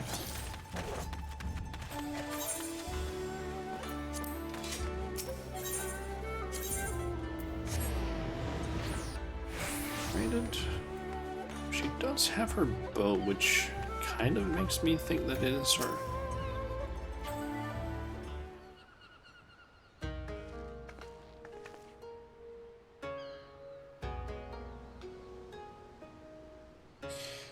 heard of such materials. Where are they found?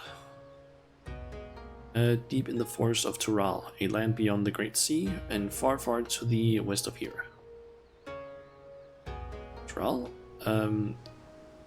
I am afraid my supply chain doesn't extend quite that far.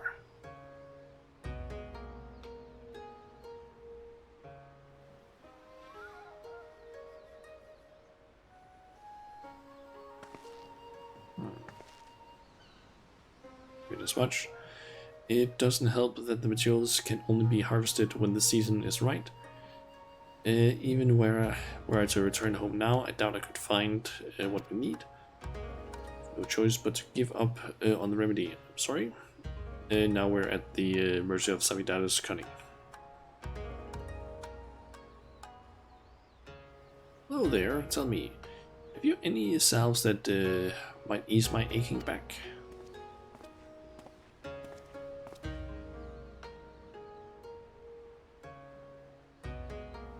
Sir, this isn't the apothecary. Where are your spectacles? Yes, how could I forget?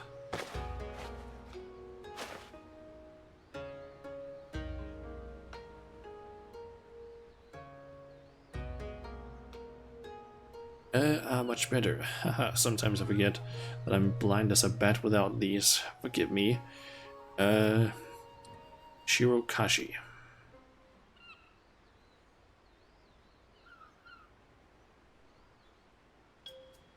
Excuse me, but those bits of glass covering your eyes help you see better? Is she, like, semi-blind? Or have bad eyesight? Well, yes. Are you unfamiliar with spectacles? I've seen folk wearing them before, but I always thought they were decorative, like my choker. Tell me, where can I procure a pair of my own? Yamabuki is your man. He has a breadth of artisan contracts who will ensure you receive a pair fine-tuned for your specifications. Find his shop on this very street. Look for him, thank you.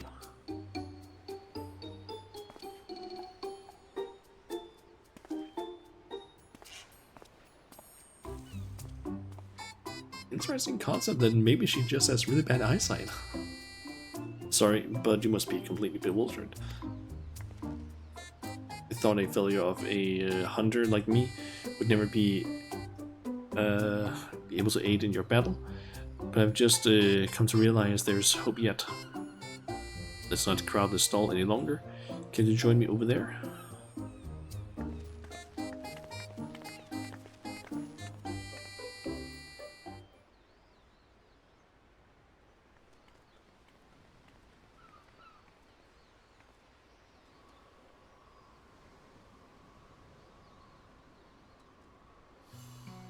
Ever since I was a child, I have had trouble seeing things from afar. That's why my aim bow is so poor.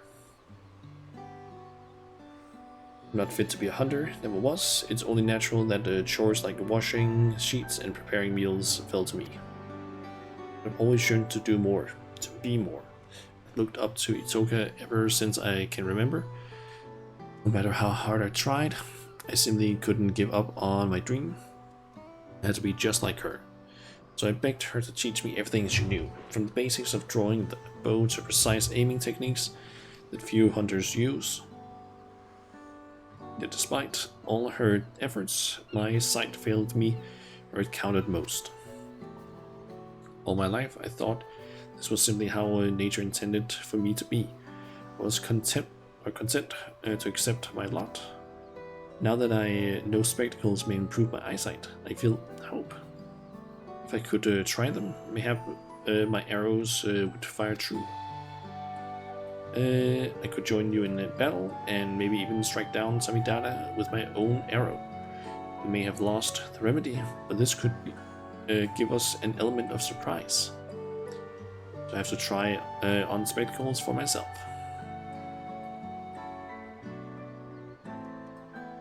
Alright, let's go meet this Yamabuki.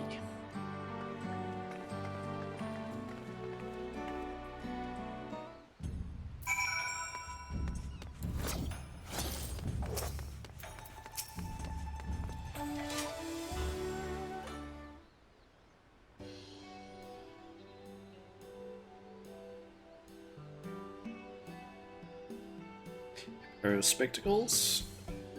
Is it? I can certainly get your order in the pipeline, but I'm afraid there'll be a wait. Fresh out of supply, as you see, and the next shipment isn't due for a number of weeks. Of course, if you're in a rush, you could roll up your sleeves and get the materials yourself. All you need is the glossy shell of an Azure Hawksbill and a cluster of Aurulent quartz. Bring them here, and my affiliates can begin work immediately. Knows what schemes Samidade might contrive should we let down our chase for weeks. Would you be willing to lend me a hand with procuring the materials? If we split up, we should be able to gather them in the blink of an eye. By the eager pair, I see.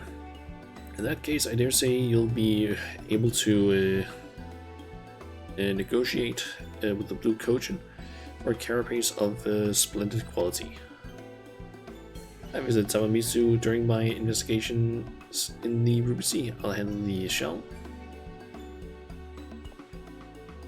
Leaves you with the Aurulent quartz.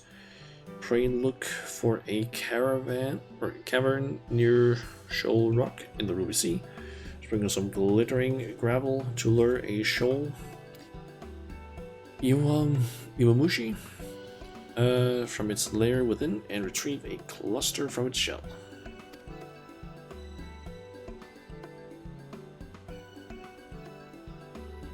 Let's be back here when we're finished.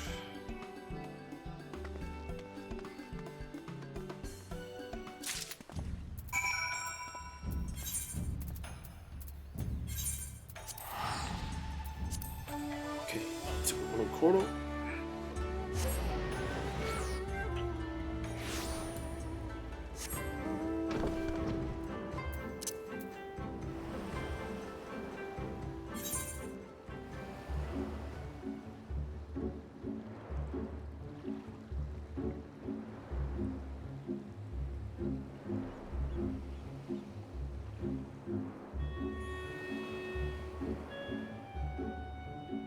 But yep, there's a lot of weird mounts you can get in this game. Let's get that.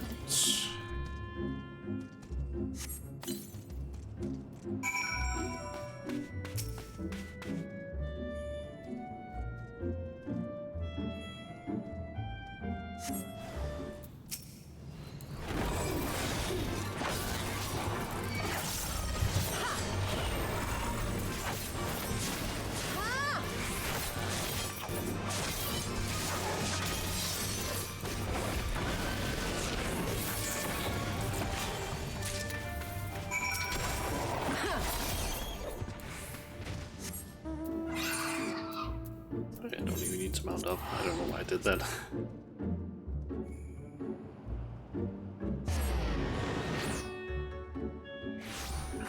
There's other mounts that are like a bit on the weirder side. There's like a minion thing mount. Yeah, I also got this one recently. Where is that one that I'm thinking of?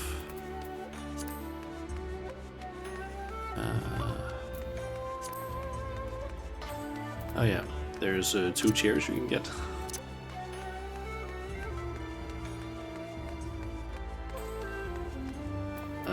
Several horses, motorcycles,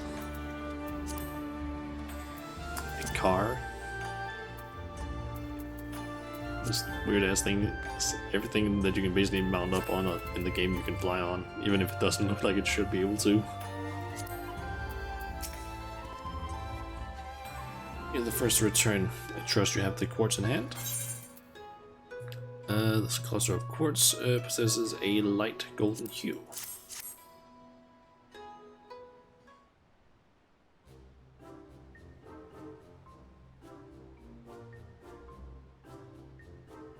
Excellent. This will make for a fine pair of lenses. Now we need only wait for your friend.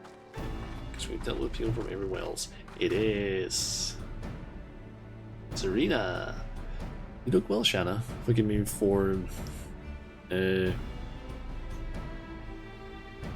issuing pleasantries. There is an urgent matter I wish to discuss.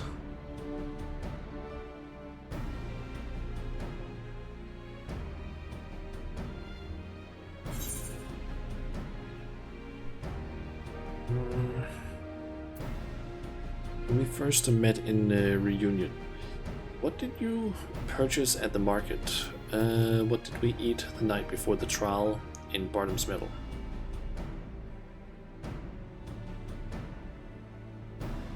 I don't remember either of those things.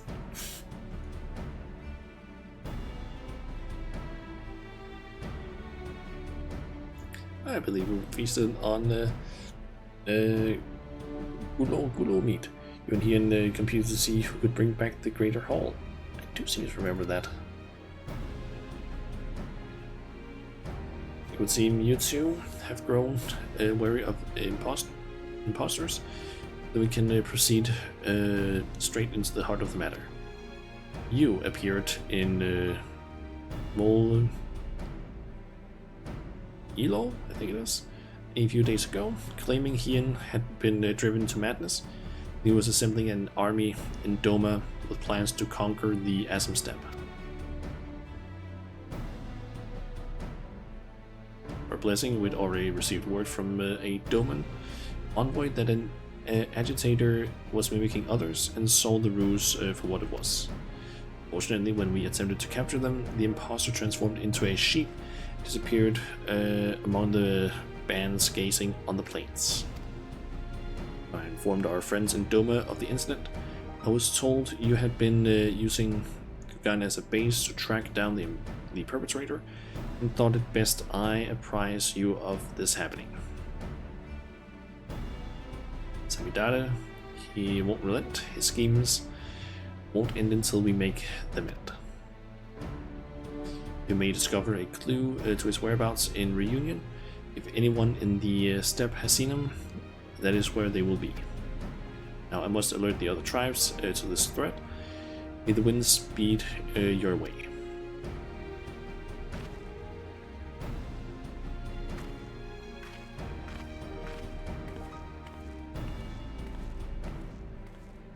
Off to the Asm Steppe then. With any luck, someone in Reunion will have insight to offer. Guess go there and speak with 3 people.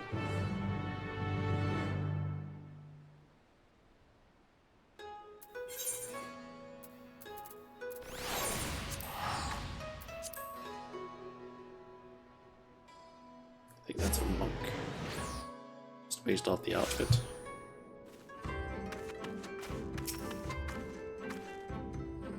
Someone's stirring up trouble. A quarrel among the tribes is as common as the rising sun. But a day goes by without it. Now, if you will excuse me, I have goods to sell. Can I continue inquiries elsewhere?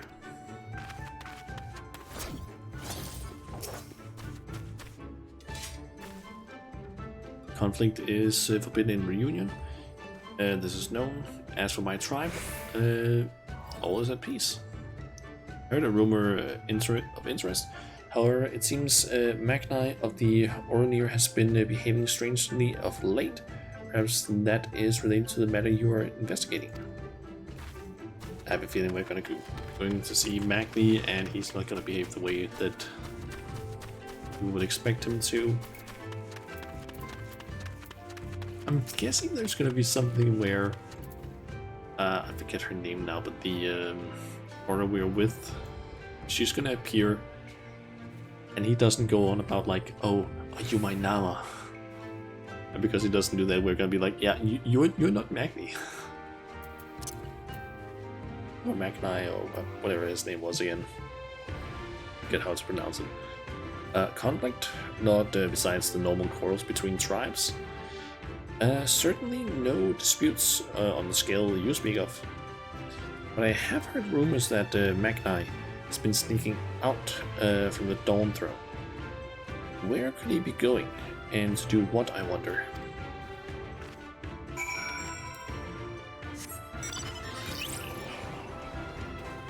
So yeah, that seems to hint that it is Magni.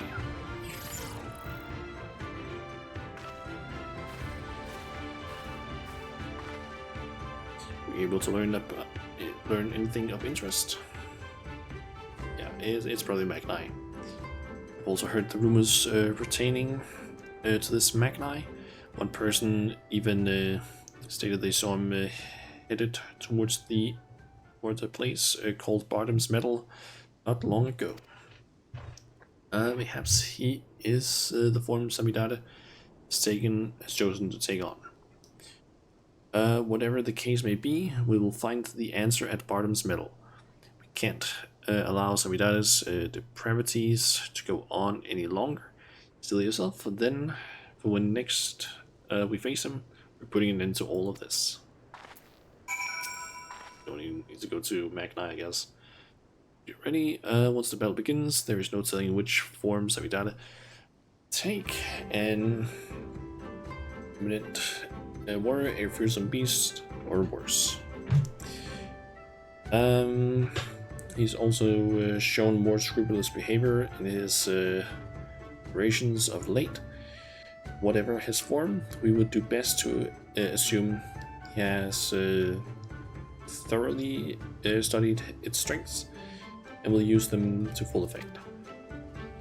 Yet I am not the feeble hunter I was before. Together with your martial might and my exacting eye, we will defeat him. At long last, Itoka shall have her vengeance, and my village shall see the cocoon returned.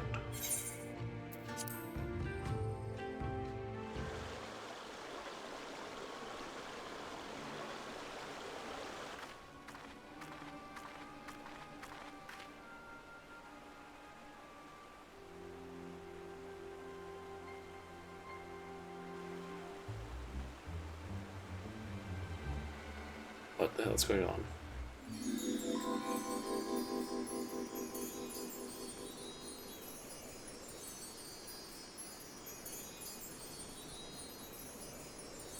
That's him. That's 100% the faker. There's no way that Sadu would behave like that. My beautiful bright son, I would bask in your warmth till my flesh returns to the earth.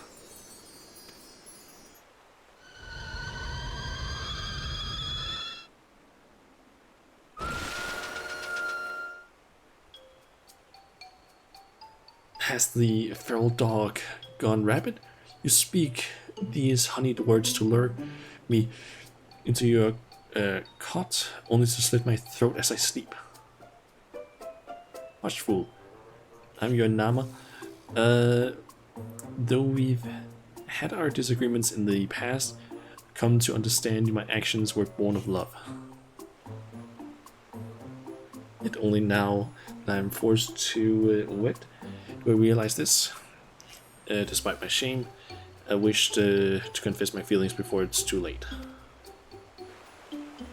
What? I don't... what the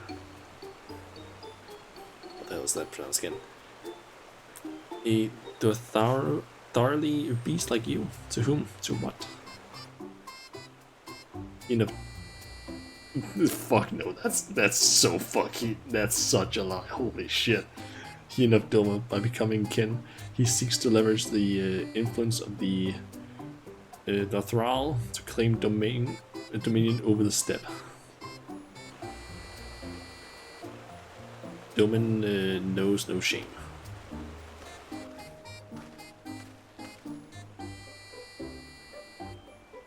Very well. I will consider your proposal, far-fetched though it may be. I cannot overlook the possibility that you are my Nama. But first we must gather our warriors. The Domin's impudence cannot go unpunished. We march for Doma. Come Morriston. Magna, you are such a fucking dumbass.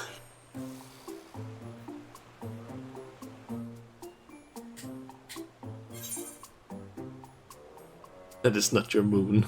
That's not Sadu. Hey, little son, wake the fuck up. What are you doing here? Isn't that obvious? There's spies of Doma come to quash any thought resistance. You must kill them quickly. But she's the Hagan.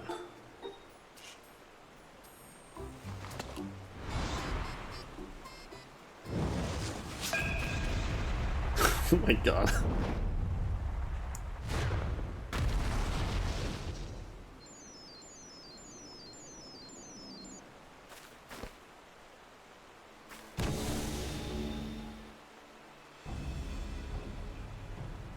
You two are quite the persistent pair.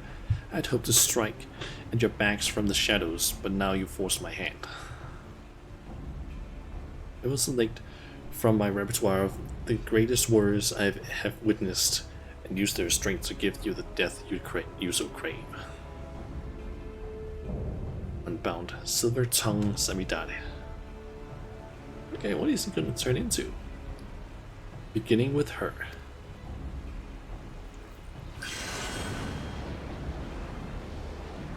Toga? Yep.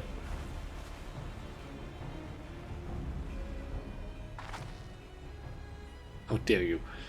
When my arrow pierces your breast, Itoga will finally know peace.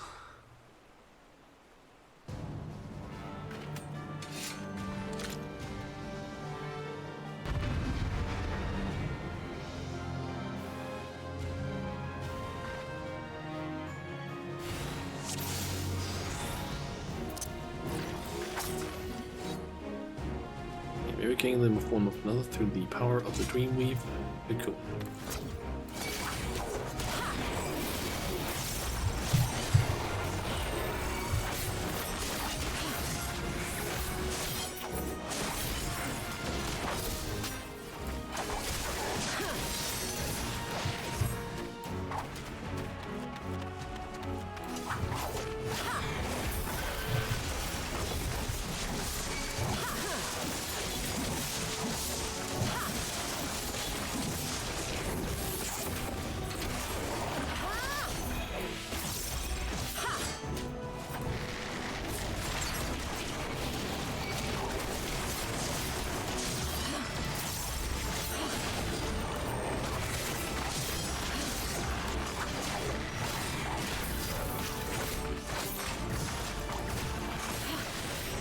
Okay, she was about to do something.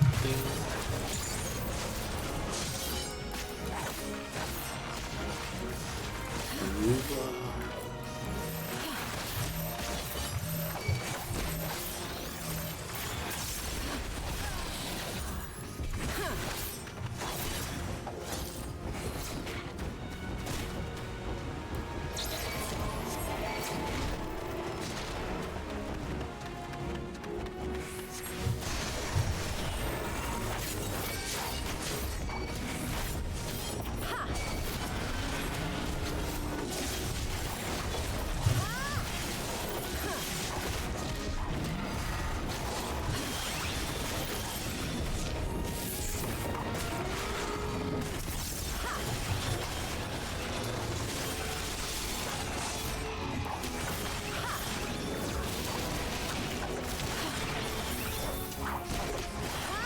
For the might of that brutish Boromir.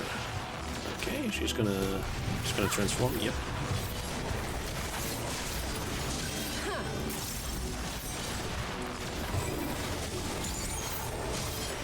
One ruler.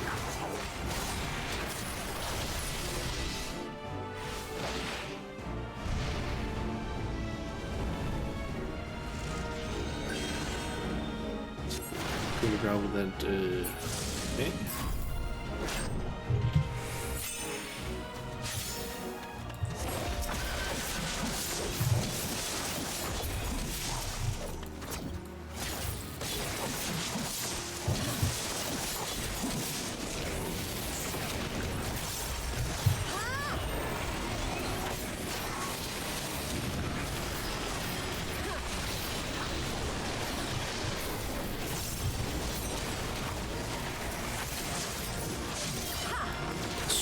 Her form? What are you gonna transform into? Who's her? Oh.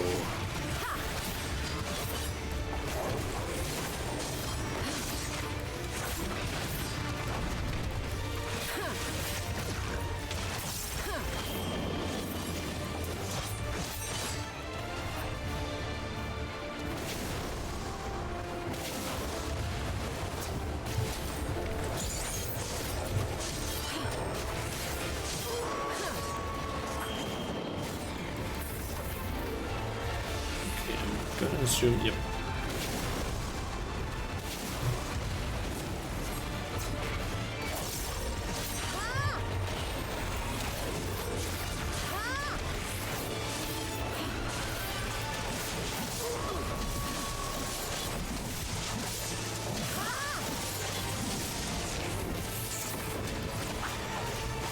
Mindful curse. Oh, down for the count.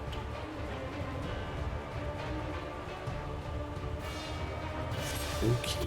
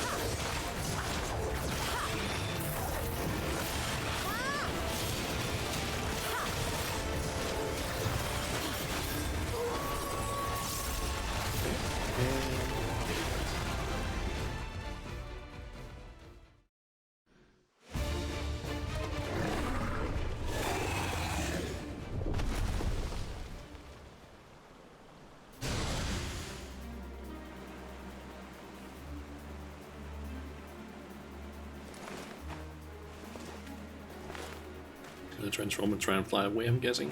No. Transforms into a bird and he gets hit.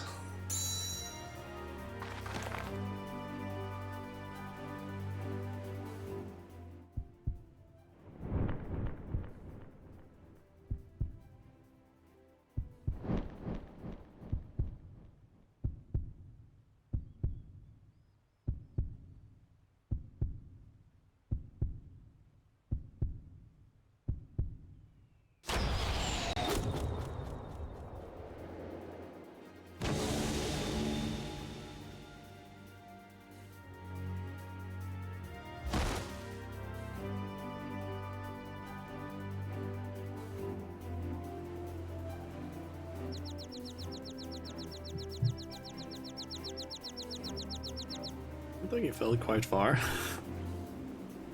So with an arrow in his shoulder.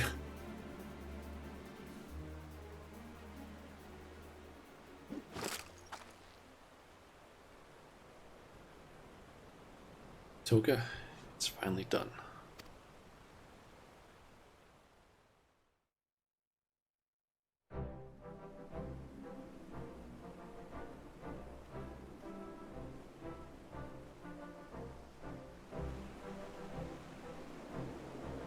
What am I doing here? I feel as though I've just awoken from the strangest dream.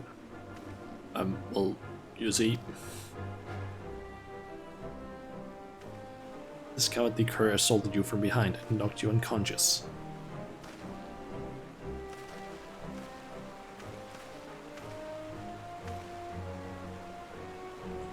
You have shown the sun disgrace this day. You will feel his scorn impressed upon your flesh. You shall forget the warmth of his radiance. In the shadows will you scream, yet none will hear. Prepare yourself.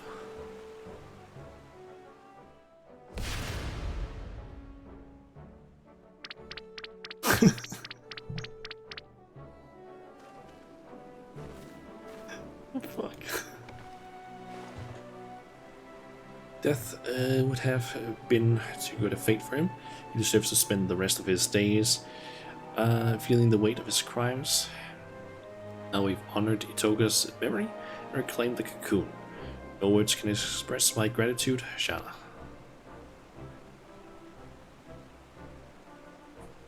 I can finally go home, but my community awaits our foremost hunters' triumphant return. The expression will come over their face when the village disgrace arrives instead.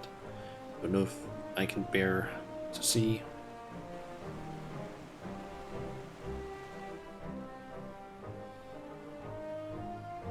I wonder if she's gonna use it to basically look like Itoga.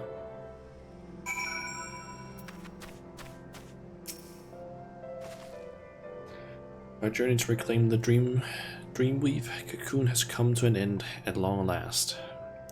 Would that I could return home in high spirits. As I recall, you said Shashipia is the one who requested your help, yes? Let us make the journey back to Tuliyolal and report to her all that has happened.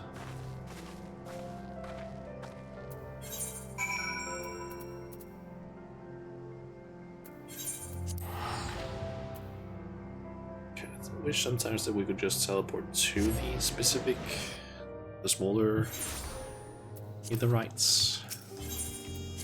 Kind of get why we can't do that, but it would still be kind of nice sometimes. Just like speed up travel a little bit.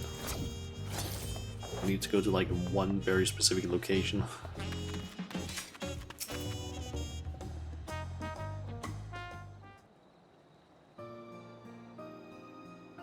You're back. Were you able to retrieve the Dreamweave cocoon?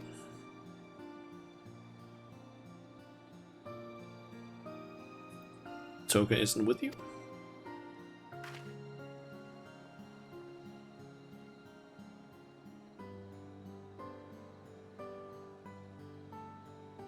Okay, so she didn't use the cocoon to look like Toga.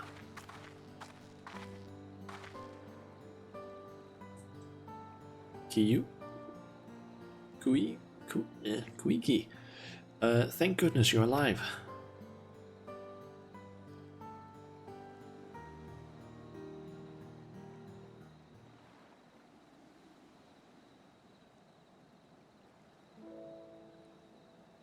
May her soul rest in the cocoon's embrace. Can't believe Itoga is gone. Yes, our village's greatest hunter is lost to us. Its greatest failure survives. Here, take the cocoon back where it belongs. Oh, I have no right to return. Don't be ridiculous. You're a child of the forest. You are our dear sister. You can always come home. The entire village has been word sick about you. We all saw how crestfallen you were. So when you suddenly disappeared, we feared you took your life. For 3 days and 3 nights, we scoured the land and water to find you. Yet, look at you now, Wiki.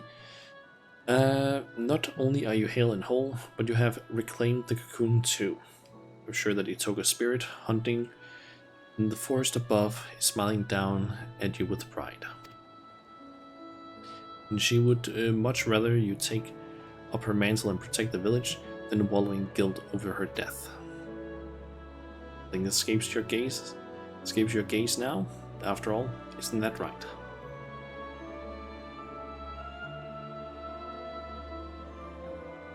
Thank you, Shashipia.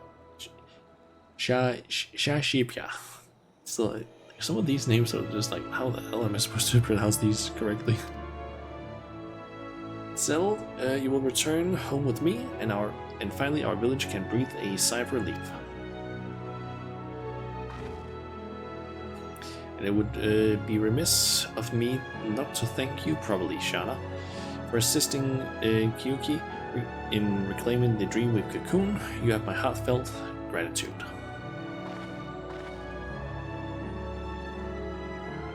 I was a little more than a liar and a hypocrite when we first met, but during our time together, I discovered that I'm so much more than that. That with the right tools, even I could become a hunter worthy of following in Toka's steps. I'm truly grateful to you for helping me to see that. Well, for now, Shana, I hope that one day our paths may cross again.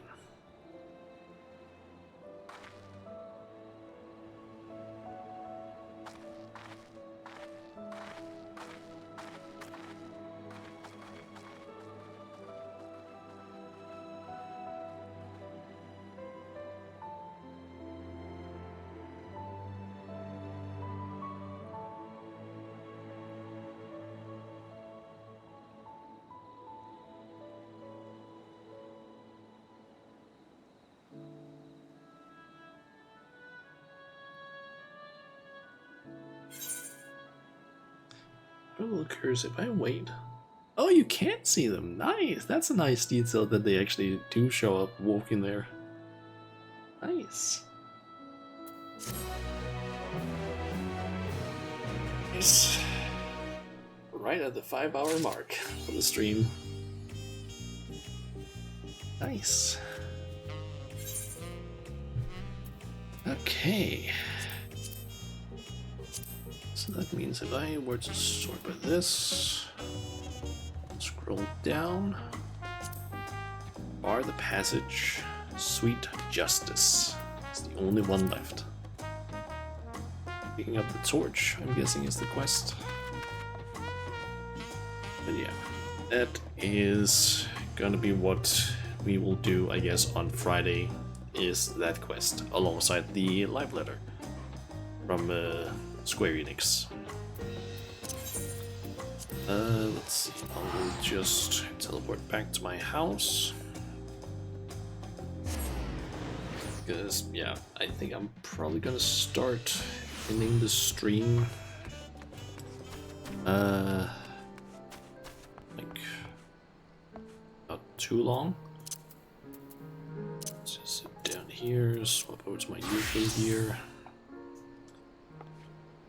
So yeah, that's gonna be it for today's stream, pretty much. Let's see, I do have a few, like one thing I will quickly mention here, because I'm gonna be also posting about it in probably just a few hours over on Blue Sky and possibly also on my Discord server. But in 1 week, it's my birthday.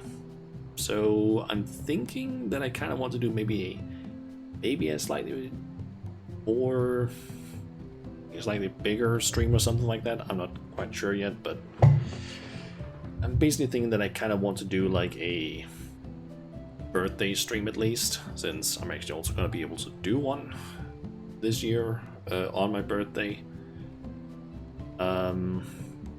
So yeah, the plan is, let me actually just do this. But yeah, my plan, I currently don't have a fully fledged out plan, but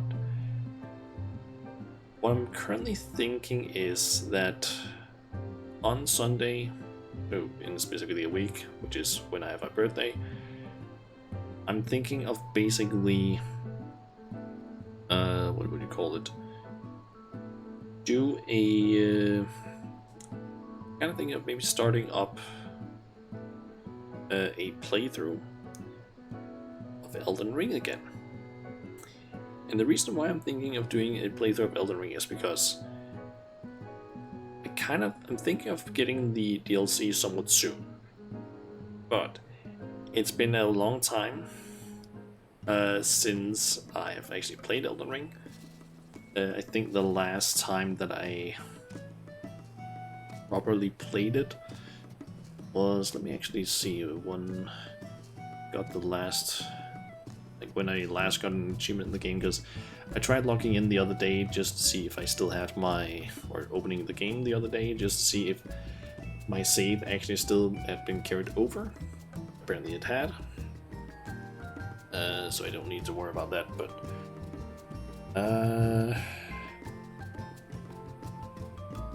looks like...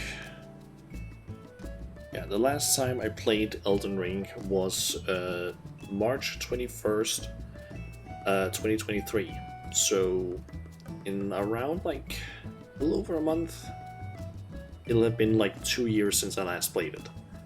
So what I'm thinking is, I'm kind of thinking of either just do another playthrough,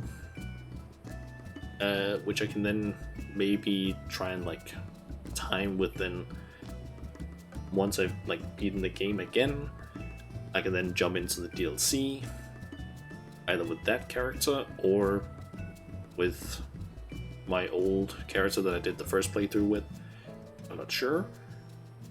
Or I could do a playthrough of the base game, but with a randomizer.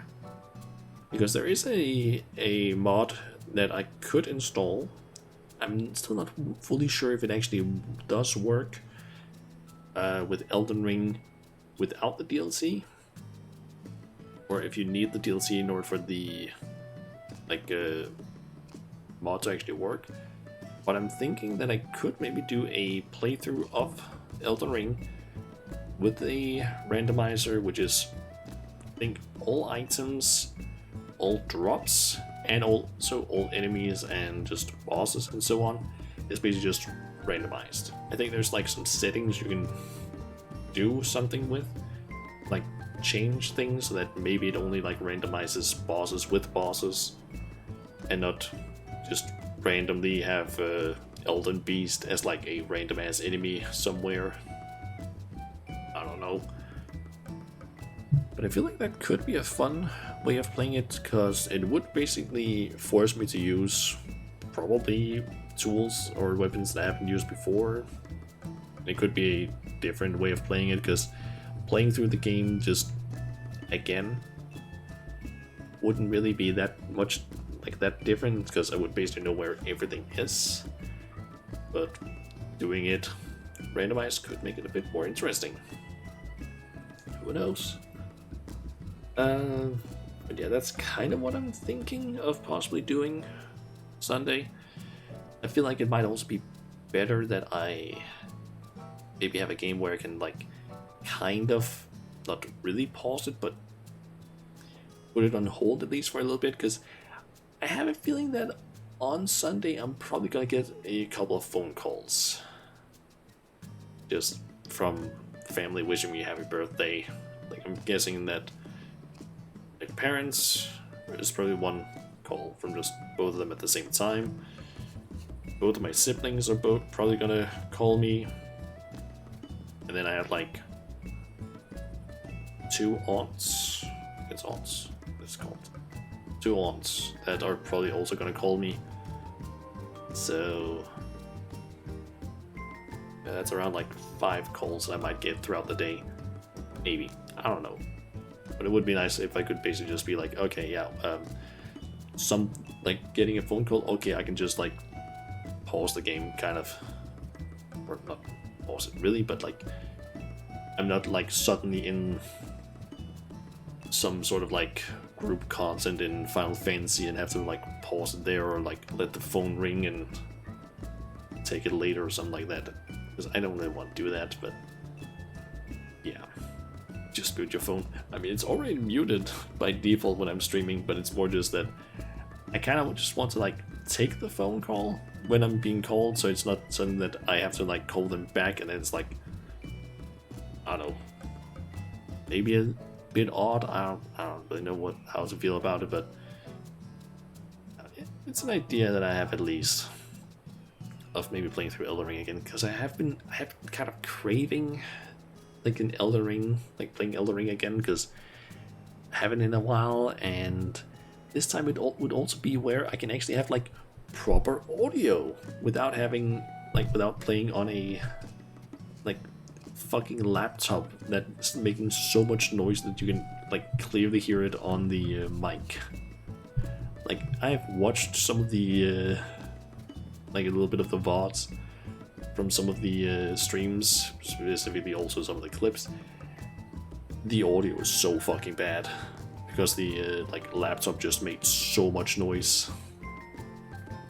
being able to actually play on like a proper machine and like have maybe a slightly better experience would be kind of nice. Plus, since I am thinking of maybe starting to try and make some more like edited like playthrough videos of streams, specifically more like when I'm playing through a game, it could maybe be a fun thing to do, to just do like Elden Ring, because I'm not really gonna do a ton with it with Final Fantasy right now, because I'm already in the middle of like content. Doesn't really make a ton of sense for me to do that right now, I feel like. But maybe when the next expansion comes out, we could like do some edited videos with that, because I had been thinking about it, but then it ended up being like, oh wait, I have fucking 10 different games or something like that worth of like with 10 different playthroughs of games and hundreds of like 4 to 4 hour plus streams that I was like, oh yeah, I'll edit those down to like highlight things that never went anywhere. It was way too much stuff for me to basically be able to handle on my own. Like, I don't know what the fuck to do. So yeah, kind of cancelled that stuff, but hopefully I can start actually using my main YouTube channel for actually posting like content on. Hopefully soon that Final Fantasy guy that I've been kind of thinking of doing. That I feel like I have most of the like, don't really want to call it script, but like the script / note things that I've written down. I feel like most of that is done at this point. I just need to like record enough footage for it, which I probably could do after, like, I don't know, recording the voiceover or something. I don't know. But I feel like that if I just sat down, got the last stuff written down, I could basically get that video out relatively fast. Because I already have a decent chunk of like footage that I could use. Just actually getting around to actually making it. But yeah. I'm basically gonna just end the stream now, I think, and yeah, expect in like maybe, I don't know, maybe in a few hours, maybe tomorrow first, I don't know yet. I'll basically just post like make a post on Blue Skies and on my Discord, just like with more details regarding the like that birthday stream thing. So yeah, that's the plan at least for now. But yeah, I guess I will see the rest of you, or see you all at some point in the not too, like, either throughout the week if I'm able to like find a day where I can do a stream, and if not, then possibly on Friday, I guess. Yeah, let's see. I need to find someone to raid. Let's see. Who to go with? Kind of a decent chunk of people that I could raid.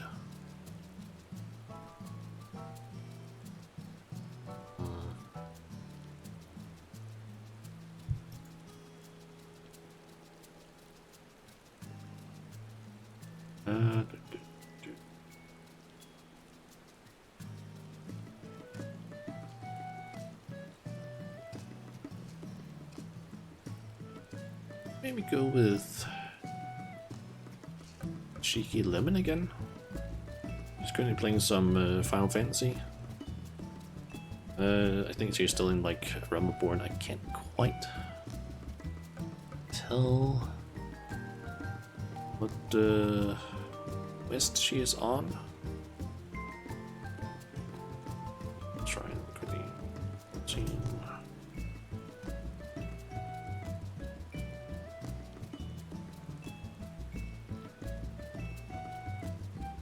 What is this?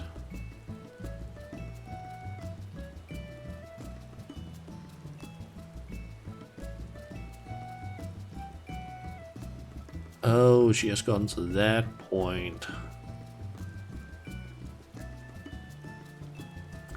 She's gotten to the point where the science had got attacked. Yeah. I think we will rate her then. But yeah. Hopefully I'll be able to stream maybe someday throughout the week. I don't know yet. We'll have to see. Maybe I'll just try and focus more on getting work done on my next VTuber model. I still need to figure out if I'm gonna go with my original plan first, slightly modified version of that, or if I'm gonna go with my new idea that I have. We'll have to see. But yeah, either I'm gonna focus just on that stuff, or maybe a stream, I don't know, but at least currently you can assume that I will almost certainly have a stream on Friday with more Final Fantasy and the live letter. Yeah, I guess until next time everyone, I'll see you.